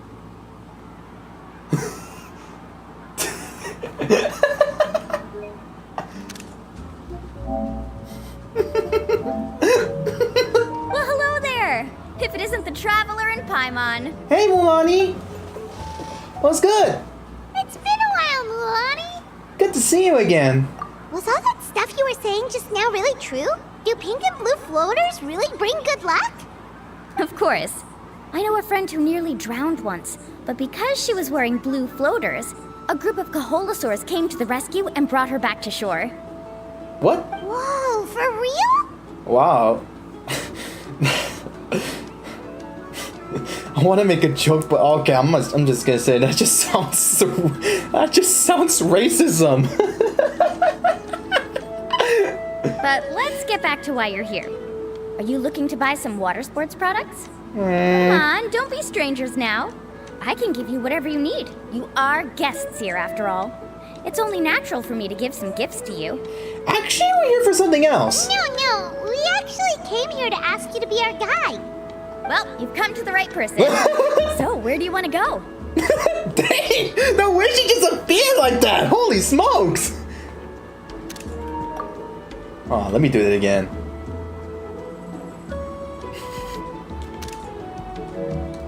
We want to visit the mysterious island from the legend.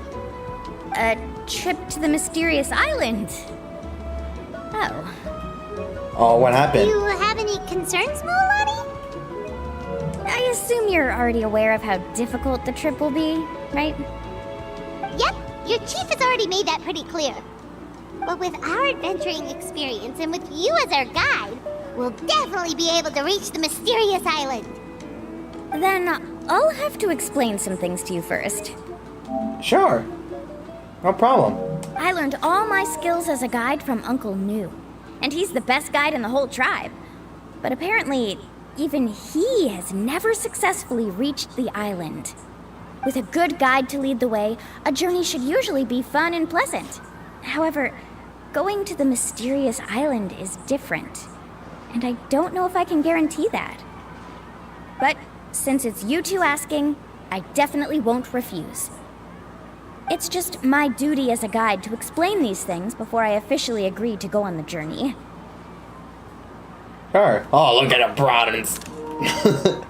That's a proud bean right there. That's really right here. That's a proud bean right there. Oh, there's Mark. That's a proud bean. Paimon thought this would be a piece of cake for you, but it seems like we're actually asking a lot. I know. Sorry about that. Paimon will feel really guilty to make a friend go through a bunch of trouble just for the sake of finding some treasure. Yeah, that's not ideal. Mualani? Whoa, what's the hurry? I was gonna say, there was so many people running past us. Come on, what are you waiting for? Kolo just got back to the tribe. I heard he found another underground ruin full of treasure. What? Oh, Kolo's back. Wait for me. Who's Kolo? Oh, he's currently ranked as the #1 guide in the People of the Springs.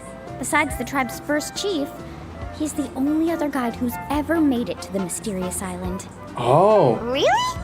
He's always out and about, so we don't get to see him often. Sounds like this is quite an occasion, though.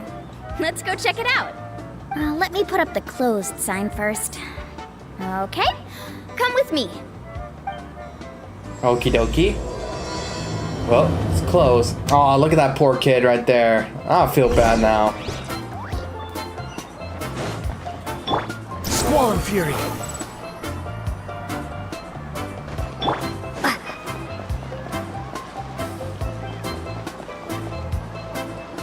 Here we are.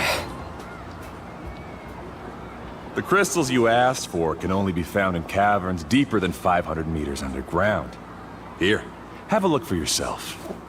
As for the people you asked me to take along, oh, it's them. They almost all got lost in a cave. Out of my sense of duty as a guide, I brought them all back. Next time, just save the trouble and let me go alone. Indeed. Well done. No wonder he's the best. I wouldn't dare to go more than 200 meters down into a cavern like that. I wonder how much he made this time. Whoa, it really does sound like a super amazing guide. Do you think you could get some pointers from him, Mualani? Who knows? Maybe he could save us some trouble on our trip to the mysterious island. Ko'olo always treats his experience like trade secrets. He never tells anyone anything about being a guide. Oh, okay. Alright, that seems understandable. But one day, I'll also be able to reach the island. That's him, right? Do you really think you'll be able to get his help? Allow me to do the talking. You must be the top guide of your tribe. I have a commission that I hope you'd be willing to consider. That guy sure looks familiar. Oh, aren't those two the scholars? They also wanted to go to the mysterious island, right? Seems they finally realized... That guy sure looks familiar. Oh, aren't those two the scholars from Sumeru who were bitten by the Koholosaurs? They also wanted to go to the mysterious island, right? Seems they finally realized that they need a guide. A commission? Since you've obviously heard about my abilities, have you also happened to hear about my rates? If you're not intimidated by the price, then we can talk. Yes, I've looked into everything I need to know. As long as the trip is a success, then the commission fees won't be a problem. Oh? And where is it you want to go? The mysterious island. Just as Paimon thought. Yep.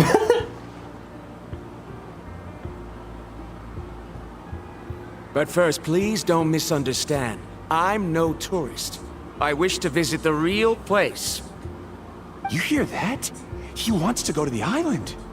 In that case, Ko'olo's the only one for the job. But the journey to the island requires a lot more than just a guide, right? Since you want to visit the real mysterious island, then I'm sure you've also heard about the requirement for our trip, right? Yes, I know. According to the legend, only those who are willing to entrust their lives to one another will be able to reach the island together. Bro, look at her, bro. Bro, she said, but her mind says otherwise. I must reach that island, even if that means putting my life in someone else's hands. I have made up my mind. Okay, that just sounds like a freaking villain arc right there, so... Don't waste your words on me. The way I see it, the requirement is just a way to weed out those who do not have the skills to reach the island by themselves. You say you'd put your life in somebody else's hands? Ridiculous. Even if someone were to trust me with their life, they'd just be another burden. Let's look at it the other way around. Why would I place my life in the hands of someone whose abilities are far below mine? That is what the legend is really hinting at here. Many guides in the tribe have received commissions like this, only to end up bogged down by their incompetent clients long before reaching the destination. How do you think I reached the mysterious island? I made it because I chose to go alone. Well, I'm different. Ordinary tourist.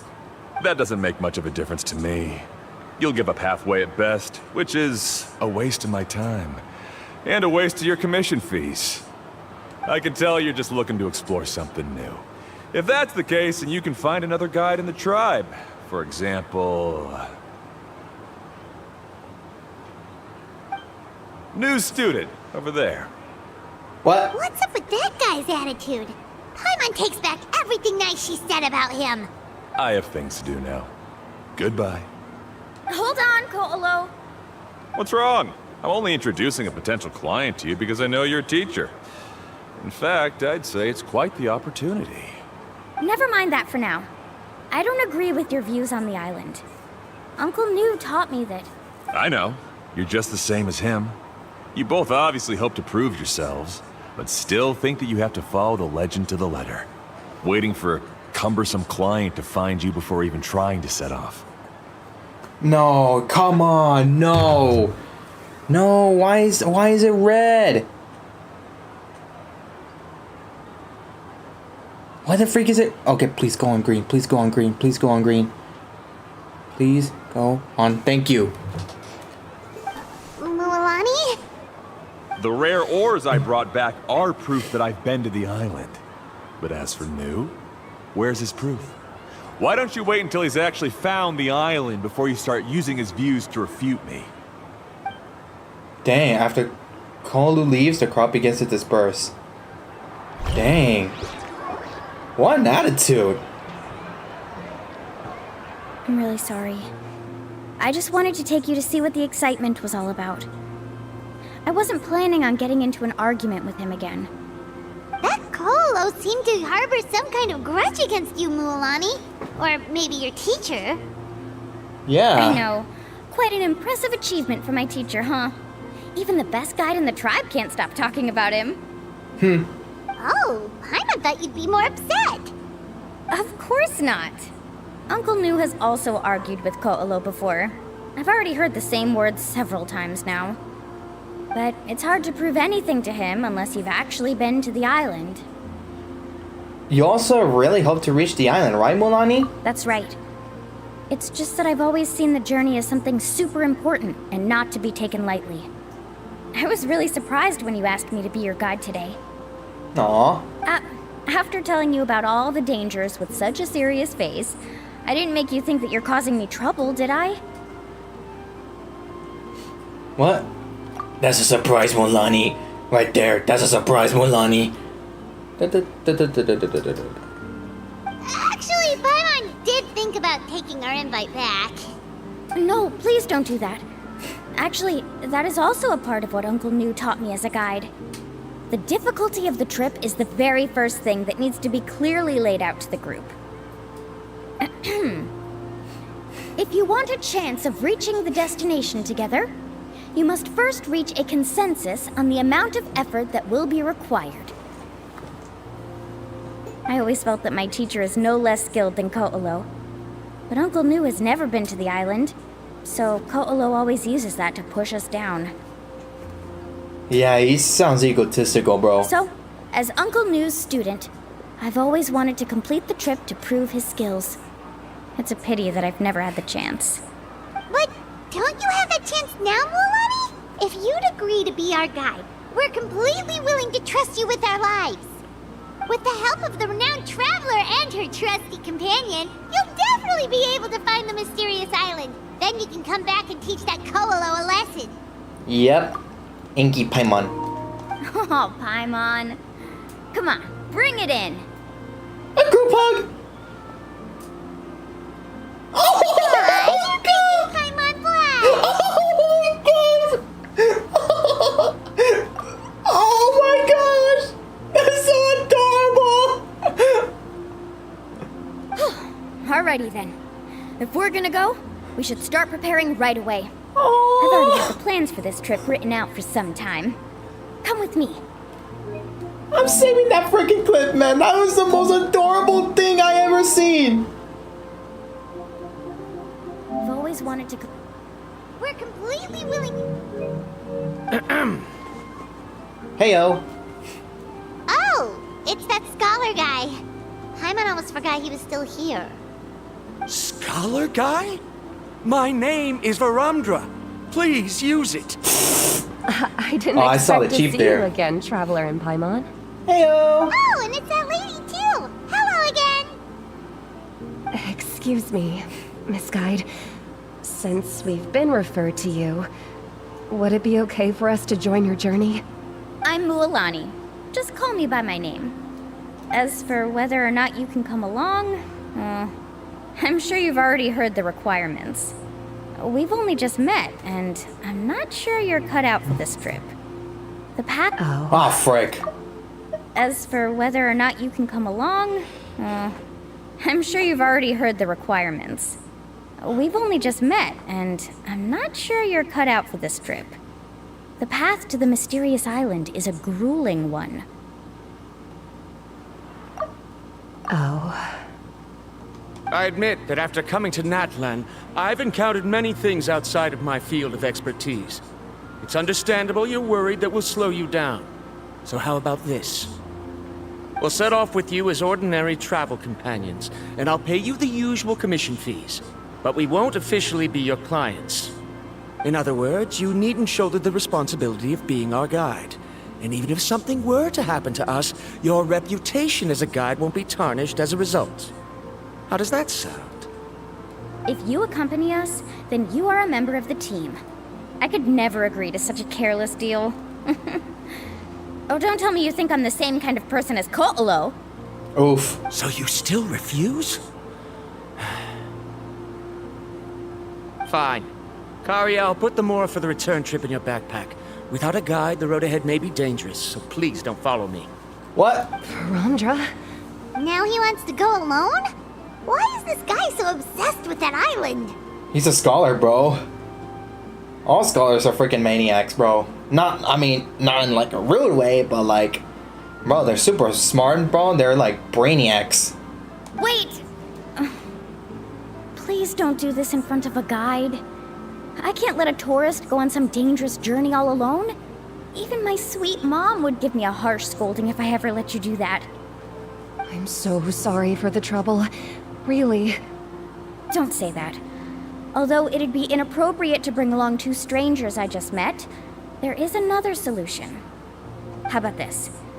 Let's meet up tomorrow morning at the monument near the tribe's southeastern slope. I'll see you there. So you've decided to accept my offer? No. My plan is to use some of our time together to turn you from strangers into friends. The kind we can trust with our lives. That's your plan? Very well, then. Wonderful. On behalf of both Varamdra and I, thank you so much. You're welcome. Pretty sure only Mualani could come up with a plan like that. Yeah, that's Mualani for you. We need to get started on our preparations. Come with me. Aye.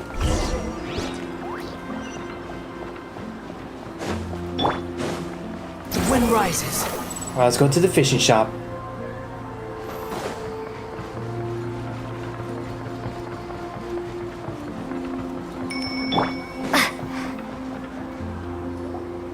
Hey, Alafa. I've got some business for you.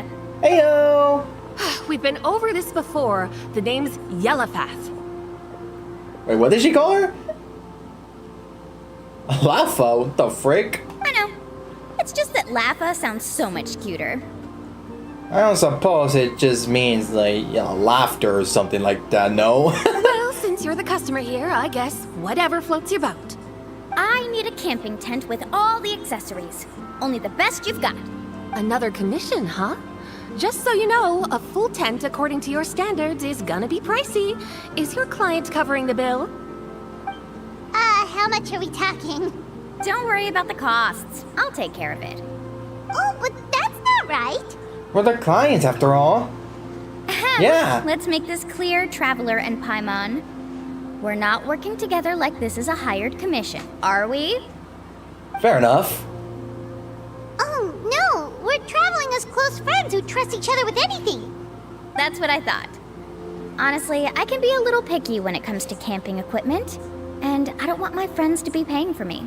But don't worry, it's not that expensive. We're ready, Lafa. Your total is 200,000 mora. Brother, that's 200 grand! US dollars! Isn't that still a lot for you, Mualani? Just imagine us in the wilderness, okay?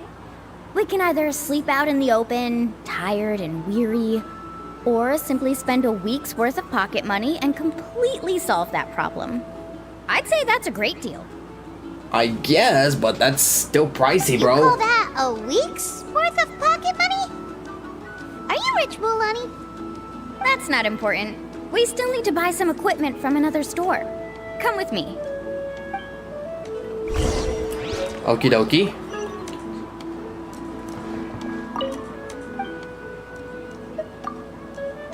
Okay, well. Talks like an NPC.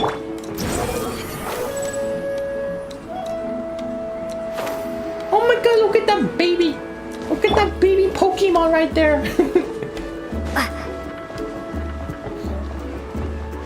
Oh. Hello, good sir. Afternoon, Uncle On. You call me uncle, but I'm old enough to be your grandfather, you know. Because you're still young, Uncle On. Hey, can you help me What? find something kind of rare? I can negotiate the price. What do you say? All right. What are you looking for? A record player. Specifically, the kind that's convenient to take camping. Oh, that model is pretty rare indeed. I thought it'd be nice to keep it as a prized collectible in the shop. Ahem, Uncle On. Just don't break it, okay? I'll even buy it back from you when you're done with it. Thanks, Uncle On. Wow. A record player? Does that mean we need to buy some records too? Yep, and that's our next stop. Dang, bro.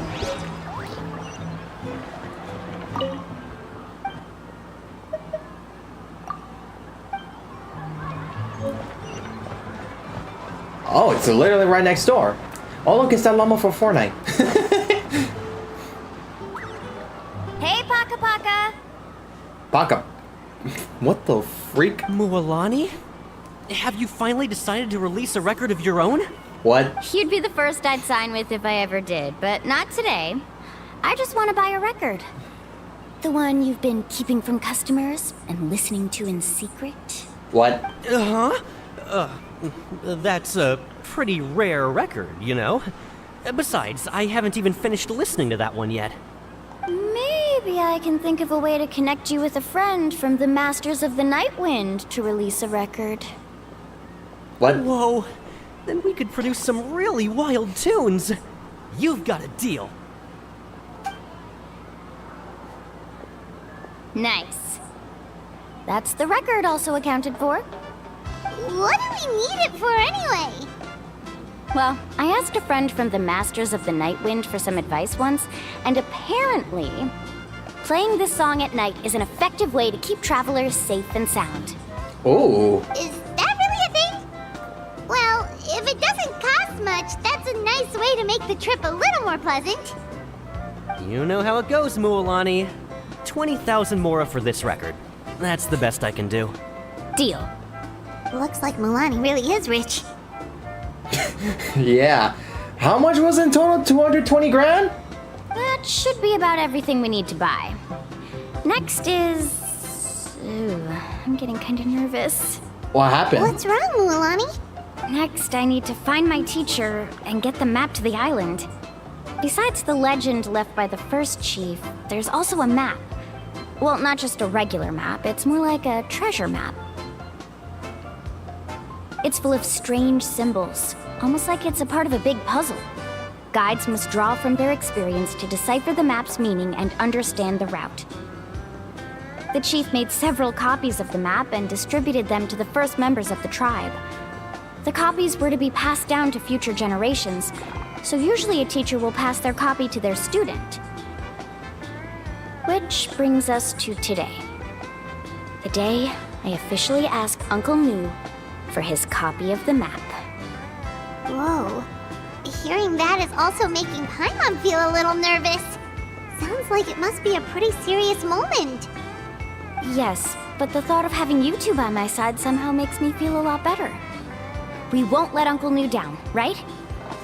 You betcha! That's right! Let's go and find them together!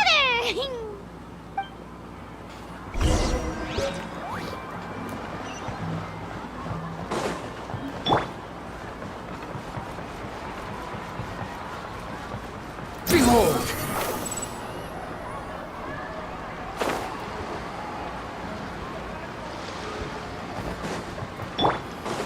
Okay. No way that's your uncle. No way that's your teacher, right? Afternoon, Uncle Nu. I have a big surprise for you. A surprise? Then you must be here to finally pick up the map. You saw right through me, as always. What? Did you forget that you had mentioned these two to me before? The ones who went to the Night Kingdom with you. In some sense, you could say that you've already trusted each other with your lives. It's just that my feelings are a little complicated now. Huh? Well, what happened? Do you think that I'm still not ready yet, Uncle Nu? No, I believe you are the best guide in your generation. It's just that I'm not ready yet. After all, the journey to the mysterious island is no easy feat for any guide of the people of the Springs. I'm still a little worried. Don't worry. With our help, Mualani will definitely be able to find the mysterious island. Yep. Yeah. This time I'll definitely be able to prove that Ko'olo is no better than Uncle Nu. Don't misunderstand. Since you've made up your minds, I won't try to stop you. It's just... Please listen to your teacher's words once more, Mualani. Our mission as guides has never been to prove anything. There is only one thing we must do. Guide tourists safely to their destination. I understand, Uncle Nu. In that case, you may have the map. Also, take this with you. What is it? What is that? It's a talisman. Take good care of it. You must return it to me when you get back from the mysterious island. Was this made with spinel fruit?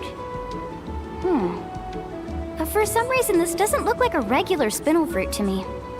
Right, which is precisely why it's so effective. You really know me best, Uncle Nu. All right, Traveler and Paimon, tomorrow we'll set off. Make sure you get some good rest tonight.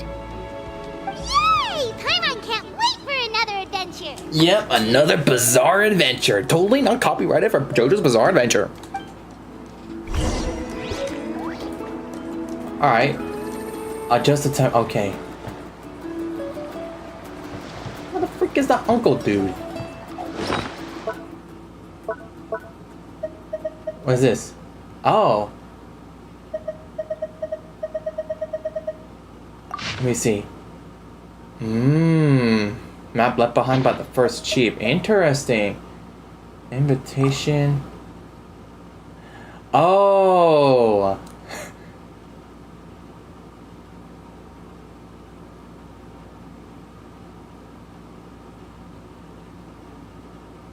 Wait, isn't this the event to go down?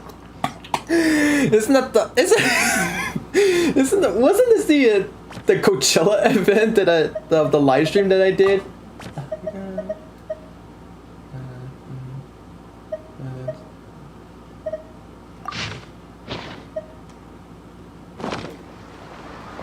Alright, well, let's go to 8 a.m. for this.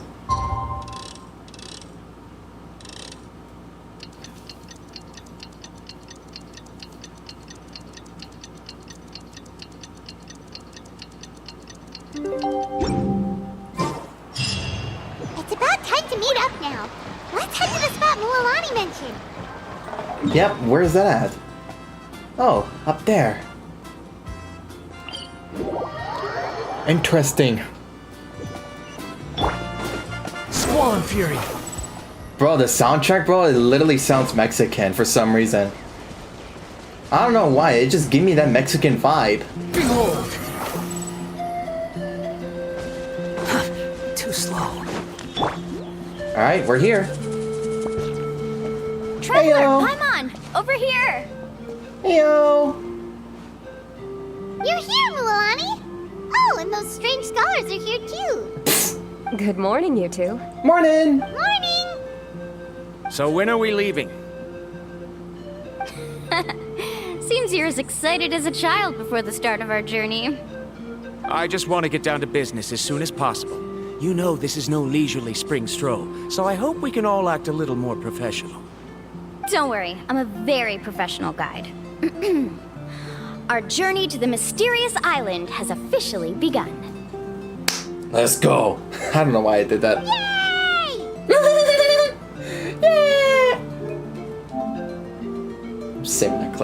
I'm saving that clip.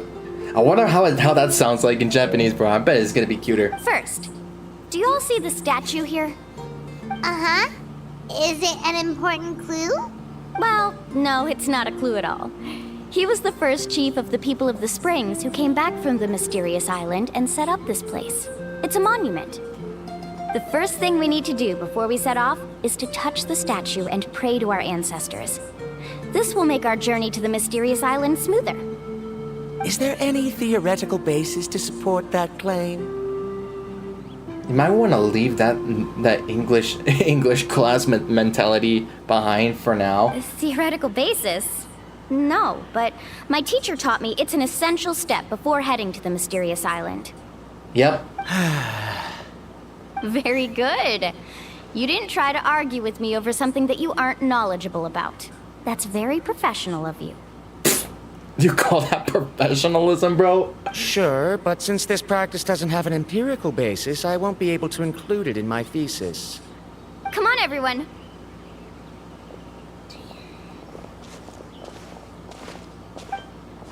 All right. Greetings to my ancestors. As your descendant, I'm about to follow in your footsteps and witness your accomplishments. Allow me to depart under your gaze and return under your protective watch. It really feels like we're about to embark on a great adventure! Now, please get ready. We're going to look for the first clue.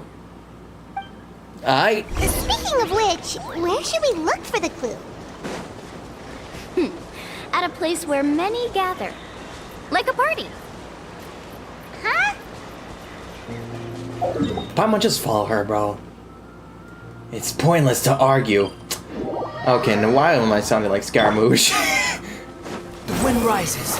Why am I sounding like my boy Ronin here?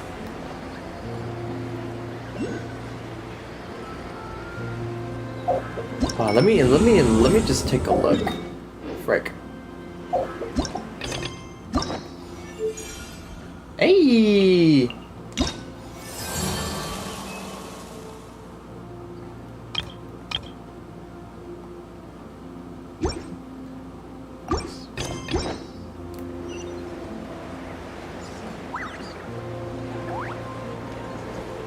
Hey, you know what? I'm gonna get this.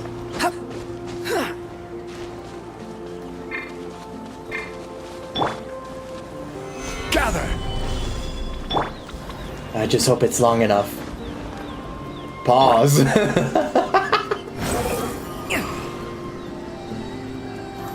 Oh, just about.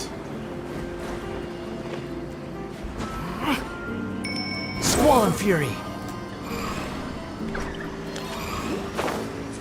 Ooh, just about.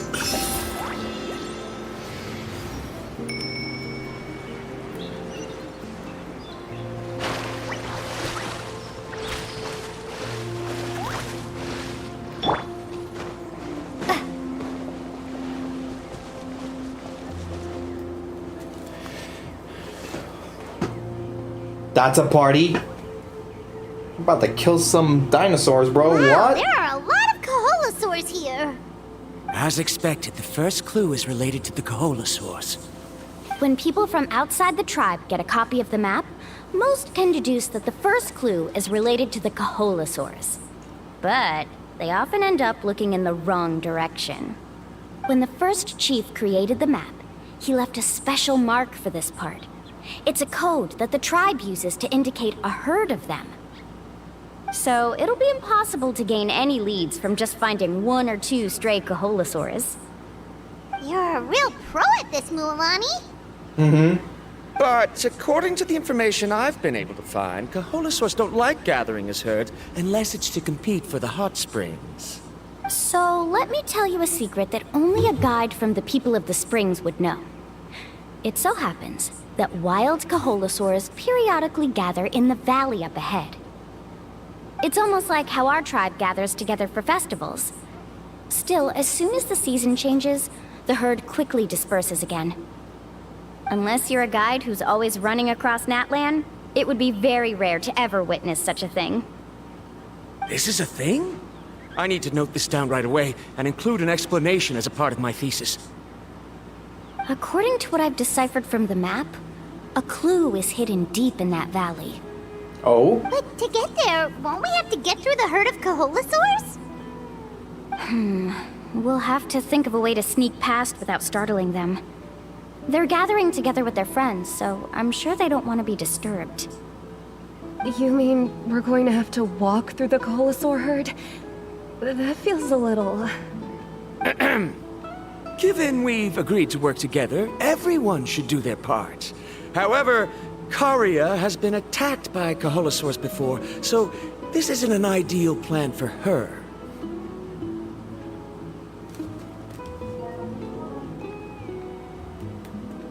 My game froze.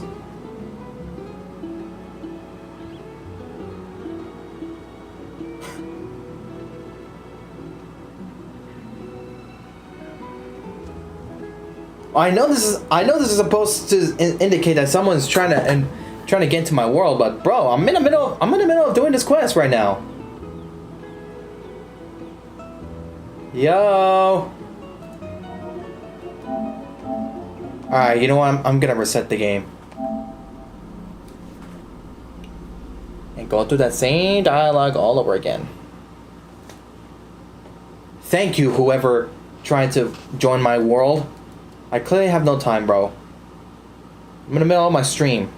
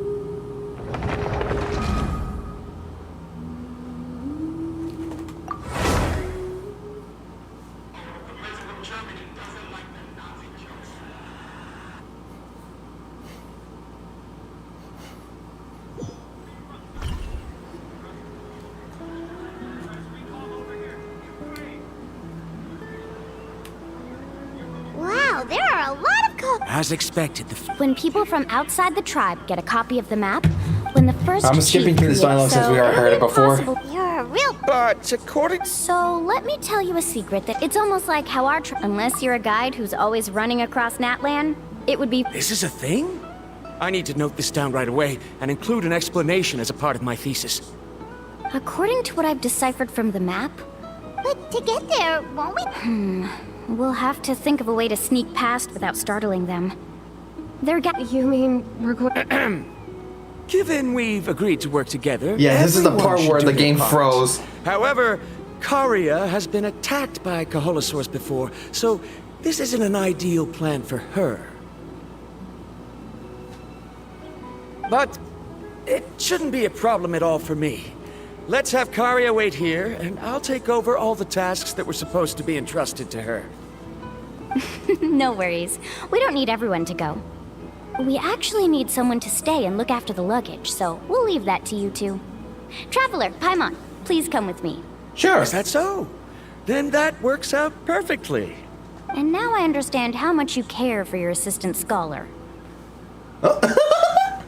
That's Sparkle, though. Follow me and stay close. Okie dokie.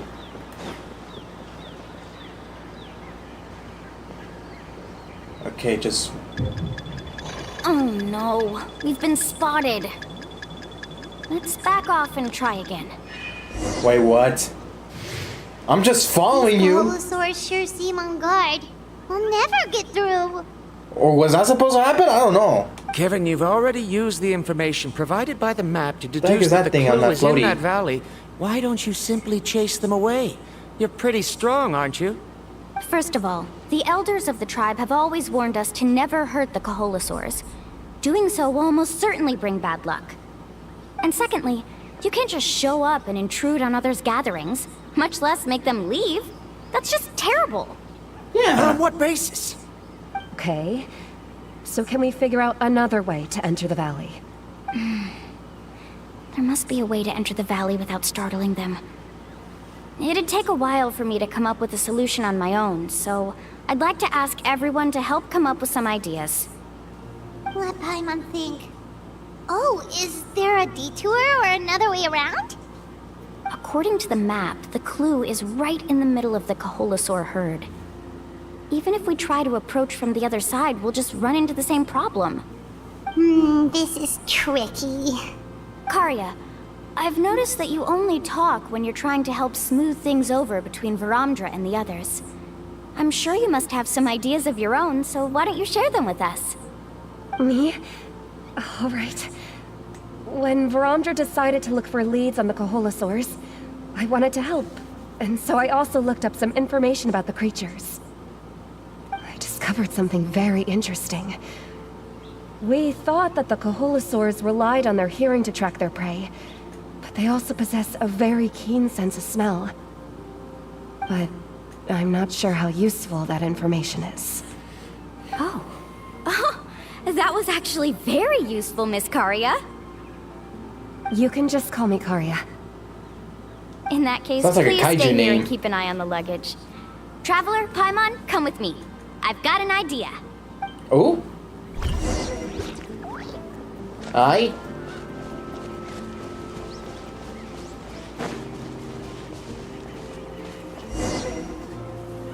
Found it! What are those? What's this? The key to making our way through the herd. If the Kaholosaurs have a keen sense of smell, then even if we try to sneak around and stay out of sight, they'll still notice us once we get close enough. But this plant can help us solve that problem, because its fragrance is very similar to the scent of a Kaholosaur. We can apply the plant's extract to our bodies and trick their sense of smell. Oh, smart. So, we're gonna rub plant juice on ourselves? Don't worry, it's also good for your skin. Molly collects some of the plant's extract that makes everyone with its fragrance. Oh, Paimon feels all wet and slimy. But this actually does smell like a Kaholosaur. Perfect. Okay, let's try to make our way through again. Yay.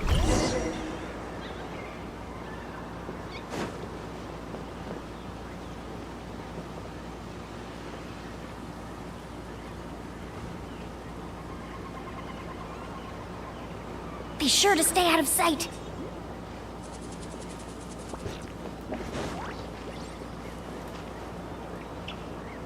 What's that sound? Careful! Oh, it's a baby! It's a little baby Pokemon! It's just a young Kaholasaur. Don't worry, this little one doesn't pose any danger.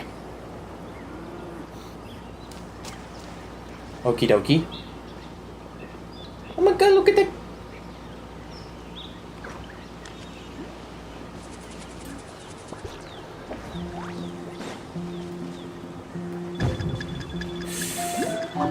How could there be so many here? We can't get through! Oh, I have an idea. Wait here. Okay.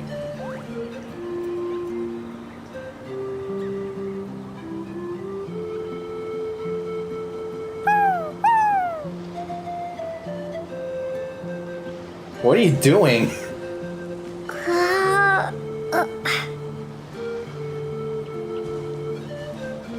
Come on.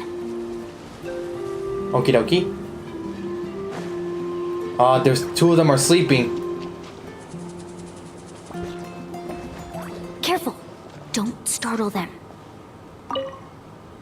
I'm taking them fruits. Sorry.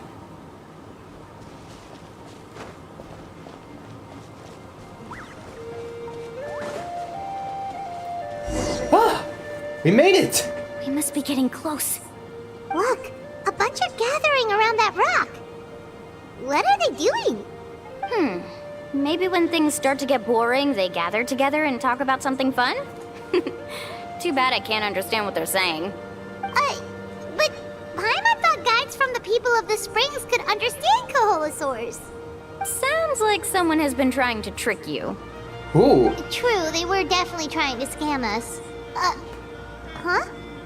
Do you see that on the rock? It looks like some kind of drawing. Ooh. I've heard that there is a type of moss that changes color when it reacts to the biological signals released by Kaholasaurs. But to trigger that sort of reaction, you'd need a huge number of Kaholasaurs. That must be the clue! Oh? Should we take a picture? Oh, the flash might disturb them. Let me try to copy it down.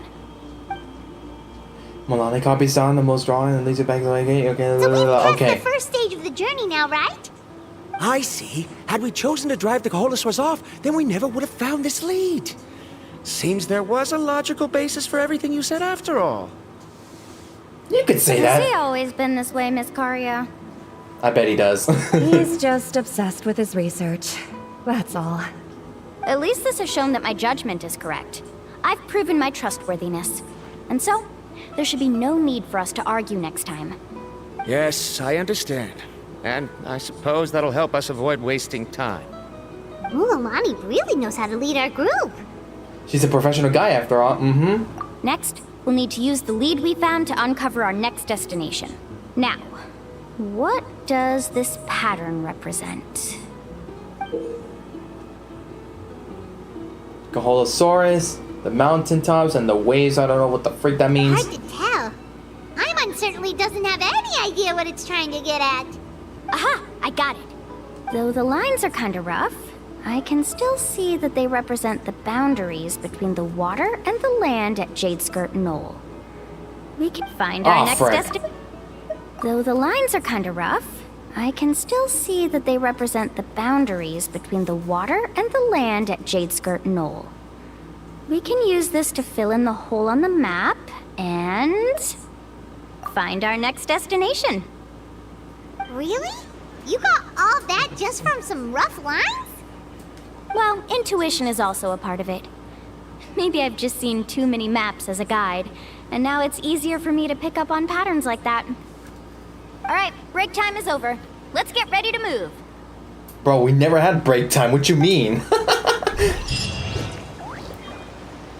Okie dokie. Go to the next location. Oh, sweet. The wind rises. What is that? Bro, is that the Triforce? Is that the symbol of the Triforce, bro? Because that's what it looks like. Legend of Zelda? You know, I never played Legend of Zelda, but I am familiar with some material. Well, not too much. Because of Smash, because I only play Smash Bros. Okay, this is the place. So, where do we go next? I'm not completely sure yet. The map seems to indicate there's a mechanism here that crosses the water. But I still need to think about what these lines might be referring to. I knew it! My theory was correct! Uh-oh, what's your game theory? Sounds like he's got something to say again. Yes. If you have any suggestions, then please feel free to share. I believe the mechanism that the lines are indicating is a spirit way. That is a possibility. But I don't remember anyone from the tribe setting up a spirit door around here. According to my theory, it might not have been set up by humans. The dragons living in Natlan also used a similar device, long before the humans. Speaking of which, the spirit doors your tribe uses may have been built imitating the dragon ones. Oh, I remember now. Uncle New did mention this possibility to me before. After learning about the legend, I realized that it was connected to my research, and so I looked up a lot of related information. Even though I haven't found an exact route to the mysterious island, I'm fairly certain I've deduced the geographical features of the island's surrounding areas. And that is? Firstly, it's at an intersection between water and land. And secondly, there should be a high concentration of phlogiston. My research indicates that the Spirit Way was originally a natural phenomenon caused by the flow of phlogiston. Therefore, the area must contain many potential Spirit Ways, and the dragons who lived here in ancient times may have left behind some devices to control them. Wow, amazing! Now it all makes sense. Now everyone's contributing to the team. You flatter me. If my theory is correct, we should already be very close to the mysterious island. Once you've unlocked the mechanism, we'll be able to derive the island's location. All right. Then let's start searching for the dragon's spirit door. Yes, ma'am. That's just a quick and easy name. I won't be able to include it in my thesis. Given the dragons used the device long before the humans, we should stick with a name that references no human concepts. Calling it a phlogiston node would be much more appropriate. That sounds so nerdy. Then let's start searching for the phlogiston node. Speaking of which, what does it look like exactly? If I'm not mistaken... Look that way! That thing? Whoa! It started glowing! This should be it, right? Looks like we can activate it once we get close enough. The light does remind me of a spirit way. But according to the map, there should be 2 more phlogiston nodes. Let's keep searching, everyone. Got it. So already found one. Oh, frick. Actually, let me test this out.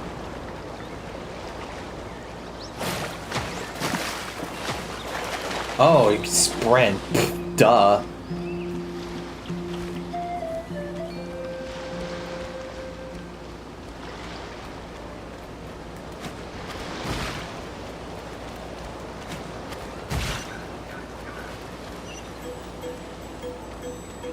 Actually.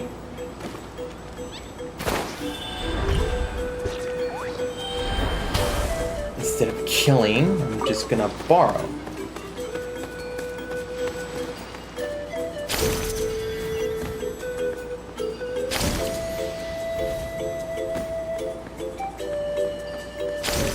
Hey, I'm really liking the soundtrack. Ooh.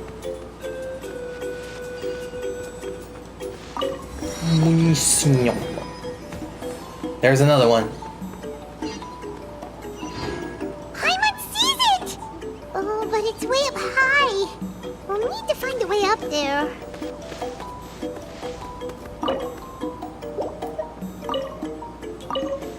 Let me see. Leaves an inscription that spirits may not be blocked. Separate the Sonic reference, okay.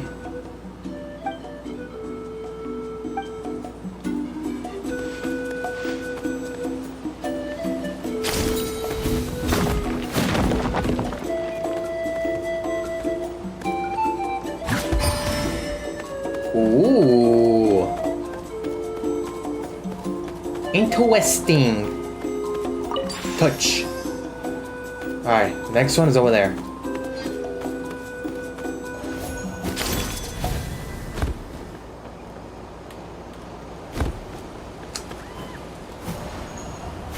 Brother, I thought I could be slick.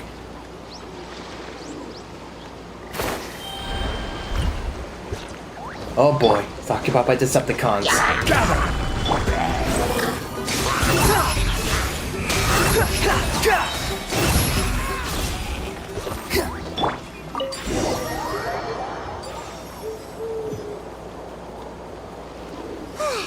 We finally found all of them.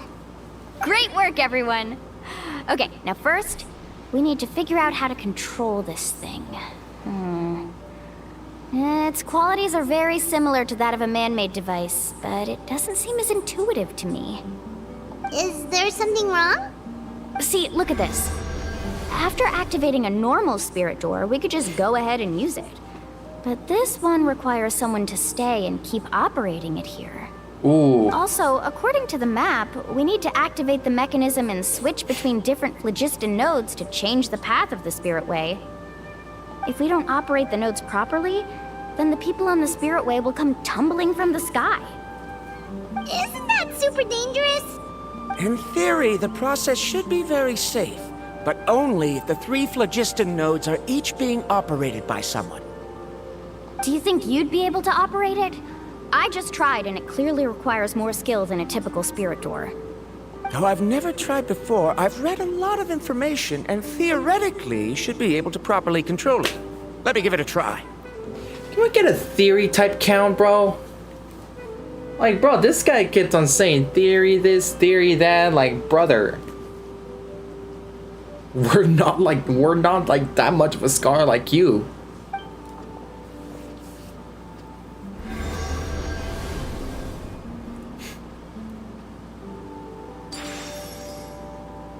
Oh. Huh? But in theory, this shouldn't happen. If Varandra can't control it, then that also rules out me. Why don't you give it a try Okay, too? well, how about you? After all the adventures she's been on, handling something like this should be easy peasy. All right, then it'll be up to the Traveler to stay here and operate the phlogiston node. I'll go activate the mechanism. I'll let you know when we need to switch nodes. Just make sure you quickly head to the corresponding node, and we should make it safely. Wait, but handling it this way sounds even more dangerous, Mualani. Don't worry.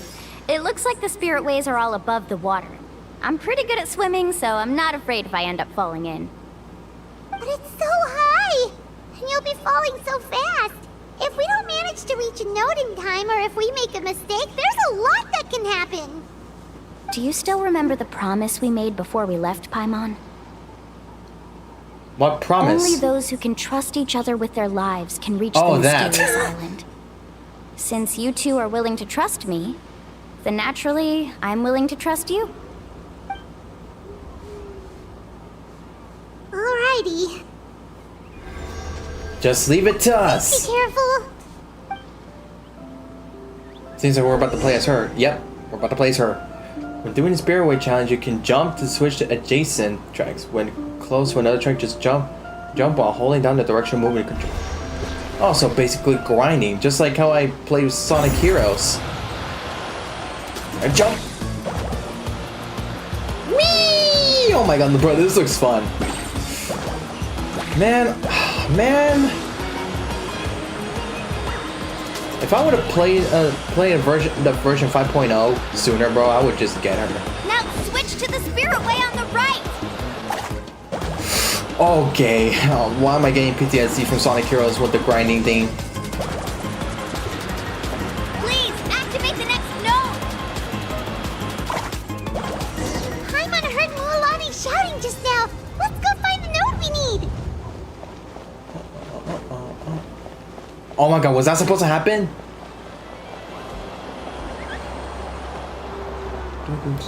Alright, let's dodge.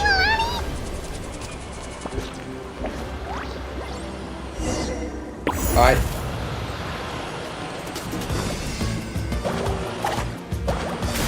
Ow!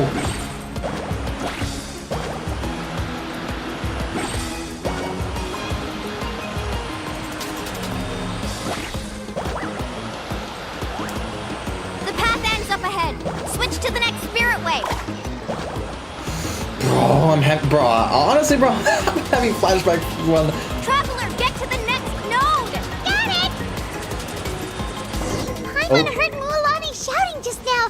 Let's go find the node we need. Let's go. Mualani, we've taken care of the final node. Please be careful.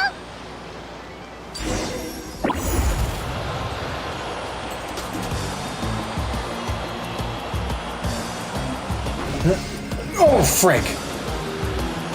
Oh, wait, are we going in circles?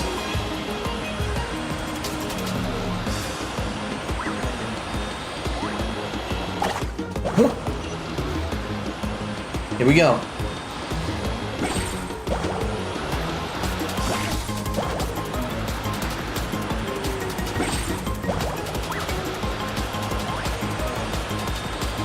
We have arrived to our destination.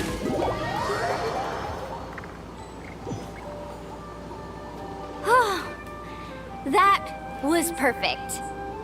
You were amazing, Mualani! There were a couple of moments Paimon thought it was over. And honestly, I got freaking PTSD of the grinding thing in Sonic Heroes, bro. The game that I played past streams ago. I'm confident I could do it all over again. Wait, why are the phlogiston nodes no longer lit? Oh no, you're right! It appears the phlogiston nodes here need to automatically recharge. Once they're activated, they'll be unusable for some time. In that case, no matter what happens next, we have to seize our chance. Otherwise, who knows how long we'll have to wait for another shot. Do you hear that? Yep, Kyogre's rain. The weather's getting gloomy, and a bunch of whirlpools just appeared in the water. Oh, frick. Are there gonna be Gyarados coming around? Yes, we need to get to higher ground and take a look.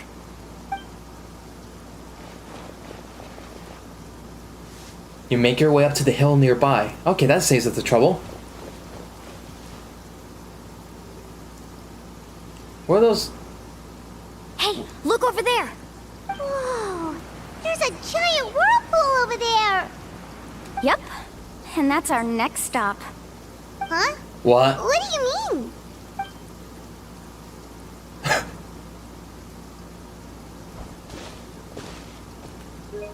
The way she pointed there. The info I deciphered from the map points to only one possibility. To reach the mysterious island, we must enter that massive whirlpool. No way! Oh boy. Forgive me for being frank, but as a guide of the people of the Springs, I'm sure you understand the danger of such a vortex even better than we do. Yes, I know.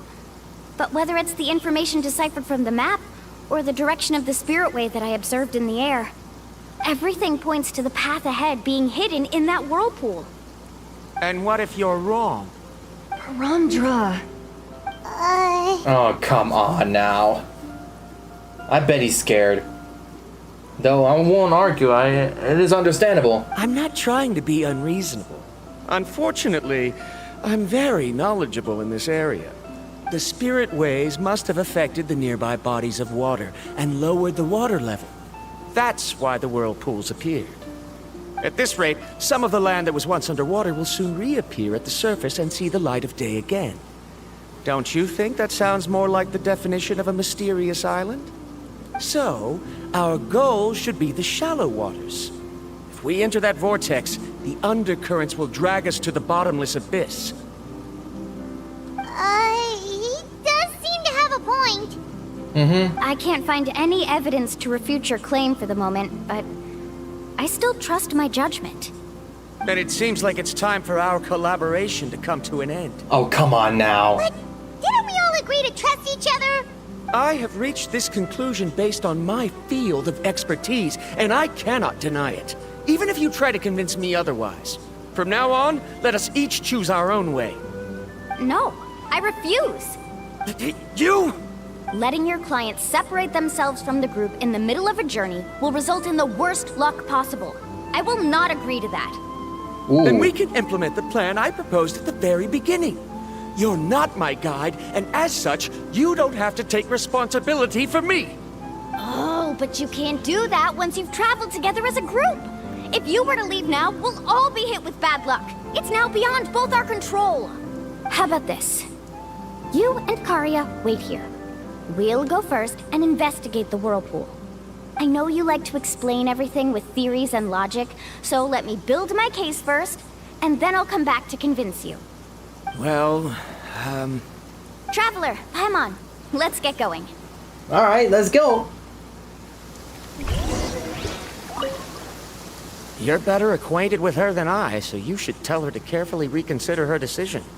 Bryanthehedgehog is quite knowledgeable about Natlan's geography, so his ideas might also be worth considering. Perhaps you can give it some thought. Sure. But we're still gonna go in anyway, so...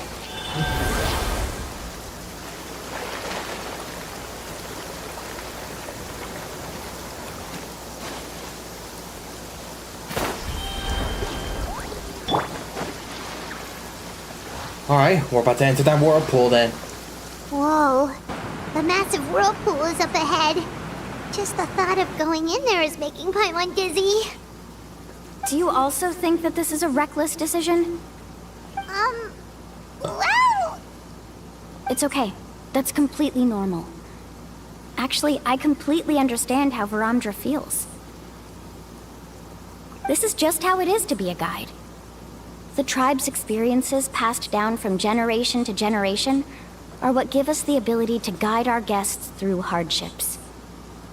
This gives us the power to decide which way we should go. But it also means that we must bear the consequences of our mistakes and judgment, which could be quite dire this time. Although I'm pretty convinced that all the leads we have collected are pointing us to the whirlpool, I still don't know what awaits us inside. If the scholars still choose to reject my plan, I won't have the confidence to ask them to only do as I say. The same goes for the two of you. You are the commissioners, so if you think this is too risky, then it's perfectly reasonable if you want to end the trip here. The good news is that I know the way back to the tribe very well. The freaking sparkle, the star sparkle there. Anime. Brother, what incarnation, bro? Mulan? We've already made a promise to each other, yeah. We'll reach the island together. Traveler. Oh. That's right. You've trusted us before, Mualani. Now it's our turn to trust you. Besides, it's gonna take more than a whirlpool to scare the two of us. We all managed to make it back from the Night Kingdom. After an experience like that, what's so scary about being sucked into a whirlpool? Brother. Aw, Paimon. Come on, bring it in again. Oh my god, bro! I swear, bro, Mualani is so cheerful, bro. Holy smokes. All right. Let's investigate this whirlpool and see if we can gather any info to convince that scholar. Matters of luck aside, he definitely knows a lot about geography, and we'll need him on the team. I know, it's just that we can't see much from here. I'll get closer to the water and have another look. Wait a sec. Is it just Paimon, or does the whirlpool seem to be getting smaller? You're right. Maybe it's just like the phlogiston nodes and can only be active for a certain amount of time. We gotta get in there quick, though. That means we need to hurry. Miss Guide, we have a problem. Karya? What are you doing here? I tried to persuade him, but Varamdra insisted on verifying his theory first. He said that the water to the south was about to be shallow enough to wade through.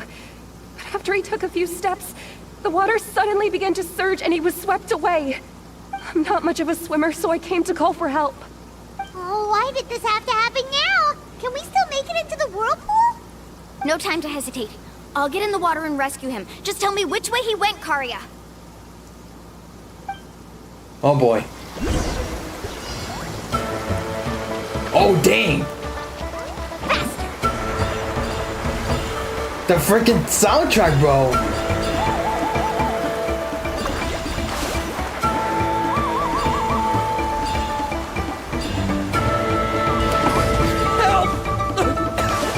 That way?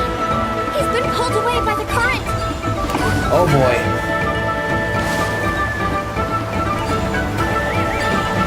Bro, I'm digging this soundtrack though. The current is too fast.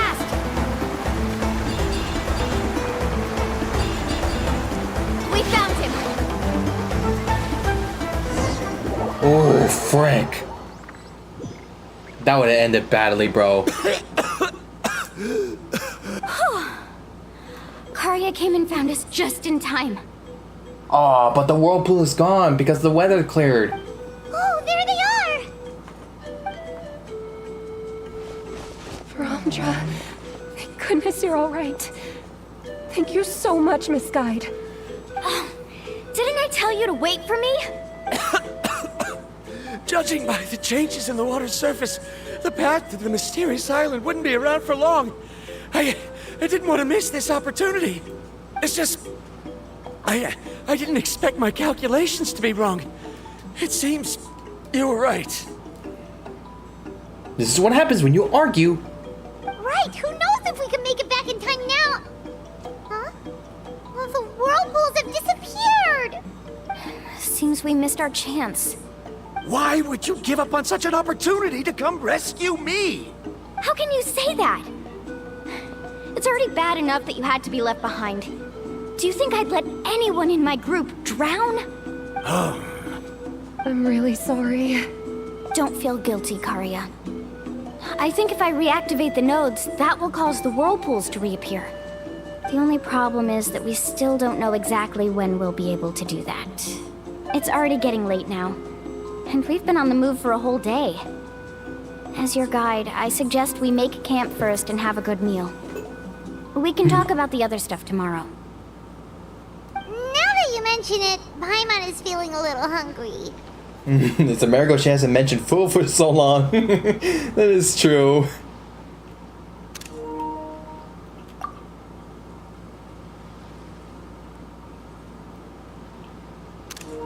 Ah, Frank.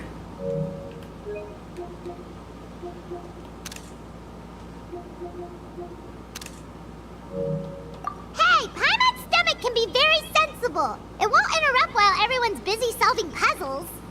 Are you sure about that? We have plenty of tasty things to eat. Let's just find a suitable spot to make camp. I like that place right over there. Oh? I don't know why, but why does that look like meme material, bro? Milani guides everyone to the best place to make camp. Is this the spot? Let Paimon and the Traveler help set up the tent.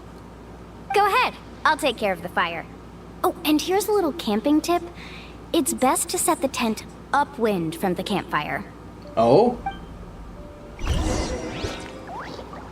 Help Milani set up camp. Okay. I can't believe there was an error with my theory. Just don't focus on the theories, bro. Is there anything I can help with? I must thank you all for saving Varamdra earlier. It's okay, man. Alright, let's set up the tent. Let's set up the potato tent. And we already set up the tent. What do you think? This is a specialty dish I learned to make that's perfect for camping.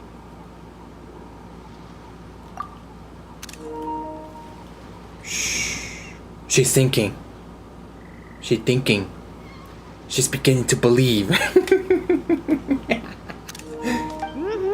It really hits the spot. You're a great cook, Mualani. Karya helped out quite a bit, so she deserves some credit too. Hey! No. I'm just happy I was able to help out. What was that? Huh? What was that sound? Oh, it's scary to camp out at night. Don't worry. Remember the record player I bought? Let me go turn it on. Oh. Play some tunes. Just imagine if it plays Ocean Man. Ocean Man, take me by the hand.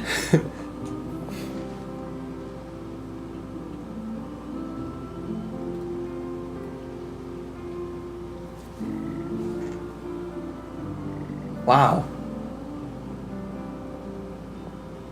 Listen. Not bad, right? Wow, so it really works! Paimon thought you were just playing it for good luck! My parents told me that most of the valuable experience from our ancestors is hidden in various customs. It's always better to trust our traditions. Bro, she did a peace sign. Holy smokes. She did a peace sign. Y'all see that? That's a peace sign right there. Yo.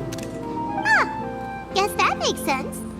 It does make sense, brother. In a sense, this trip to the mysterious island is also a custom left behind by the first chief of the tribe. I wonder what kind of experience he's trying to share with us. What kind of person was he like? Yeah, Paimon would like to know too. Even though I've heard my parents tell stories since I was little, I actually don't know too much about him. It's said that he was the first person to make a map of Natlan, and even the first person to become friends with the Kaholosaurus. I just imagine this dude, the boy. Boy. I said boy. That sounds pretty amazing. Yeah. There isn't a place in Natlan that he didn't visit. Even the most remote parts bear his footprints. Even now, no one has even come close to his reputation and status as a guide. His trip to the mysterious island is the most legendary of all his accomplishments. But oddly enough, after returning from the mysterious island, he laid aside his yearning for adventure and chose to settle down. That's how the tribe was founded. Interesting. It really makes me wonder what the journey meant to him.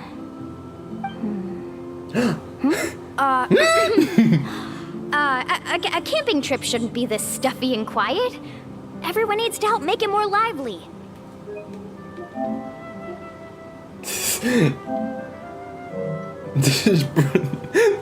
Bro, Mulani just pulled up a solid snake exclamation effect, bro. How about this? Before we rest for the night, let's have a bonfire party.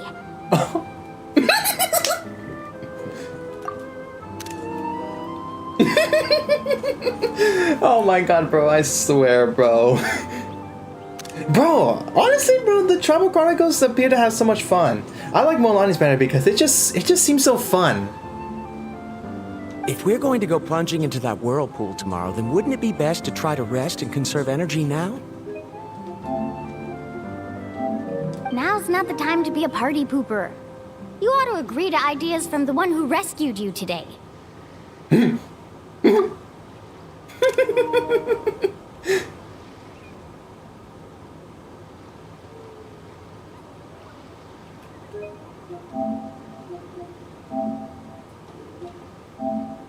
Well, let me... The night? Now's not the time to be a party pooper. Oh my god, I didn't even realize the... Ideas from the one who rescued you today. Dude, I didn't even realize the heart's broken. The broken heart. Yeah, she's right.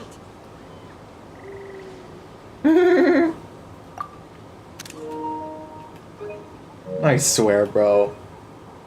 All right. So what do the rules stipulate for a bonfire party? Rules? A bonfire doesn't have any rules. Everyone just needs to have a good time. How about this? I'll ask everyone a question, and then we'll take turns saying what's on our mind. Okay, sounds fun enough. So, for the first question, what's the purpose of a journey? Oh. A purpose of a journey? Oh, we were just talking about this. Let's hear everyone's ideas, and maybe we can figure out what the first chief was thinking back when he made the trip. Paimon can go first. If you ask Paimon what the purpose of a journey is, it'd definitely be about treasure, and all kinds of delicious food, and... Oh, bro, that's a Paimon thing, bro. 100%. most importantly, it's about making the trip together with your companions. Aww. Aww, bro, honestly, they make a good sisterly duo. Bro, honestly, bro, I think both both Lumine, Paimon, and Milani make the best sisterly trio, bro. I'm just gonna say that.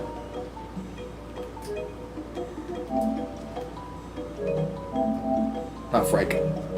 Yes, I can't agree more. Okay, next person. How about you, Traveler? Oh. Oh. Her brother. The purpose of a journey. You close your eyes and recall the moment you were separated from him. Oh, the mysterious god. You remember the purpose of your journey has been to find him all along, but you have yet to achieve this goal. You don't seem to see any other meaning to this long journey. However, you suddenly begin to recall the sound of the windmills creaking in Mondstadt, and the sights of the colorful night sky in Liyue Harbor. You remember the moment you stepped onto the islands of Inazuma with the falling sakura petals. You remember following the smell of coffee in Sumeru. What? You hear the sound of the tide and return into the waters of Fontaine, swimming alongside schools of colorful fish. These things seems to be the real meaning of your journey. You sure are taking your time thinking about it. Where do I even start? I just have to do it. I just had to do it. Alright. Moment of truth. Will Lumine speak? Oh, I get it. You must have passed through many nations before making it to Natlan, right? Bro, I can't tell which idle animations are new. Is it just Moanlani's idle animations are exclusive, or? It's quite possible that your experience traveling is more than what I have as a guide. It's understandable that you can't explain it off the top of your head.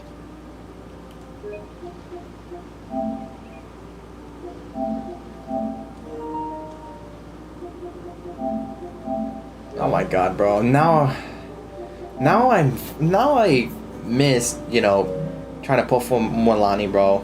I ain't even started since late 5.0 of this game. Why don't I circle back to you later? You can tell me once you have a clear answer. Oh my god, that is so perfect. Oh my god, bro. Wow, bro. Next, let's hear what Karya has to say. Me? If you ask about my travels, well, this is actually my first time traveling, so I don't have anything useful to contribute. That doesn't matter. This is a party around the bonfire, not some research seminar. Alright. If I had to say what the meaning of a journey is, I'd say it provides an opportunity for true companionship. Before you reach the destination, you don't need to think about anything outside the trip itself. As long as you stick together with your companions, you won't have any trouble to worry about. Yeah, I get it. What the freak, bro? I swear, she is so... Bro, she has that cheerful vibe, bro. Honestly. I'm on too! Aww. I hope that didn't sound too silly. Alright, now it's Varamdra's turn. Alright, if you insist. In my opinion, our goals and dreams in life are all in pursuit of what we call results. The so-called journey is but a path that leads to these results. Okay. The greatest meaning of a journey lies in managing to find the right result. Okay. I see where you're going from. Not sure I completely get what you mean. There's nothing difficult to understand. It's the same as the decision of your first chief. He must have discovered enough valuable results after visiting the mysterious island to decide that he should end his journey. Once you've achieved the results you want, any additional journeys would become all but meaningless. Yeah, she doesn't understand you, bro. Before coming here, someone had stolen the results of one of my research projects. All that person had to do was sign his name on my achievements, and he was able to take all of the honors. All my effort vanished into the air as though it never existed. Do you understand now, Miss Guide? Without results, the journey is meaningless. I sympathize with your situation, but I'm afraid I can't agree with your take. I don't need your sympathy. As long as I can reach the mysterious island and find the correct results, my pain and struggles will become just another insignificant part of the process. What happened during the day already proved that my theories were wrong, so I'm willing to trust your judgment. I apologize for our previous argument. I must make it to the mysterious island, and if I have to entrust my life to someone else to achieve that goal, then so be it! So you're gonna entrust Molani as your guide? With your life? Was that actually supposed to be an apology? Cause it sounded kinda awkward.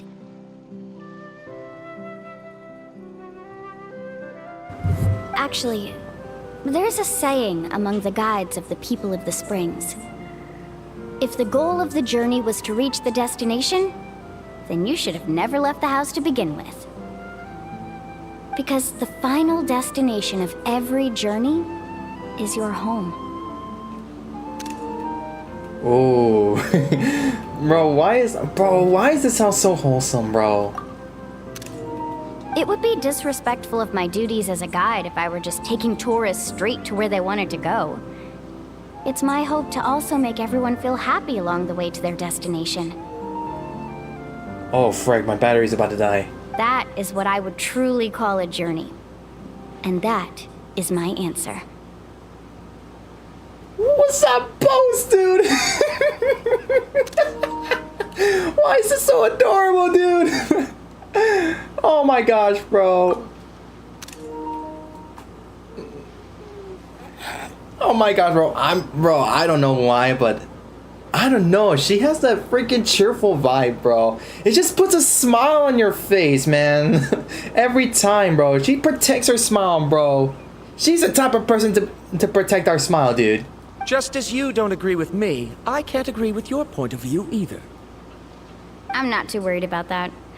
After all, another purpose of traveling is to help people understand each other better. Big facts, no cap, bro. I'm just copying what boys would say. What sort of logic is that? Alright, that's it for this round. Since it's still early, how about we tell some horror stories next? No. I am so sorry, but no, I'm not a fan of horror unless that happened to be Five Nights at Freddy's. And I'll be okay. Huh? Oh, now Paimon's scared. Wait, but we haven't even heard Lumine's answer. Paimon slept so well. Oh, Milani and the others seem to be up already. Let's go see what they're up to. Oh. The whirlpool.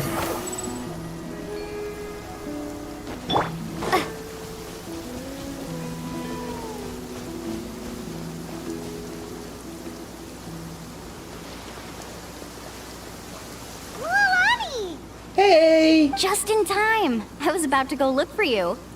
What the? You already caused the whirlpools to reappear again? We're in luck. The phlogiston nodes were recharged by dawn. I had Karya and Varamdra control the nodes this time, and we were able to quickly unlock the mechanism. We were practicing all morning so they could get the hang of controlling them. Ah. Oh, it seems after apologizing, you've already become trusted members of the team. Is now really the time to be teasing us? Don't forget that the whirlpools won't last all day. He's right. We should really hurry over to the massive whirlpool again. Look at Lumine's face. Even though we had this discussion yesterday, I still want to double check. You all trust me, right? You bet! Mm-hmm. Okay, then let's go.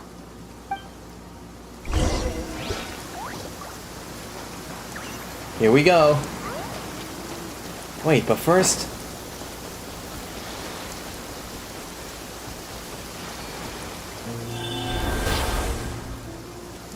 there's one thing I need to do, and it's to become a Pokemon.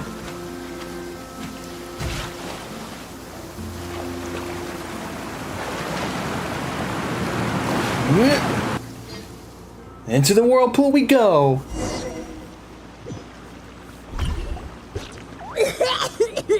Paimon accidentally swallowed some water. Ugh, so scary. What is this place?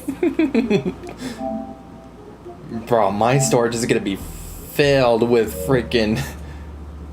I can't believe it! There are subterranean caverns under the water! Milani was right! Let's see where this cave leads. Come with me. Alrighty. Oh! Wait, so... it's a domain! The mysterious island's truth. Let's ride! According to the map, we need to head downward? Okay. Oh, Don't she's be afraid, glowing. everyone. Jump down with me. Throw water. Brother, how? Is that lava up ahead? It appears these caves were formed by volcanic activity. I see. Then the spirit waves were affecting lava deep underground. Altering the lava's flow created temporary holes which allowed us to follow the water's current and enter this underground space. Yes, it can all be explained in theory now. Are all scholars from Sumeru like this?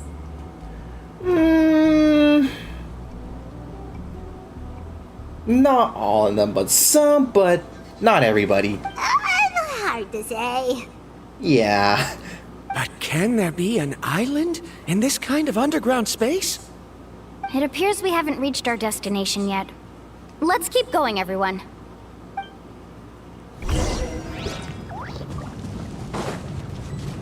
Oops. Solidify! Illusion shattered!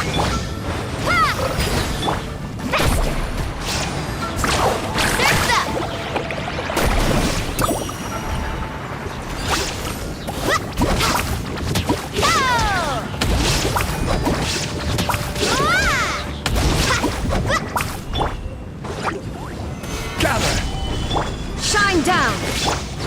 Water jet! Bombs away! Let's ride! Now let me use this.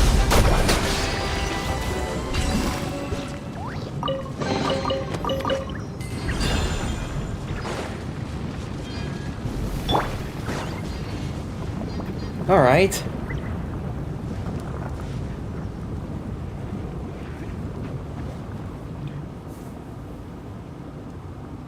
Whoa. Oh, what's that light? Let's keep going. We'll be able to see more clearly up ahead. Oh boy. Is Watch Groudon your causing step. this? Follow closely, everyone. Bro, I thought I heard villain. I was like, Heads up! we're not These villains. volcanic caves aren't very stable, so watch out for falling rocks. Understood.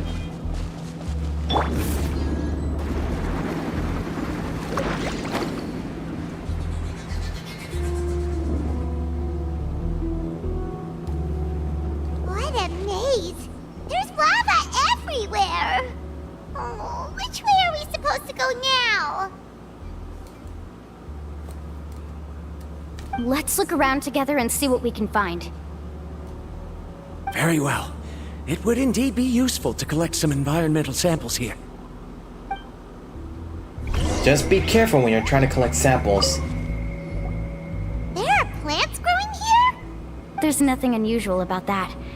This is spinel fruit, which often grows around places with lava. Wait, it is a little strange. This isn't ordinary spinel fruit. It's the same as the one on this talisman. Oh. Isn't that the talisman your teacher gave you? Yes. In which case, could Uncle New have been here before? But he clearly told me that he'd never made it to the mysterious island. I'll be sure to ask him about it once we get back. Why don't you just get that plant?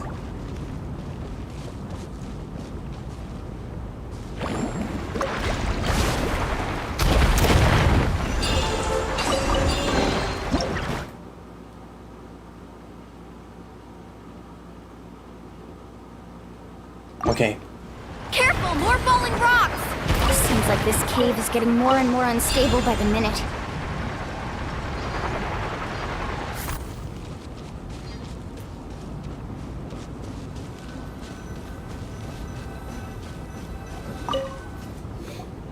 There's so much lava, and it's getting pretty hot. The lava here doesn't look very stable. I'm afraid we can't stay here for long.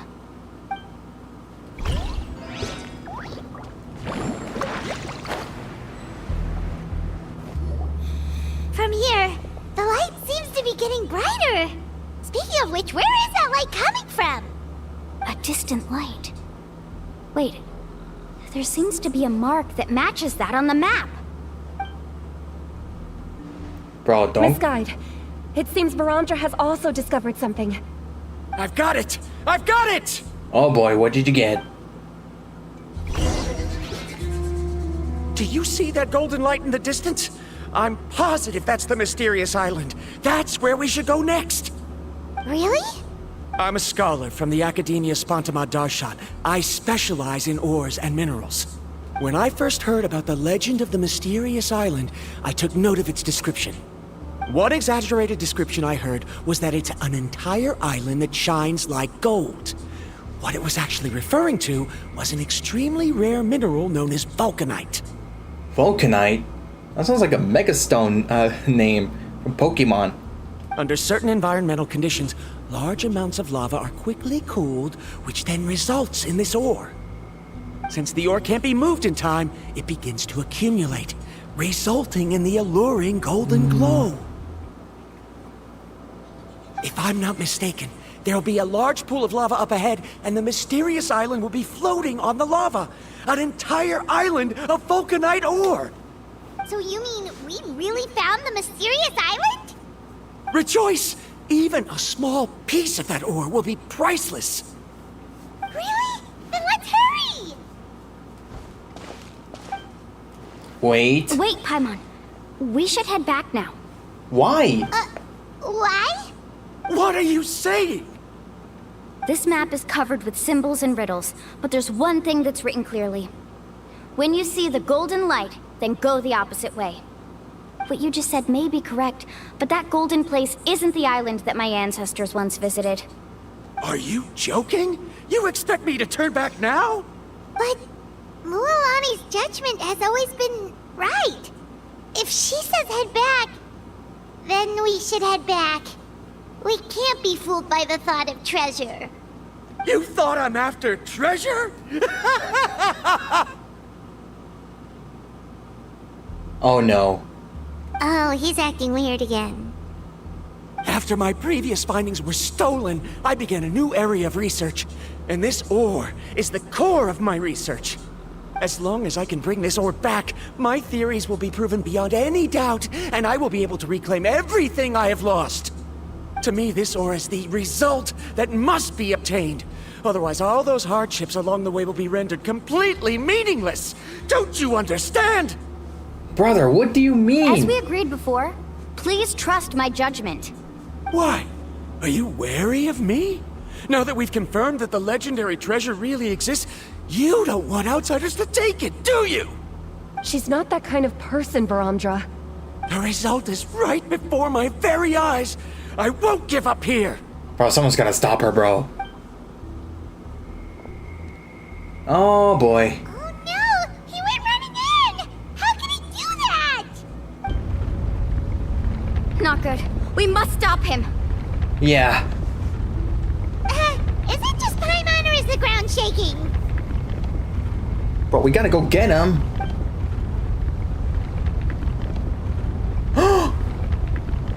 The lava levels are rising. What the? Where did these monsters come from? these monsters? Looks like the lava here is becoming active again. Misguide. Varamdra, He'll be trapped by the lava. We need to hurry and take care of these monsters.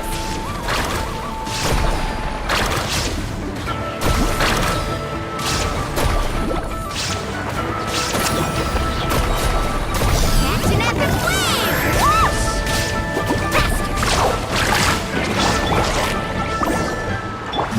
Whoosh! Oh, there we go. Well, at least we get to see... Oh, boy. The lava is rising! Varamdra! Traveler, Paimon, please take care of Karya. I'll be right back. What are you doing, Mualani?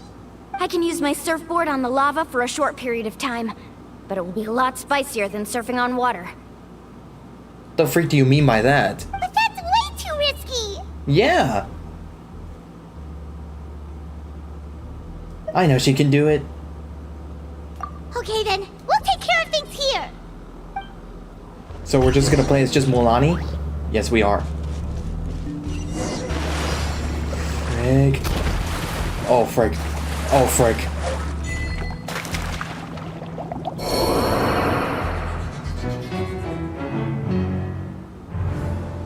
Okay, retry.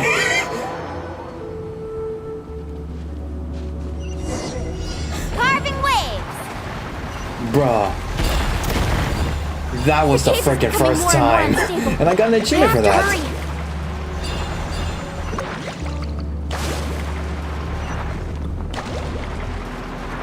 More falling rocks. Okay, what's this? Oh, mother of God.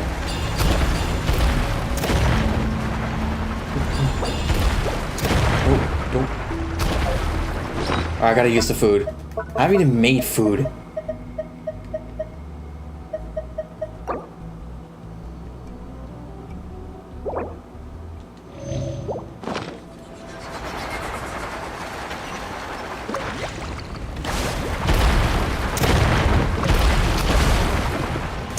Over there!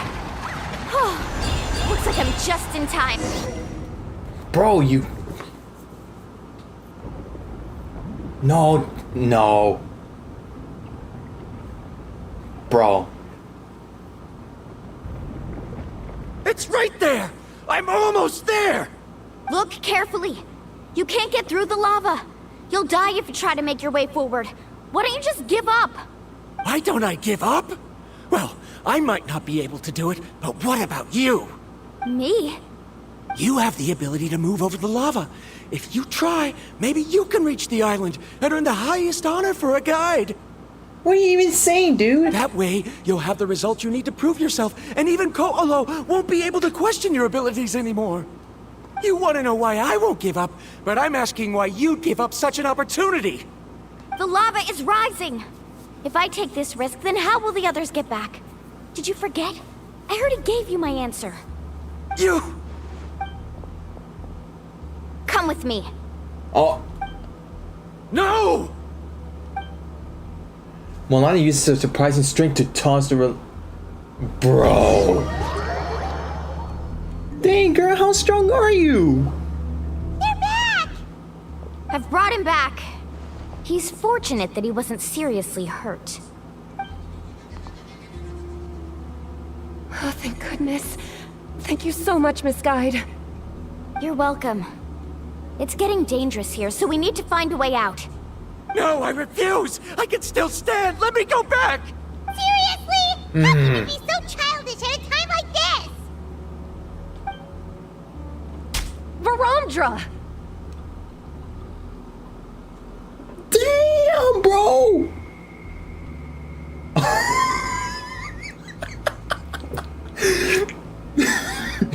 Bro, girl just used God Slap. Bah! Oh my god! Whoa. I've always believed that you're the most talented person I've ever met. Even if your research was stolen and you didn't get any credit, I never doubted it. Yeah, I'm saving that clip. I believe that even if you won't obtain any results this time, you'll still succeed in your new research, because no one can take your talent away. So, I won't allow my dearest senior to die here because of his own stubbornness. Kari. She's finally opening up. And it seems like she's just the person we need to talk some sense into him. Mualani, the lava is almost here! Yeah. Don't panic. It seems like the trick that Uncle New taught me is finally going to be put to use. What kind of trick?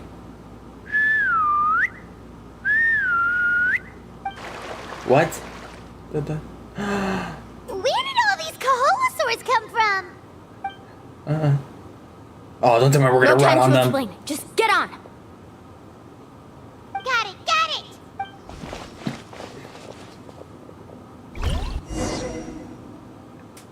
And we're gonna get out.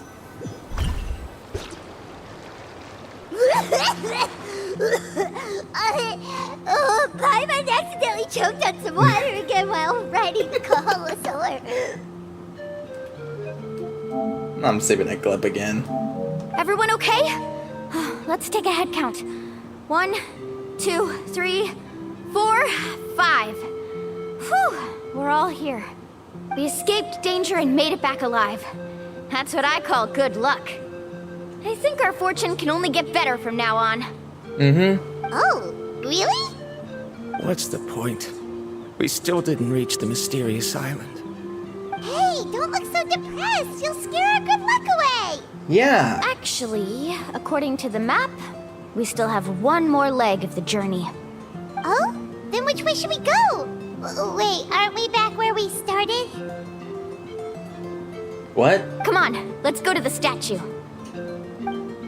The statue? Everyone arrives at the statue.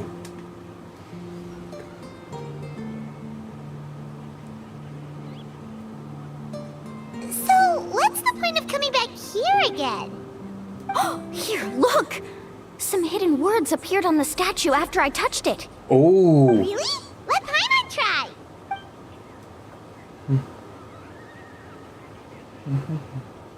Congratulations, guide from the future. Cutscene. You have completed a challenge that even I found ambitious. And now, I finally have the chance to tell you my story. You may have heard legends describing me as the best guide in all of Natlan. Damn, look at him climbing. I was more like a treasure hunter. I chased results, facing countless dangers to prove myself. Time after time, I ventured where others didn't dare, never failing to bring back rare treasures. My fame was second to none. And yet, I never felt satisfied. So I found a new goal, a challenge that no one had ever achieved before. The legendary, mysterious island. Another chance to prove myself. Unfortunately, my friends who had traveled with me all this time had grown tired of my nonsense. Instead of praise, they now showered me with words of caution. Perhaps this journey was one that I had to complete alone. But luckily, they decided to once again put up with my antics. Just as before, they came up with ingenious ways to help me move forward. They never let me down, even when I had to place my life in their hands. And they always trusted my judgment, even when it took a lot of courage. In the end, just as ever, we found the result we came for. Oh, that's the one that had the dude. That golden glow was baiting me towards death. Oh. It was the glow of a rare ore, but it was also the warning sign of an impending eruption. Maybe if I pressed on and put my life on the line, I could get the result I wanted. And yet, there was a chance I'd lose something even more precious. But don't worry. In the end, I made the same choice as you. Everyone was disappointed that their illustrious guide had, for once, returned empty-handed. But seeing everyone survive, I felt satisfied for the first time in my life. Perhaps the treasure I had really been searching for had been right here with me, all along. So, I decided to end my long journey and find a safe place for my hard-earned treasure. Look at that. To me, this is the real mysterious island. Wow. The hidden inscriptions disappeared. How long was that? Oh. These must have been the words the first chief left for those that would come after him. In that case, the mysterious island from the legend is actually where the people of the springs are living now! I remember now that the elders once told me our tribe was originally founded on a small island. Later, the coastlines changed, allowing the island to become what it is today.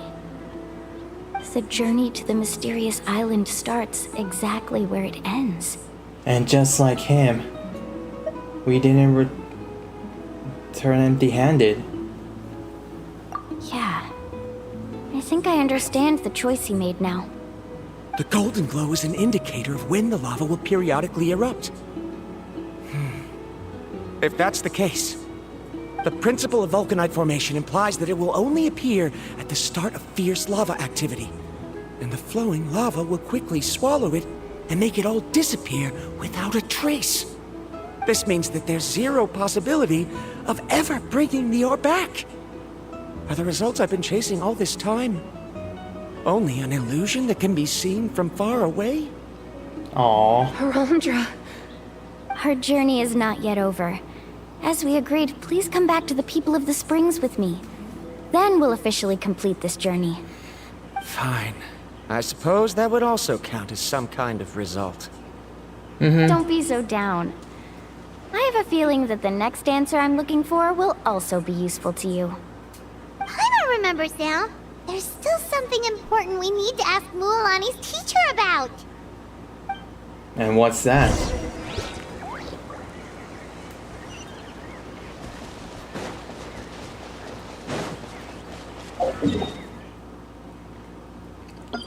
Wow. Man, what an interesting story, man. Uncle New! We're back! Hey! Mualani. It's good to see you again. I always knew you'd return safe and sound. Uncle, I've completed the journey to the mysterious island.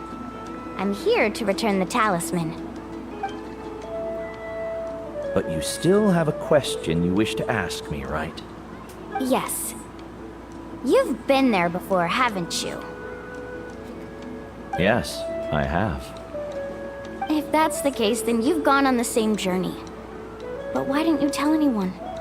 Because I made a choice. A choice? What? Did you notice that the hidden inscriptions on the stone tablet disappeared as soon as you finished reading them? Oh yeah, you're right. There's a special paint on the statue that would change color when it comes into contact with volcanic dust. Only those who have been to that underground space will be contaminated by the dust and be able to see the hidden message. But once the dust starts to wear off, the hidden inscription will disappear again. And this is the choice that the first chief left to us. If you choose to boast about your deeds, you will receive the highest honor, but the legend of the mysterious island would be destroyed as well. If you choose to remain silent, then the mysterious island will remain a legend and continue to attract the next generation of young guides to rise to the challenge. In the end, my companions and I all chose the latter. Oh, I get it now. But not being able to tell anyone after accomplishing such a feat. People like Ko'olo will still look down on you. Are you really okay with that? But have you noticed that Ko'olo, who claims to have been to the island, hasn't actually completed the trip? Ooh. What? Right. Paimon remembers that Ko'olo said that he went to the mysterious island alone. But there's no way he could have been able to use the spirit ways. He deliberately recommended the client to find Mualani, Probably because he thought she wouldn't be able to reach the mysterious island. That way, Mualani wouldn't be able to expose him.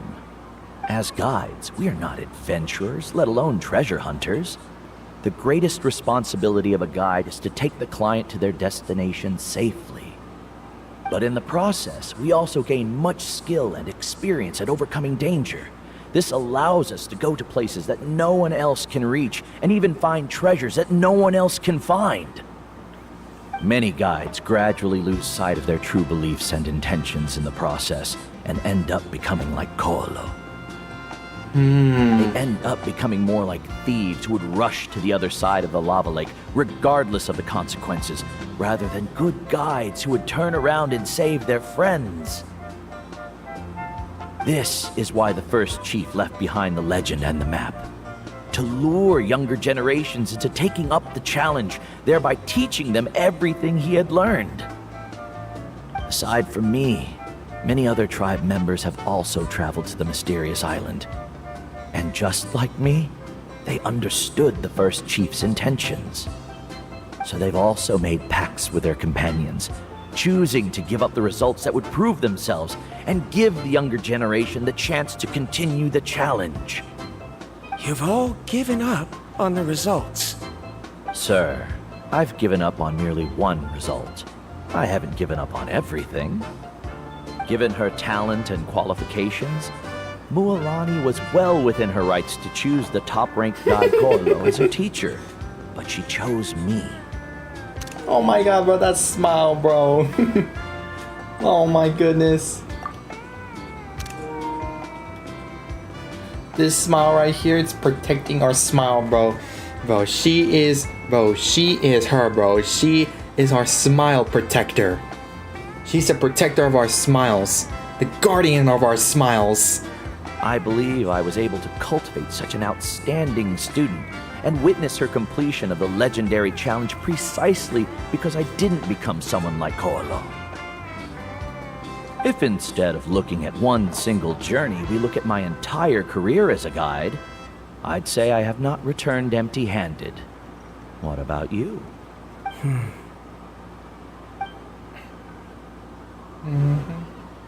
Karya? I've come up with a new research topic. Would you like to continue working as my assistant?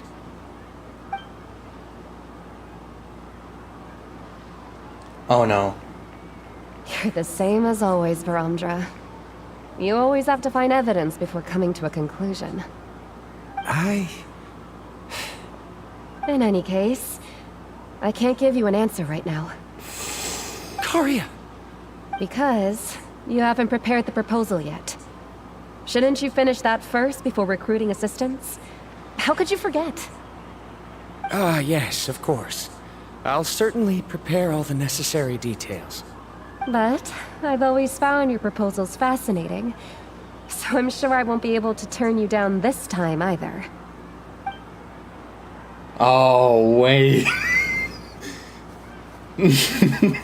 Karya, given that I've been presented with new evidence, I've come up with a very general theory. I can use the ideas from the chief's speech to express it.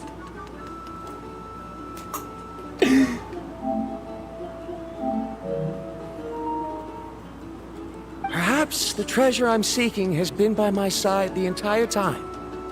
No.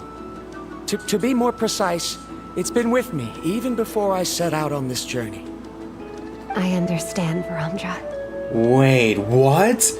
No way. It appears this guest has also found his answer. It seems he's finally put two and two together. There's nothing to worry about. It's just like Karya said. I can start some new research and reclaim everything I've lost. But it seems he's still as stubborn as before. Now, it's your turn to make the choice, Mualani. But, Uncle New, I'm sure anyone who can complete the journey to the island would make the same choice, right? Very good. Then there's nothing more I can teach you. Here, take this talisman again. You can pass it on to your student in the future. What? Looks like it's also our time to say goodbye. You've taken great care of us throughout our journey. As thanks, I'm also willing to keep the journey a secret.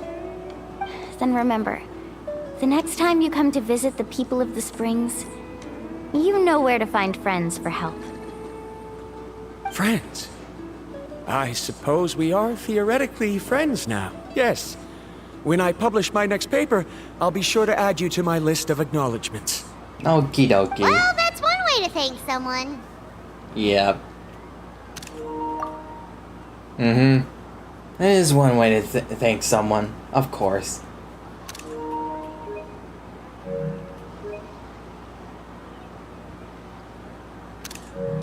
Then Verandra and I will be taking our leave. I truly hope we'll get to see you all again someday. Okay, bye-bye! Bye! Wow. Oh, it's him again. You're back already. So, as new student, did you manage to find the mysterious island? What are you doing here all of a sudden? He wants to know if she made it.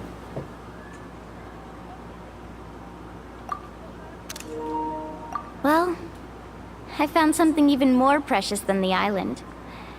2 friends that I can trust with my life. Aww. You... Seems you really learned a lot from New about how to make yourself feel better. I knew it. How could anyone ever reach the island with so many hindrances? Mm-hmm.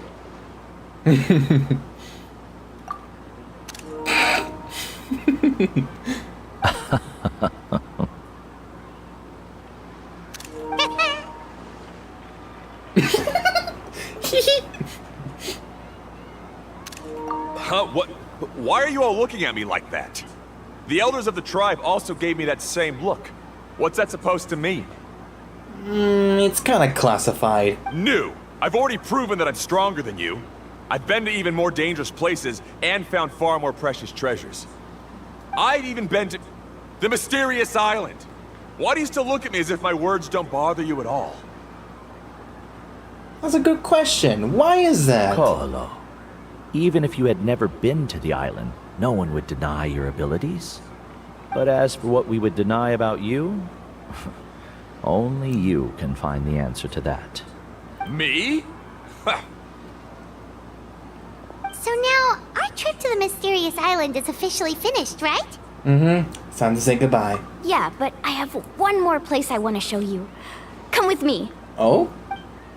What's that? Mualani. She has quite a sense of ceremony. I'm sure she'll want to give you something as a memento. I suggest not keep her waiting. Sure. Mualani. She has quite a sense of ceremony. I'm sure she'll want to give you something as a memento. I suggest not keep her waiting.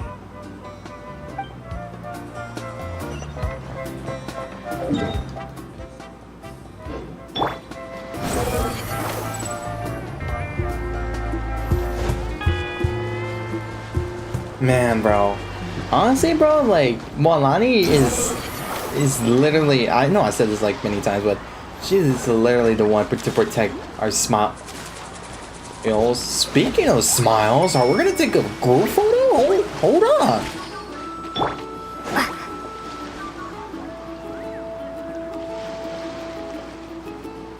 This is the place. From what I've heard, if we take a group photo here, it'll bring us good luck. I'm sure of it. What made you think of taking a group photo? Well, we completed our trip to the mysterious island together, so of course we need a memento to keep. You've earned the greatest honor for a guide. Yet, you can only walk away with a photo of your friends. You're pretty amazing, Mualani. You really sacrificed a lot for your tribe. Would you call it a sacrifice? I don't really think so. Actually, after hearing Uncle New's answer, I have this vague feeling that...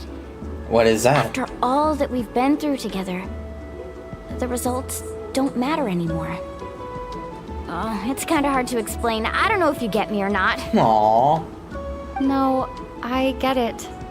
She's spoken! You recall everything that has happened during your journey, and finally find an answer that you're satisfied with. Traveler! So that's your answer, huh? To the meaning of a journey? Ooh, it's the answer I knew from the very beginning. It's the answer that I gradually come to understand over time. I'm gonna choose a second option because I feel like, you know, because at first, you know, when I first started Genshin Impact, you know, her priority was looking for her brother, or if you're playing as Ether, and then you're looking for a sister, or whatever. But yeah, but I feel like, you know, as you know, she's been, you know, went with her companions that she made friends with, and you know, I feel like they're all good times, and I feel like it's like a way to like get your minds off of it, you know, put the plans to, you know, find your brother, you know, for a while, you know, just have fun, you know what I'm saying, and also the Abyss Prince or Princess or whoever which protagonist you play as, you know, what he said in the first, you know, the final chapter the final act of the first chapter, which I believe, yeah, it was. He said that he'll meet you at the end of the journey. You know what I'm saying? So that's that. So he'll be waiting. He's right there waiting. And meanwhile, you got the traveler out here, you know, having a good time, you know, taking your minds off of things for a while, because if she keeps, you know, having this mentality that no, I gotta find my sibling like right now, like, bro, honestly, I don't think you would survive, like, both physically or mentally. You know what I'm saying? You might have like a mental breakdown or something, which I'm very proud of the traveler, honestly. She just balances out, you know, having fun, you know, going to her priority of finding her brother. And so yeah, it's the companions that you form, and also, you know, you gotta thank the companions that help you go through all these challenges. You know what I'm saying? You know, solving the nation's crisis, and you know, learning about, you know, the history and what connections, stuff like that. Yeah, and you got Paimon with you, you know. So that way, you know, the traveler doesn't feel alone. This is so wholesome. Even though, you know, Paimon is like, you know, can be all chatty sometimes just because, you know, our protagonist doesn't talk that much. But yeah, I just feel like, you know, it's really like a fun experience and an interesting, you know, learning experience, and you know, this is one reason why I like about Genshin. You know, I'm glad, you know, I got into Genshin Impact, dude. Because it's, I don't know, it's like a calm feeling, you know what I'm saying? Alright, this one. It's a good one. Then let's make this group photo yet another part of your journey. Sure. Yep, Paimon's ready! 3, 2, 1. Kaholasaur! Oh my god! Wow! Oh, that is a perfect photo, dude. Bro, I like Lumine's pose, dude. She did the peace sign. Oh, wait, both Milani and Lumine did the peace sign. Paimon just flowing there happy. Oh. Aww.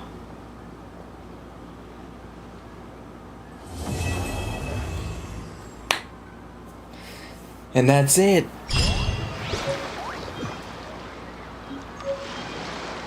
I wonder when the next journey will begin.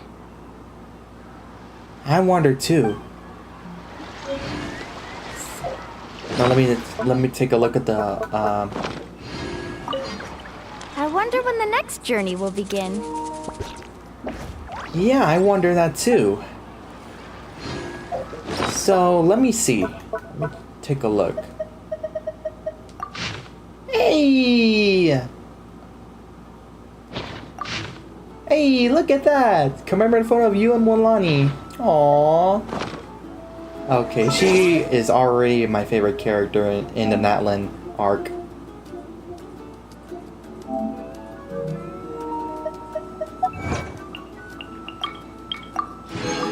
Hot, hot, hot. Yeah, hot, hot, hot.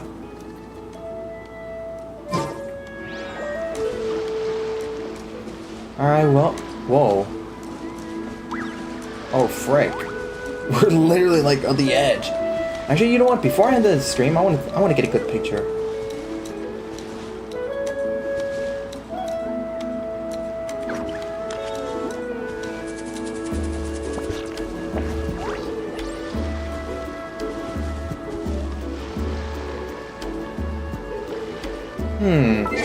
This shot looks good.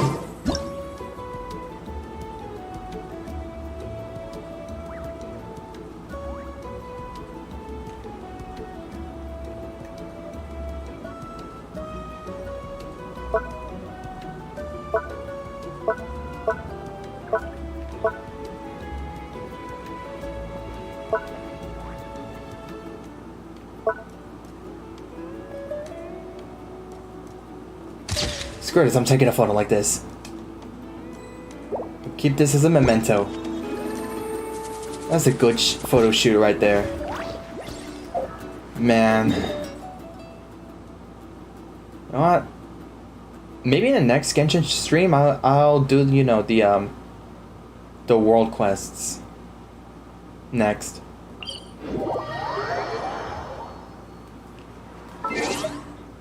But yeah, I'm gonna end the stream right here right now because I need to take a shower and I'm asleep right now. So yeah, so thank you guys so much for watching. I really hope you enjoyed. If you did, please be sure to leave a like, subscribe if you're new to the channel, and be sure to hit that notification bell so you guys can be the first ones to be notified when the videos are out and live streams I'm broadcasting. And remember guys, stay gaming. Alright guys, thank you guys so much for watching. See you on the next live stream. Or next video. Depending on which one. Mostly live stream because that's all I've been doing these past few days. Peace out guys. And tomorrow morning we'll hop on back to Sonic Heroes to start the Team Rose. So yeah, peace out guys.